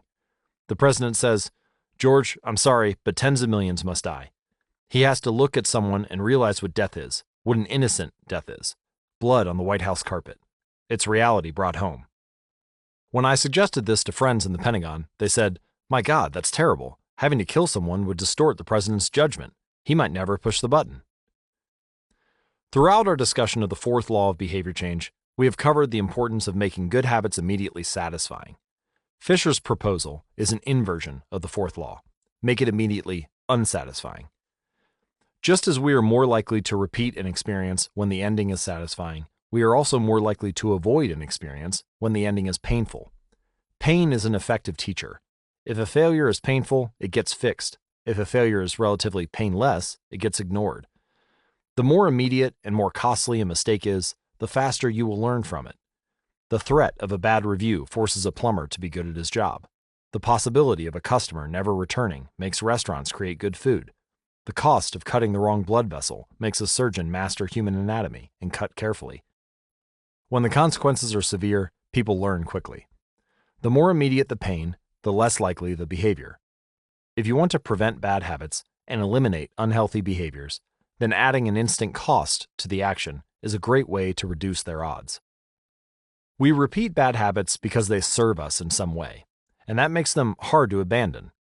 The best way I know to overcome this predicament is to increase the speed of the punishment associated with the behavior. There can't be a gap between the action and the consequences. As soon as actions incur an immediate consequence, behavior begins to change. Customers pay their bills on time when they are charged a late fee. Students show up to class when their grade is linked to attendance. We will jump through a lot of hoops to avoid a little bit of immediate pain. There is, of course, a limit to this. If you're going to rely on punishment to change behavior, then the strength of the punishment must match the relative strength of the behavior it is trying to correct. To be productive, the cost of procrastination must be greater than the cost of action. To be healthy, the cost of laziness must be greater than the cost of exercise. Getting fined for smoking in a restaurant or failing to recycle adds consequence to an action, but behavior only shifts if the punishment is painful enough and reliably enforced. In general, the more local, tangible, concrete, and immediate the consequence, the more likely it is to influence individual behavior. The more global, intangible, vague, and delayed the consequence, the less likely it is to influence individual behavior. Thankfully, there is a straightforward way to add an immediate cost to any bad habit. Create a habit contract. The habit contract. The first seatbelt law was passed in New York on December 1st, 1984. At the time, just 14% of people in the United States regularly wore a seatbelt, but that was all about to change. Within 5 years, over half of the nation had seatbelt laws. Today, wearing a seatbelt is enforceable by law in 49 of the 50 states.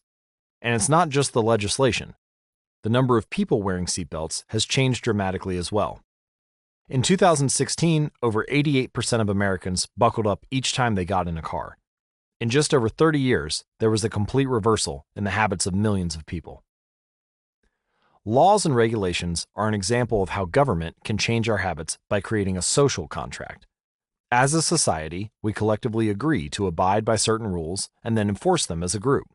Whenever a new piece of legislation impacts behavior, seatbelt laws, banning smoking inside restaurants, mandatory recycling, it is an example of a social contract shaping our habits. The group agrees to act in a certain way, and if you don't follow along, you'll be punished. Just as governments use laws to hold citizens accountable, you can create a habit contract to hold yourself accountable. A habit contract is a verbal or written agreement in which you state your commitment to a particular habit and the punishment that will occur if you don't follow through. Then, you find 1 or 2 people to act as your accountability partners and sign off on the contract with you. Brian Harris, an entrepreneur from Nashville, Tennessee, was the first person I saw put this strategy into action. Shortly after the birth of his son, Harris realized he wanted to shed a few pounds. He wrote up a habit contract between himself, his wife, and his personal trainer. The first version read, "Brian's #1 objective for Q1 of 2017 is to start eating correctly again so he feels better, looks better, and is able to hit his long-term goal of 200 pounds at 10% body fat." Below that statement, Harris laid out a roadmap for achieving his ideal outcome. Phase 1. Get back to a strict, slow-carb diet in Q1. Phase 2. Start a strict macronutrient tracking program in Q2. Phase 3. Refine and maintain the details of his diet and workout program in Q3. Finally, he wrote out each of the daily habits that would get him to his goal. For example, write down all food that he consumes each day and weigh himself each day. Then he listed the punishment he would suffer if he failed. For example, if Brian doesn't do these 2 items, then the following consequence will be enforced. He will have to dress up each workday and each Sunday morning for the rest of the quarter.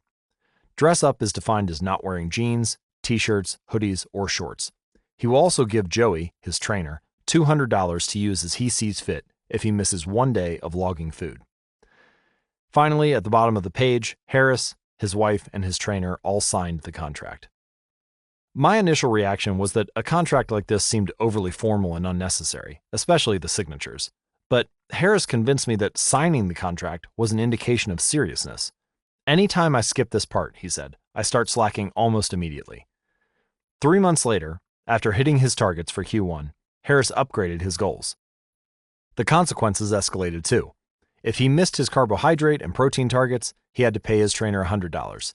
If he failed to weigh himself, he had to give his wife $500 to use as she saw fit.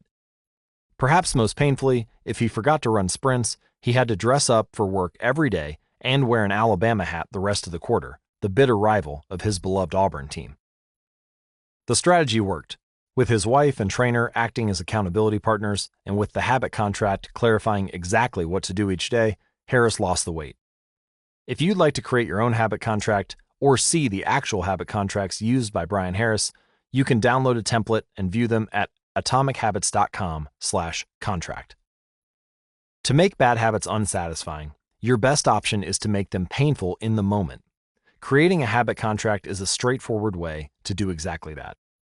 Even if you don't want to create a full-blown habit contract, simply having an accountability partner is useful. The comedian, Margaret Cho, writes a joke or song every day. She does this song-a-day challenge with a friend, which helps them both stay accountable. Knowing that someone is watching can be a powerful motivator. You are less likely to procrastinate or give up because there is an immediate cost. If you don't follow through, perhaps they'll see you as untrustworthy or lazy. Suddenly, you are not only failing to uphold your promises to yourself, but also failing to uphold your promises to others. You can even automate this process. Thomas Frank, an entrepreneur in Boulder, Colorado, wakes up at 5:55 each morning. And if he doesn't, he has a tweet automatically scheduled that says, "It's 6:10 and I'm not up because I'm lazy. Reply to this for $5 via PayPal, limit 5, assuming my alarm didn't malfunction." We are always trying to present our best selves to the world. We comb our hair and brush our teeth and dress ourselves carefully because we know these habits are likely to get a positive reaction. We want to get good grades and graduate from top schools to impress potential employers and mates and our friends and family. We care about the opinions of those around us because it helps if others like us. This is precisely why getting an accountability partner or signing a habit contract can work so well. Chapter summary. The inversion of the 4th law of behavior change is make it unsatisfying. We are less likely to repeat a bad habit if it is painful or unsatisfying. An accountability partner can create an immediate cost to inaction. We care deeply about what others think of us, and we do not want others to have a lesser opinion of us. A habit contract can be used to add a social cost to any behavior. It makes the costs of violating your promises public and painful. Knowing that someone else is watching you can be a powerful motivator. As we wrap up the 4th law of behavior change, allow me to summarize the different applications we have gone over so far. How to create a good habit. The fourth law is make it satisfying. Application 4.1. Use reinforcement. Give yourself an immediate reward when you complete your habit. Application 4.2. Make doing nothing enjoyable. When avoiding a bad habit, design a way to see the benefits. Application 4.3. Use a habit tracker. Keep track of your habit streak and don't break the chain. Application 4.4. Never miss twice. When you forget to do a habit, make sure you get back on track immediately. And now, how to break a bad habit. The inversion of the fourth law of behavior change. Make it unsatisfying. Application 4.5. Get an accountability partner. Ask someone to watch your behavior. Application 4.6. Create a habit contract. Make the costs of your bad habits public and painful. To see a final version of the cheat sheets for how to create a good habit and how to break a bad habit, please visit atomichabits.com/cheat sheet. Advanced Tactics. How to go from being merely good to being truly great. Chapter 18. The Truth About Talent. When genes matter and when they don't. Many people are familiar with Michael Phelps, who is widely considered to be one of the greatest athletes in history. Phelps has won more Olympic medals not only than any swimmer, but also more than any Olympian in any sport. Fewer people know the name Hicham El Guerrouj, but he was a fantastic athlete in his own right. El Guerrouj is a Moroccan runner who holds 2 Olympic gold medals and is one of the greatest middle distance runners of all time. For many years, he held the world record in the mile, 1,500-meter, and 2,000-meter races. At the Olympic Games in Athens, Greece in 2004, he won gold in the 1,500-meter and 5,000-meter races. These two athletes are wildly different in many ways. For starters, one competed on land while the other in water. But most notably, they differ significantly in height. El Guerrouj is 5 feet 9 inches tall. Phelps is 6 feet 4 inches tall. Despite this 7-inch difference in height, the two men are identical in one respect. Michael Phelps and Hicham El Guerrouj wear the same length inseam on their pants. How is this possible? Phelps has relatively short legs for his height and a very long torso, the perfect build for swimming. El Guerrouj has incredibly long legs and a short upper body, an ideal frame for distance running. Now imagine if these world-class athletes were to switch sports. Given his remarkable athleticism, could Michael Phelps become an Olympic-caliber distance runner with enough training? It's unlikely. At peak fitness, Phelps weighed 194 pounds, which is 40% heavier than El Guerrouj, who competed at an ultralight 138 pounds. Taller runners are heavier runners, and every extra pound is a curse when it comes to distance running. Against elite competition, Phelps would be doomed from the start. Similarly, El Guerrouj might be one of the best runners in history, but it's doubtful he would ever qualify for the Olympics as a swimmer. Since 1976, the average height of Olympic gold medalists in the men's 1,500-meter run is 5 feet 10 inches. In comparison, the average height of Olympic gold medalists in the men's 100-meter freestyle swim is 6 feet 4 inches.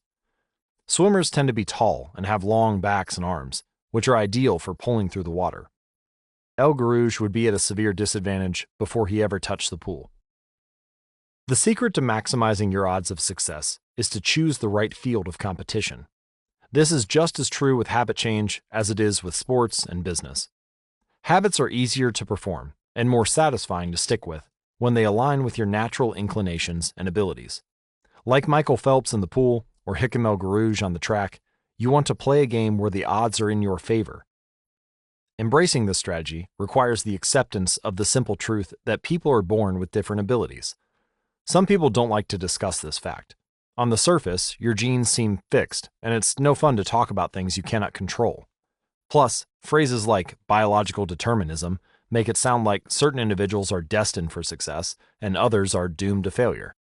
But this is a short-sighted view of the influence of genes on behavior. The strength of genetics is also their weakness. Genes cannot be easily changed, which means they provide a powerful advantage in favorable circumstances and a serious disadvantage in unfavorable circumstances. If you want to dunk a basketball, being 7 feet tall is very useful. If you want to perform a gymnastics routine, being 7 feet tall is a great hindrance. Our environment determines the suitability of our genes and the utility of our natural talents. When our environment changes, so do the qualities that determine success. This is true not just for physical characteristics, but for mental ones as well. I'm smart if you ask me about habits and human behavior, not so much when it comes to knitting, rocket propulsion, or guitar chords. Competence is highly dependent on context. The people at the top of any competitive field are not only well-trained, they are also well-suited to the task. And this is why, if you want to be truly great, selecting the right place to focus is crucial. In short, genes do not determine your destiny, they determine your areas of opportunity. As the physician Gabor-Mate notes, genes can predispose, but they don't predetermine. The areas where you are genetically predisposed to success are the areas where habits are more likely to be satisfying. The key is to direct your effort toward areas that both excite you and match your natural skills, to align your ambition with your ability. The obvious question is, how do I figure out where the odds are in my favor? How do I identify the opportunities and habits that are right for me? The first place we will look for an answer is by understanding your personality. How your personality influences your habits. Your genes are operating beneath the surface of every habit, indeed, beneath the surface of every behavior. Genes have been shown to influence everything from the number of hours you spend watching television, to your likelihood to marry or divorce, to your tendency to get addicted to drugs, alcohol, or nicotine. There's a strong genetic component to how obedient or rebellious you are when facing authority, how vulnerable or resistant you are to stressful events, how proactive or reactive you tend to be, and even how captivated or bored you feel during sensory experiences like attending a concert. As Robert Plomin, a behavioral geneticist at King's College in London, told me, it is now at the point where we have stopped testing to see if traits have a genetic component because we literally can't find a single one that isn't influenced by our genes. Bundled together, your unique cluster of genetic traits predispose you to a particular personality. Your personality is the set of characteristics that is consistent from situation to situation. The most proven scientific analysis of personality traits is known as the Big Five, which breaks them down into 5 spectrums of behavior. 1. Openness to experience, from curious and inventive on one side of the spectrum to cautious and consistent on the other. 2. Conscientiousness, organized and efficient on one side to easygoing and spontaneous on the other. 3. Extroversion, outgoing and energetic to solitary and reserved. You likely know them as extroverts versus introverts. 4. Agreeableness, friendly and compassionate on one side to challenging and detached on the other. And 5. Neuroticism, anxious and sensitive on one end of the spectrum to confident, calm, and stable on the other. All 5 characteristics have biological underpinnings. Extroversion, for instance, can be tracked from birth. If scientists play a loud noise in the nursing ward, some babies will turn toward it while others turn away. When the researchers tracked these children through life, they found that the babies who turned toward the noise were more likely to grow up to be extroverts. Those who turned away were more likely to become introverts. People who are high in agreeableness are kind, considerate, and warm. They also tend to have higher natural oxytocin levels, a hormone that plays an important role in social bonding, increases feelings of trust, and can act as a natural antidepressant. You can easily imagine how someone with more oxytocin might be inclined to build habits like writing thank you notes or organizing social events. As a third example, consider neuroticism, which is a personality trait all people possess to various degrees. People who are high in neuroticism tend to be anxious and worry more than others. This trait has been linked to hypersensitivity of the amygdala, the portion of the brain responsible for noticing threats. In other words, people who are more sensitive to negative cues in their environment are more likely to score high in neuroticism. Now, our habits are not solely determined by our personalities, but there is no doubt that our genes nudge us in a certain direction. Our deeply rooted preferences make certain behaviors easier for some people than for others. You don't have to apologize for these differences or feel guilty about them, but you do have to work with them.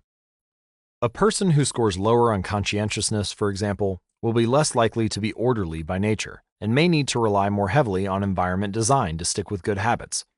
As a reminder for the less conscientious readers among us, environment design is a strategy we discussed in chapters 6 and 12. The takeaway is that you should build habits that work for your personality. If you're interested in taking a personality test, you can find links to the most reliable tests at atomichabits.com/personality. People can get ripped working out like a bodybuilder, but if you prefer rock climbing or cycling or rowing, then shape your exercise habits around your interests. If your friend follows a low-carb diet, but you find that low-fat works for you. If your friend follows a low-carb diet, but you find that low-fat works for you, then more power to you. If you want to read more, don't be embarrassed if you prefer steamy romance novels over nonfiction. Read whatever fascinates you. You don't have to build the habits everyone tells you to build. Choose the habit that best suits you, not the one that is most popular. There is a version of every habit that can bring you joy and satisfaction. Find it. Habits need to be enjoyable if they are going to stick. This is the core idea behind the fourth law. Tailoring your habits to your personality is a good start, but this is not the end of the story. Let's turn our attention to finding and designing situations where you are at a natural advantage. How to find a game where the odds are in your favor. Learning to play a game where the odds are in your favor is critical for maintaining motivation and feeling successful. In theory, you can enjoy almost anything. In practice, you are more likely to enjoy the things that come easily to you. People who are talented in a particular area tend to be more competent at that task and are then praised for doing a good job. They stay energized because they are making progress where others have failed, and because they are rewarded with better pay and bigger opportunities, which not only makes them happier, but also propels them to produce even higher quality work. It is a virtuous cycle. Pick the right habit and progress is easy. Pick the wrong habit and life is a struggle. How do you pick the right habit? The first step is something we covered in the third law: make it easy. In many cases, when people pick the wrong habit, it simply means they picked a habit that was too difficult. When a habit is easy, you are more likely to be successful. When you are successful, you are more likely to feel satisfied. However, there is another level to consider. In the long run, if you continue to advance and improve, any area can become challenging. At some point, you need to make sure you're playing the right game for your skill set. How do you figure that out? The most common approach is trial and error. Of course, there's a problem with this strategy, which is life is short. You don't have time to try every career, date every eligible bachelor, or play every musical instrument. Thankfully, there is an effective way to manage this conundrum, and it is known as the explore-exploit trade-off. In the beginning of a new activity, there should be a period of exploration. In relationships, it's called dating. In college, it's called the liberal arts. In business, it's called split testing. The goal is to try out many possibilities, research a broad range of ideas, and cast a wide net. After this initial period of exploration, shift your focus to the best solution you have found, but keep experimenting occasionally. The proper balance depends on whether you're winning or losing. If you are currently winning, you should exploit, exploit, exploit. If you are currently losing, you should explore, explore, explore. In the long run, it is probably most effective to work on the strategy that seems to deliver the best results about 80 to 90% of the time, and keep exploring with the remaining 10 to 20%. Google famously asks employees to spend 80% of the work week on their official job and 20% on projects of their choice, which has led to the creation of blockbuster products like AdWords and Gmail. The optimal approach also depends on how much time you have. If you have a lot of time, like someone at the beginning of their career, it makes more sense to explore because once you've found the right thing, you still have a good amount of time left to exploit it. If you're pressed for time, say as you come up on the deadline for a project, you should implement the best solution you've found so far and get some results. As you explore different options, there are a series of questions you can ask yourself to continually narrow in on the habits and areas that will be most satisfying to you. For example, what feels like fun to me but work to others? The mark of whether you are made for a task is not whether you love it, but whether you can handle the pain of the task easier than most people. When are you enjoying yourself while other people are complaining? The work that hurts you less than it hurts others is the work you are made to do. What makes me lose track of time? Flow is the mental state you enter when you are so focused on the task at hand that the rest of the world fades away. This blend of happiness and peak performance is what athletes and performers experience when they are in the zone. It is nearly impossible to experience a flow state and not find the task satisfying, at least to some degree. Where do I get greater returns than the average person?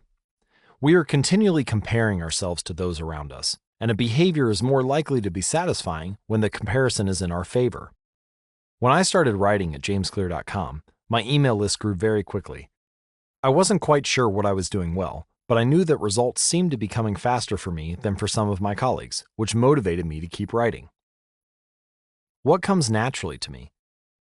For just a moment, ignore what you have been taught, ignore what society has told you, ignore what others expect of you.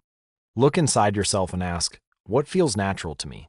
When have I felt alive? When have I felt like the real me? No internal judgments or people-pleasing, no second-guessing or self-criticism, just feelings of engagement and enjoyment. Whenever you feel authentic and genuine, you are headed in the right direction. To be honest, some of this process is just luck. Michael Phelps and Hickam El-Guerrouj were lucky to be born with a rare set of abilities that are highly valued by society and to be placed in the ideal environment for those abilities. We all have limited time on this planet, and the truly great among us are the ones who not only work hard, but also have the good fortune to be exposed to opportunities that favor them.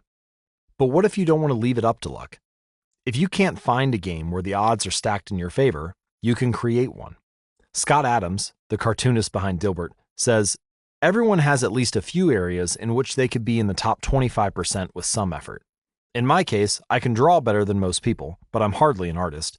And I'm not any funnier than the average stand-up comedian who never makes it big, but I'm funnier than most people. The magic is that few people can draw well and write jokes. It's the combination of the two that makes what I do so rare. And when you add in my business background, suddenly I had a topic that few cartoonists could hope to understand without living it." When you can't win by being better, you can win by being different. By combining your skills, you reduce the level of competition, which makes it easier to stand out. You can shortcut the need for a genetic advantage, or for years of practice, by rewriting the rules. A good player works hard to win the game everyone else is playing. A great player creates a new game that favors their strengths and avoids their weaknesses. In college, I designed my own major, biomechanics, which was a combination of physics, chemistry, biology, and anatomy. I wasn't smart enough to stand out among the top physics or biology majors, so I created my own game. And because it suited me, I was only taking the courses I was interested in, studying felt like less of a chore. It was also easier to avoid the trap of comparing myself to everyone else. After all, nobody else was taking the same combination of classes, so who could say if they were better or worse? Specialization is a powerful way to overcome the accident of bad genetics. The more you master a specific skill, the harder it becomes for others to compete with you. Many bodybuilders are stronger than the average arm wrestler, but even a massive bodybuilder may lose at arm wrestling because the arm wrestling champ has a very specific strength. Even if you're not the most naturally gifted, you can often win by being the best in a very narrow category. Boiling water will soften a potato but harden an egg. You can't control whether you're a potato or an egg, but you can decide to play a game where it's better to be hard or soft. If you can find a more favorable environment, you can transform the situation from one where the odds are against you to one where the odds are in your favor. How to get the most out of your genes. Our genes do not eliminate the need for hard work. They clarify it. They tell us what to work hard on. Once we realize our strengths, we know where to spend our time and energy. We know which type of opportunities to look for and which type of challenges to avoid. The better we understand our nature, the better our strategy can be. Look, biological differences matter, but even so, it's more productive to focus on whether you are fulfilling your own potential than comparing yourself to someone else. The fact that you have a natural limit to any specific ability has nothing to do with whether you are reaching the ceiling of your capabilities. People get so caught up in the fact that they have limits that they rarely exert the effort required to get close to them. Furthermore, genes can't make you successful if you're not doing the work. Yes, it's possible that the ripped trainer at the gym has better genes than you, but if you haven't put in the same reps, it's impossible to say if you've been dealt a better or worse genetic hand. Until you work as hard as those you admire, don't explain away their success as luck. In summary, one of the best ways to ensure your habits remain satisfying over the long run is to pick behaviors that align with your personality and skills. Work hard on the things that come easy. Chapter Summary.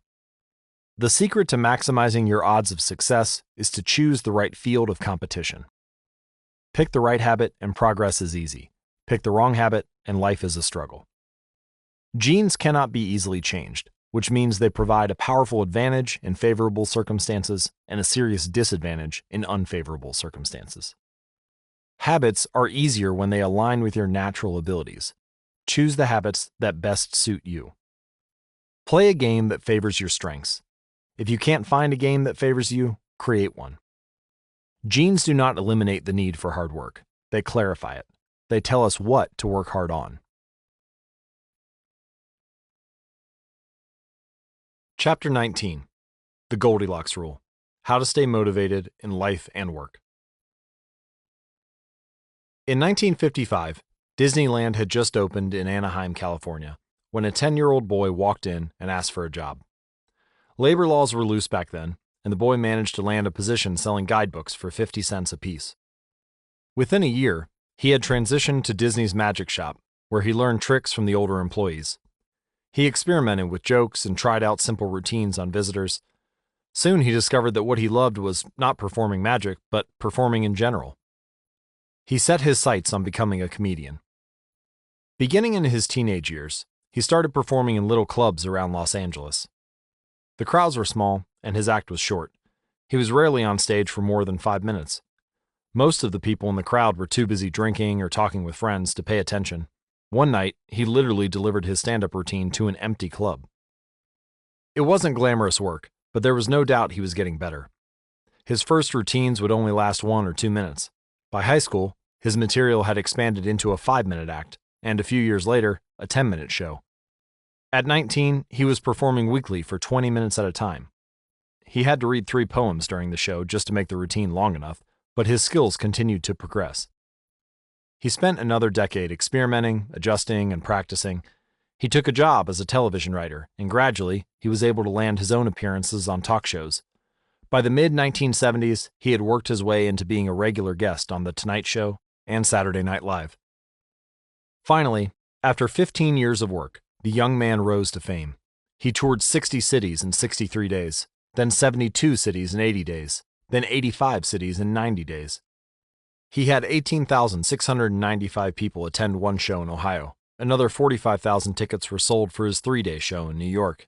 He catapulted to the top of his genre and became one of the most successful comedians of his time. His name is Steve Martin. Martin's story offers a fascinating perspective on what it takes to stick with habits for the long run. Comedy is not for the timid. It is hard to imagine a situation that would strike fear into the hearts of more people than performing alone on stage and failing to get a single laugh. And yet, Steve Martin faced this fear every week for 18 years. In his words, 10 years spent learning, 4 years spent refining, and 4 years as a wild success. Why is it that some people, like Martin, stick with their habits, whether practicing jokes or drawing cartoons or playing guitar, while most of us struggle to stay motivated? How do we design habits that pull us in rather than ones that fade away? Scientists have been studying this question for many years. While there is still much to learn, one of the most consistent findings is that the way to maintain motivation and achieve peak levels of desire is to work on tasks of just manageable difficulty. The human brain loves a challenge, but only if it is within an optimal zone of difficulty. If you love tennis and try to play a serious match against a 4-year-old, you will quickly become bored. It's too easy. You'll win every point. In contrast, if you play a professional tennis player like Roger Federer or Serena Williams, you will quickly lose motivation because the match is too difficult. Now, consider playing tennis against someone who is your equal. As the game progresses, you win a few points and you lose a few. You have a good chance of winning, but only if you really try. Your focus narrows, distractions fade away, and you find yourself fully invested in the task at hand. This is a challenge of just manageable difficulty, and it is a prime example of the Goldilocks rule. The Goldilocks rule states that humans experience peak motivation when working on tasks that are right on the edge of their current abilities. Not too hard, not too easy, just right. Martin's comedy career is an excellent example of the Goldilocks rule in practice. Each year, he expanded his comedy routine, but only by a minute or two. He was always adding new material, but he also kept a few jokes that were guaranteed to get laughs. There were just enough victories to keep him motivated, and just enough mistakes to keep him working hard. When you're starting a new habit, it's important to keep the behavior as easy as possible so you can stick with it even when the conditions aren't perfect. This is an idea we covered in detail while discussing the third law of behavior change. Once a habit has been established, however, it's important to continue to advance in small ways. These little improvements and new challenges keep you engaged, and if you hit the Goldilocks zone just right, you can achieve a flow state. A flow state is the experience of being in the zone and fully immersed in an activity. Scientists have tried to quantify this feeling. They found that to achieve a state of flow, a task must be roughly 4% beyond your current ability. In real life, it's typically not feasible to quantify the difficulty of an action in this way, but the core idea of the Goldilocks rule remains: working on challenges of just manageable difficulty, something on the perimeter of your ability, seems crucial for maintaining motivation. Improvement requires a delicate balance. You need to regularly search for challenges that push you to your edge while continuing to make enough progress to stay motivated. Behaviors need to remain novel in order for them to stay attractive and satisfying. Without variety, we get bored, and boredom is perhaps the greatest villain on the quest for self-improvement. How to stay focused when you get bored working on your goals. After my baseball career ended, I was looking for a new sport. I joined a weightlifting team, and one day, an elite coach visited our gym. He had worked with thousands of athletes during his long career, including a few Olympians. I introduced myself, and we began talking about the process of improvement. "What's the difference between the best athletes and everyone else?" I asked. "What do the really successful people do that most don't?" He mentioned the factors you might expect: genetics, luck, talent. But then he said something I wasn't expecting. At some point, it comes down to who can handle the boredom of training every day, doing the same lifts over and over and over. His answer surprised me because it's a different way of thinking about work ethic. People talk about getting amped up to work on their goals. Whether it's business or sports or art, you hear people say things like, "It all comes down to passion," or "You have to really want it." As a result, many of us get depressed when we lose focus or motivation because we think that successful people have some bottomless reserve of passion. But this coach was saying that really successful people feel the same lack of motivation as everyone else. The difference is that they still find a way to show up despite the feelings of boredom. Mastery requires practice, but the more you practice something, the more boring and routine it becomes. Once the beginner gains have been made, and we learn what to expect, our interest starts to fade. Sometimes it happens even faster than that. All you have to do is hit the gym a few days in a row, or publish a couple of blog posts on time, and letting one day slip doesn't feel like much. Things are going well. It's easy to rationalize taking a day off because you're in a good place. The greatest threat to success is not failure, but boredom. We get bored with habits because they stop delighting us. The outcome becomes expected. And as our habits become ordinary, we start derailing our progress to seek novelty. Perhaps this is why we get caught up in a never-ending cycle, jumping from one workout to the next, one diet to the next, one business idea to the next. As soon as we experience the slightest dip in motivation, we begin seeking a new strategy, even if the old one was still working. As Machiavelli noted, men desire novelty to such an extent that those who are doing well wish for a change as much as those who are doing badly. Perhaps this is why many of the most habit-forming products are those that provide continuous forms of novelty. Video games provide visual novelty, porn provides sexual novelty, junk foods provide culinary novelty. Each of these experiences offer continual elements of surprise. In psychology, this is known as a variable reward. Slot machines are the most common real-world example. A gambler hits the jackpot every now and then, but not at any predictable interval. The pace of the reward varies. This variance leads to the greatest spike of dopamine, enhances memory recall, and accelerates habit formation. Variable rewards won't create a craving. That is, you can't take a reward someone is uninterested in, give it to them at a variable interval, and hope it will change their mind. But they are a powerful way to amplify the cravings we already experience because they reduce boredom. The sweet spot of desire occurs at a 50-50 split between success and failure. Half of the time you get what you want, half of the time you don't. You need just enough winning to experience satisfaction and just enough wanting to experience desire. This is one of the benefits of following the Goldilocks rule. If you're already interested in a habit, working on challenges of just manageable difficulty is a good way to keep things interesting. Of course, not all habits have a variable reward component, and you wouldn't want them to. If Google only delivered a useful search result some of the time, I would switch to a competitor pretty quickly. If Uber only picked up half of my trips, I doubt I'd use the service much longer. And if I flossed my teeth each night, but only sometimes ended up with a clean mouth, I think I'd skip it. Variable rewards or not, no habit will stay interesting forever. At some point, everyone faces the same challenge on the journey of self-improvement. You have to fall in love with boredom. We all have goals that we would like to achieve and dreams that we would like to fulfill. But it doesn't matter what you are trying to become better at. If you only do the work when it's convenient or exciting, then you'll never be consistent enough to achieve remarkable results. I can guarantee that if you manage to start a habit and keep sticking to it, there will be days when you feel like quitting. When you start a business, there will be days when you don't feel like showing up. When you're at the gym, there will be sets that you don't feel like finishing. When it's time to write, there will be days when you don't feel like typing. But stepping up when it's annoying or painful or draining or boring, that's what makes the difference between a professional and an amateur. Professionals stick to the schedule. Amateurs let life get in the way. Professionals know what is important to them and work toward it with purpose. Amateurs get pulled off course by the urgencies of life.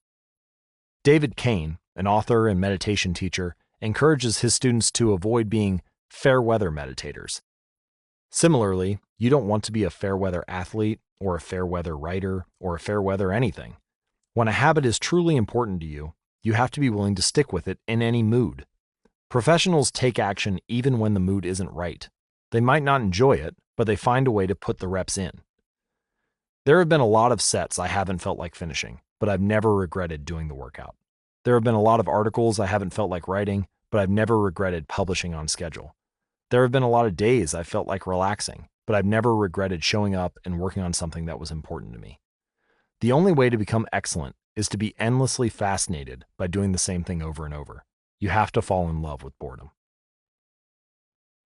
Chapter summary.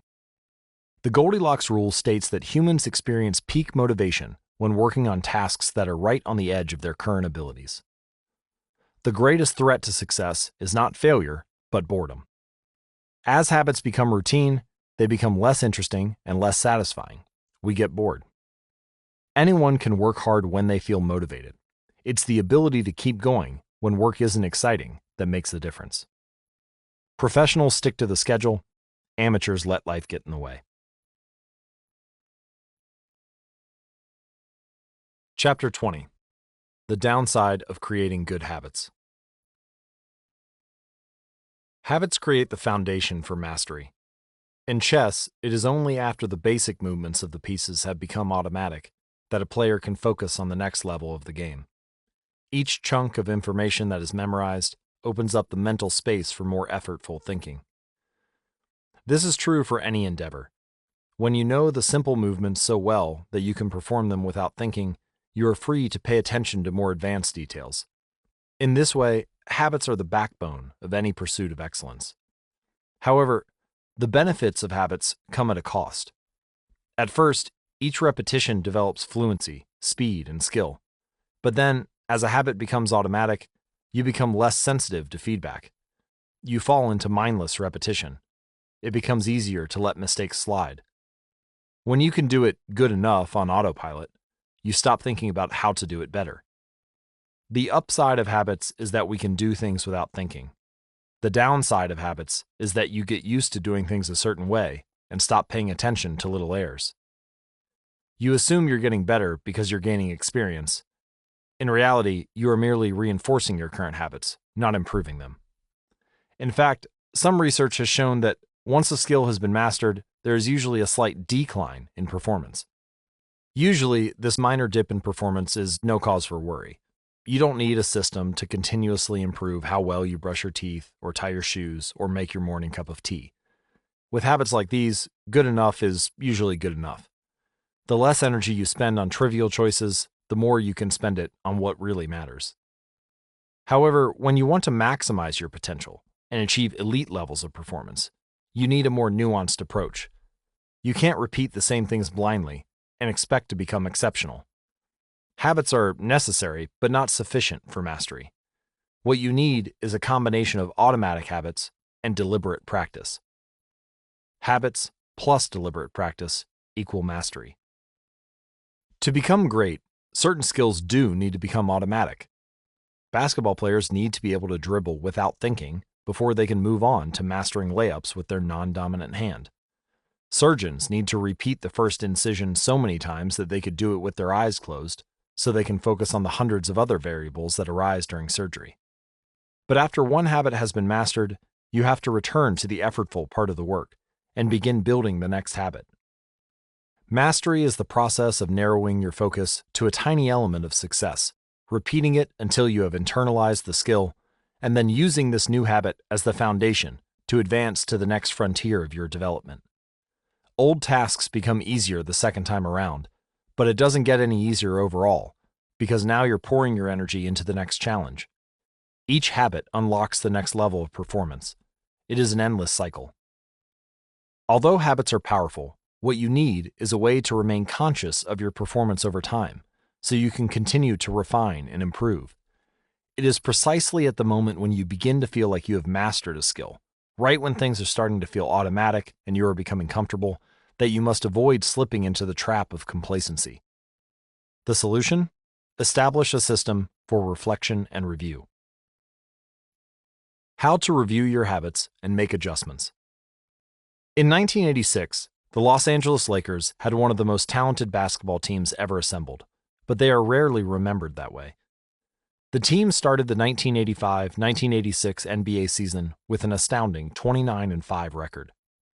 The pundits were saying that we might be the best team in the history of basketball, head coach Pat Riley said after the season.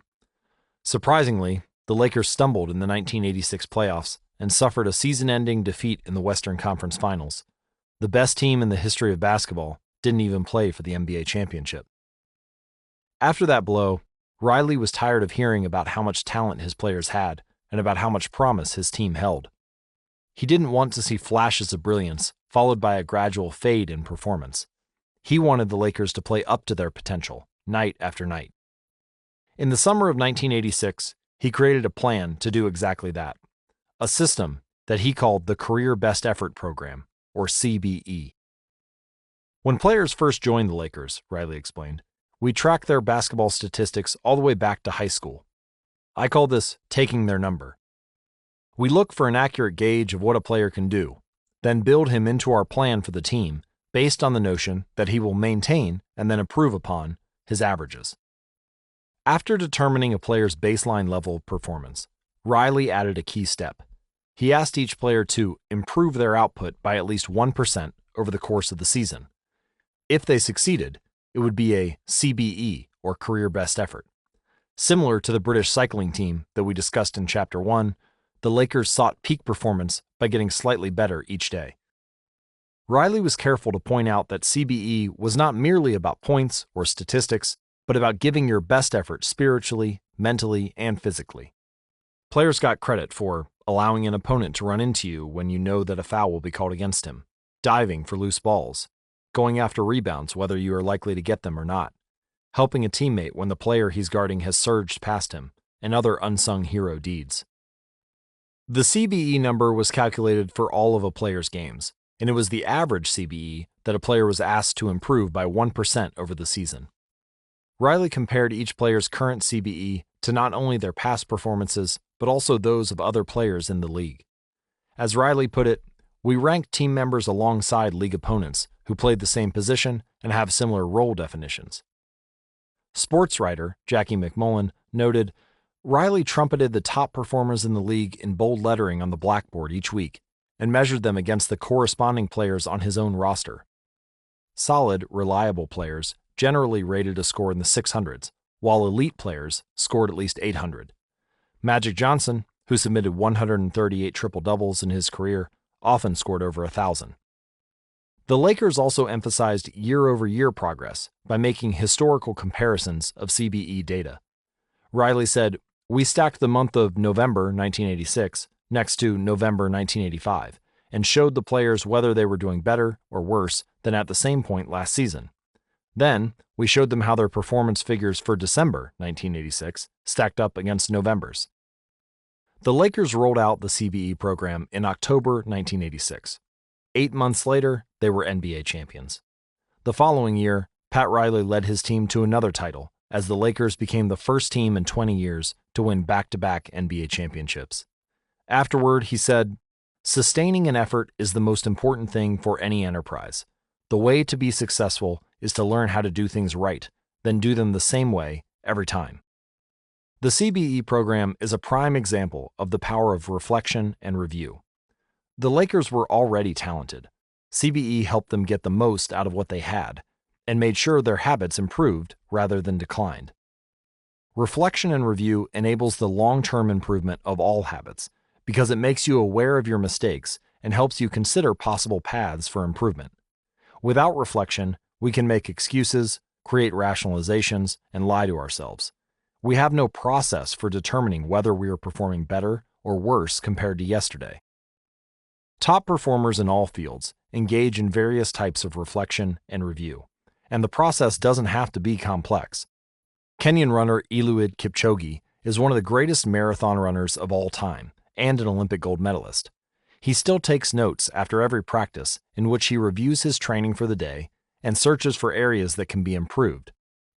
Similarly, gold medal swimmer Katie Ledecky records her wellness on a scale of 1 to 10 and includes notes on her nutrition and how well she slept. She also records the times posted by other swimmers. At the end of each week, her coach goes over her notes and adds his thoughts. It's not just athletes either. When comedian Chris Rock is preparing fresh material, he will first appear at small nightclubs dozens of times and test hundreds of jokes.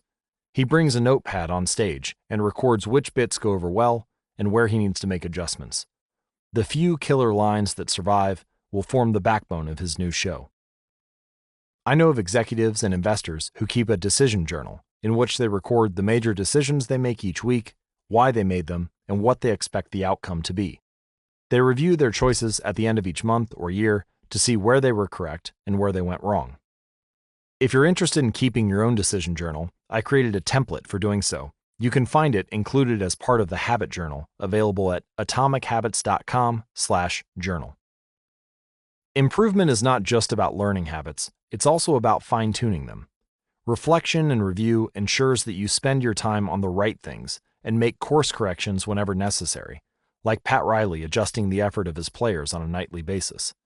You don't want to keep practicing a habit if it becomes ineffective. Personally, I employ 2 modes of reflection and review. Each December, I perform an annual review, in which I reflect on the previous year. I tally my habits for the year by counting up how many articles I published, how many workouts I put in, how many new places I visited, and more. You can see my previous annual reviews at jamesclear.com/annual-review. Finally, I reflect on my progress, or lack thereof, by answering 3 questions. 1. What went well this year? 2. What didn't go so well this year? 3. What did I learn? 6 months later, when summer rolls around, I conduct an integrity report. Like everyone, I make a lot of mistakes. My integrity report helps me realize where I went wrong and motivates me to get back on course. I use it as a time to revisit my core values and consider whether I have been living in accordance with them. This is when I reflect on my identity and how I can work toward being the type of person I wish to become. You can see my previous integrity reports at jamesclear.com/integrity. My yearly integrity report answers 3 questions. 1. What are the core values that drive my life and work? 2. How am I living and working with integrity right now? 3. How can I set a higher standard in the future? These 2 reports, the annual review and the integrity report, don't take very long. It's just a few hours a year. But they are crucial periods of refinement. They prevent the gradual slide that happens when I don't pay close attention. They provide an annual reminder to revisit my desired identity and consider how my habits are helping me become the type of person I wish to be. They indicate when I should upgrade my habits and take on new challenges, and when I should dial my efforts back and focus on the fundamentals. Reflection can also bring a sense of perspective. Daily habits are powerful because of how they compound, But worrying too much about every daily choice is like looking at yourself in the mirror from an inch away. You can see every imperfection and lose sight of the bigger picture. There is too much feedback. Conversely, never reviewing your habits is like never looking in the mirror. You aren't aware of easily fixable flaws, a spot on your shirt, a bit of food in your teeth. There is too little feedback. But periodic reflection and review is like viewing yourself in the mirror from a conversational distance. You can see the important changes you should make without losing sight of the bigger picture. You want to view the entire mountain range, not obsess over each peak and valley. Finally, reflection and review offers an ideal time to revisit one of the most important aspects of behavior change: identity. How to break the beliefs that hold you back. In the beginning, repeating a habit is essential to build up evidence of your desired identity. As you latch on to that new identity, however, those same beliefs can hold you back from the next level of growth. When working against you, your identity creates a kind of pride that encourages you to deny your weak spots and prevents you from truly growing. This is one of the greatest downsides of building habits. The more sacred an idea is to us, that is, the more deeply it is tied to our identity, the more strongly we will defend it against criticism. You see this in every industry. The school teacher who ignores innovative teaching methods and sticks with her tried and true lesson plans.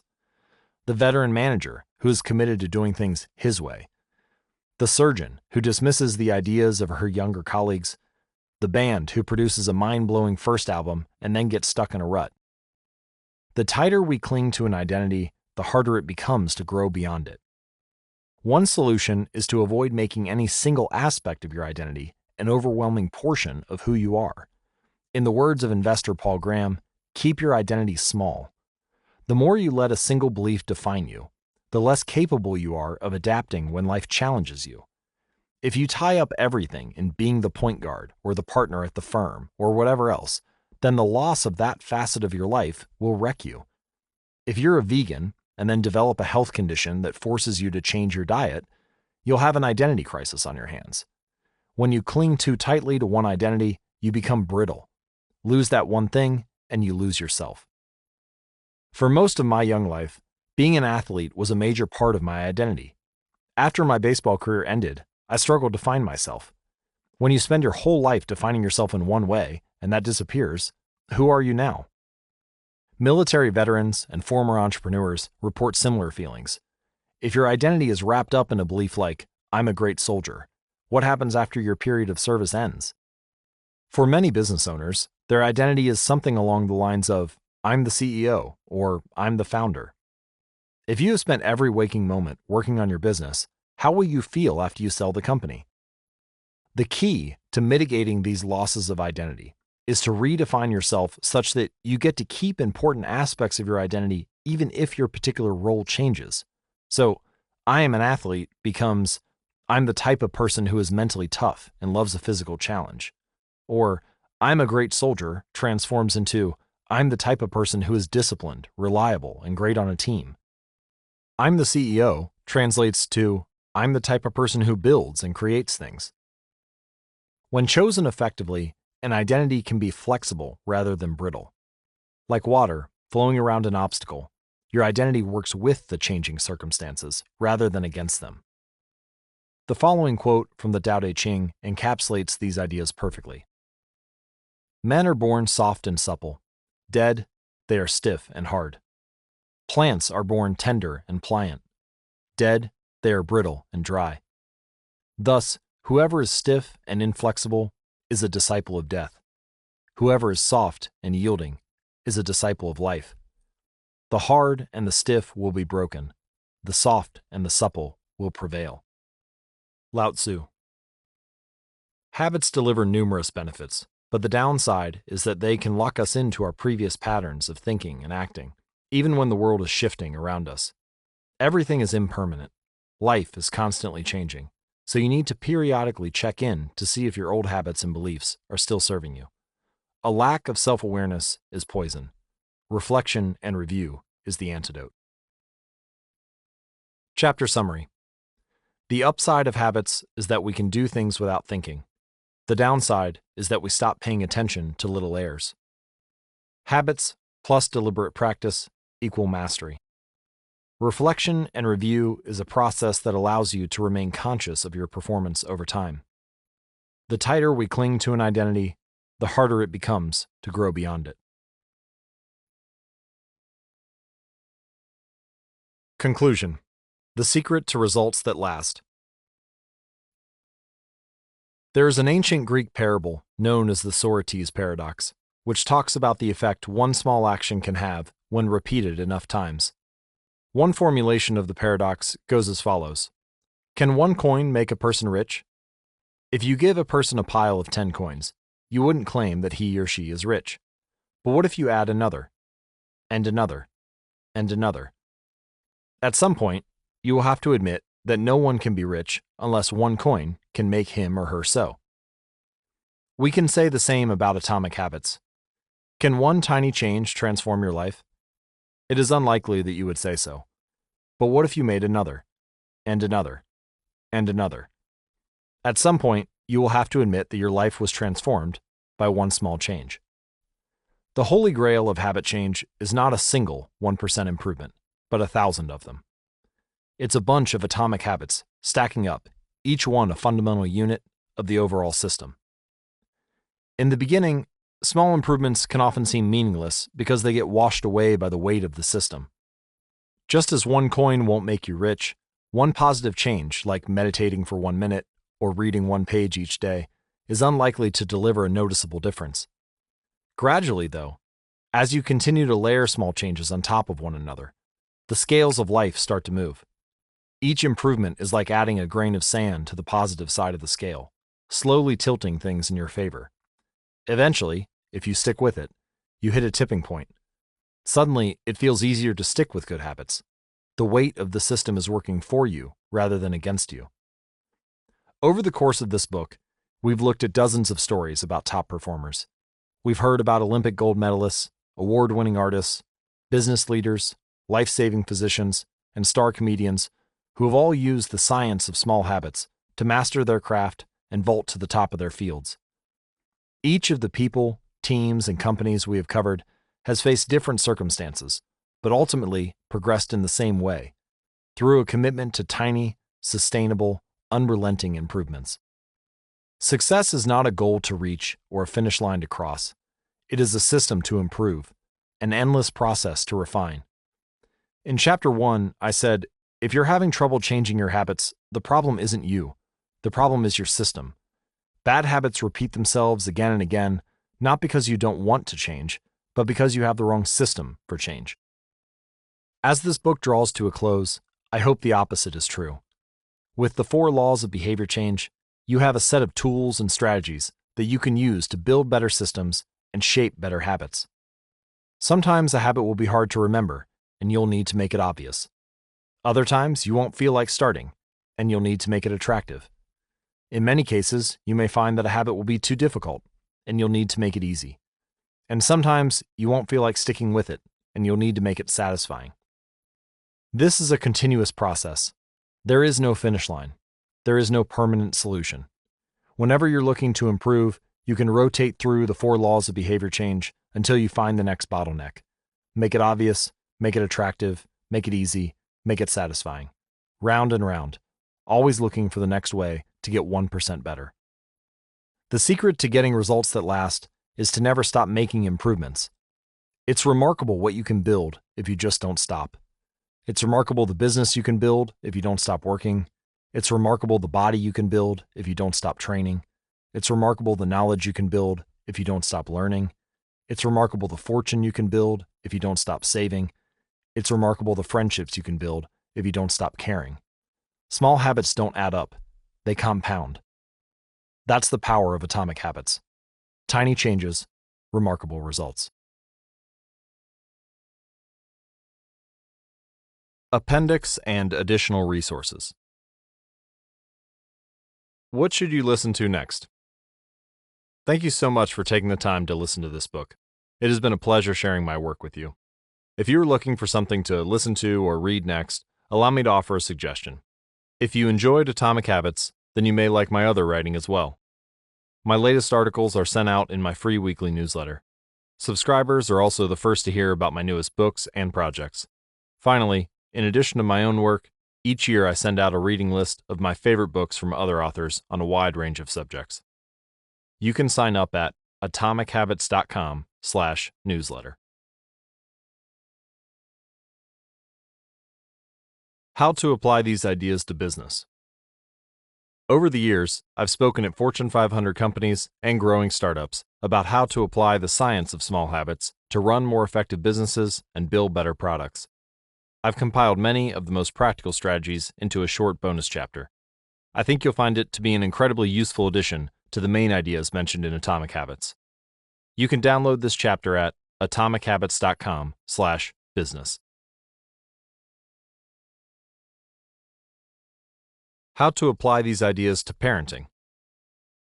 One of the most common questions I hear from listeners is something along the lines of, how can I get my kids to do this stuff? The ideas in Atomic Habits are intended to apply broadly to all of human behavior. Teenagers are humans too, which means you should find plenty of useful strategies in the main text. That said, parenting does face its own set of challenges. As a bonus chapter, I've put together a brief guide on how to apply these ideas specifically to parenting. You can download this chapter at atomichabits.com/parenting.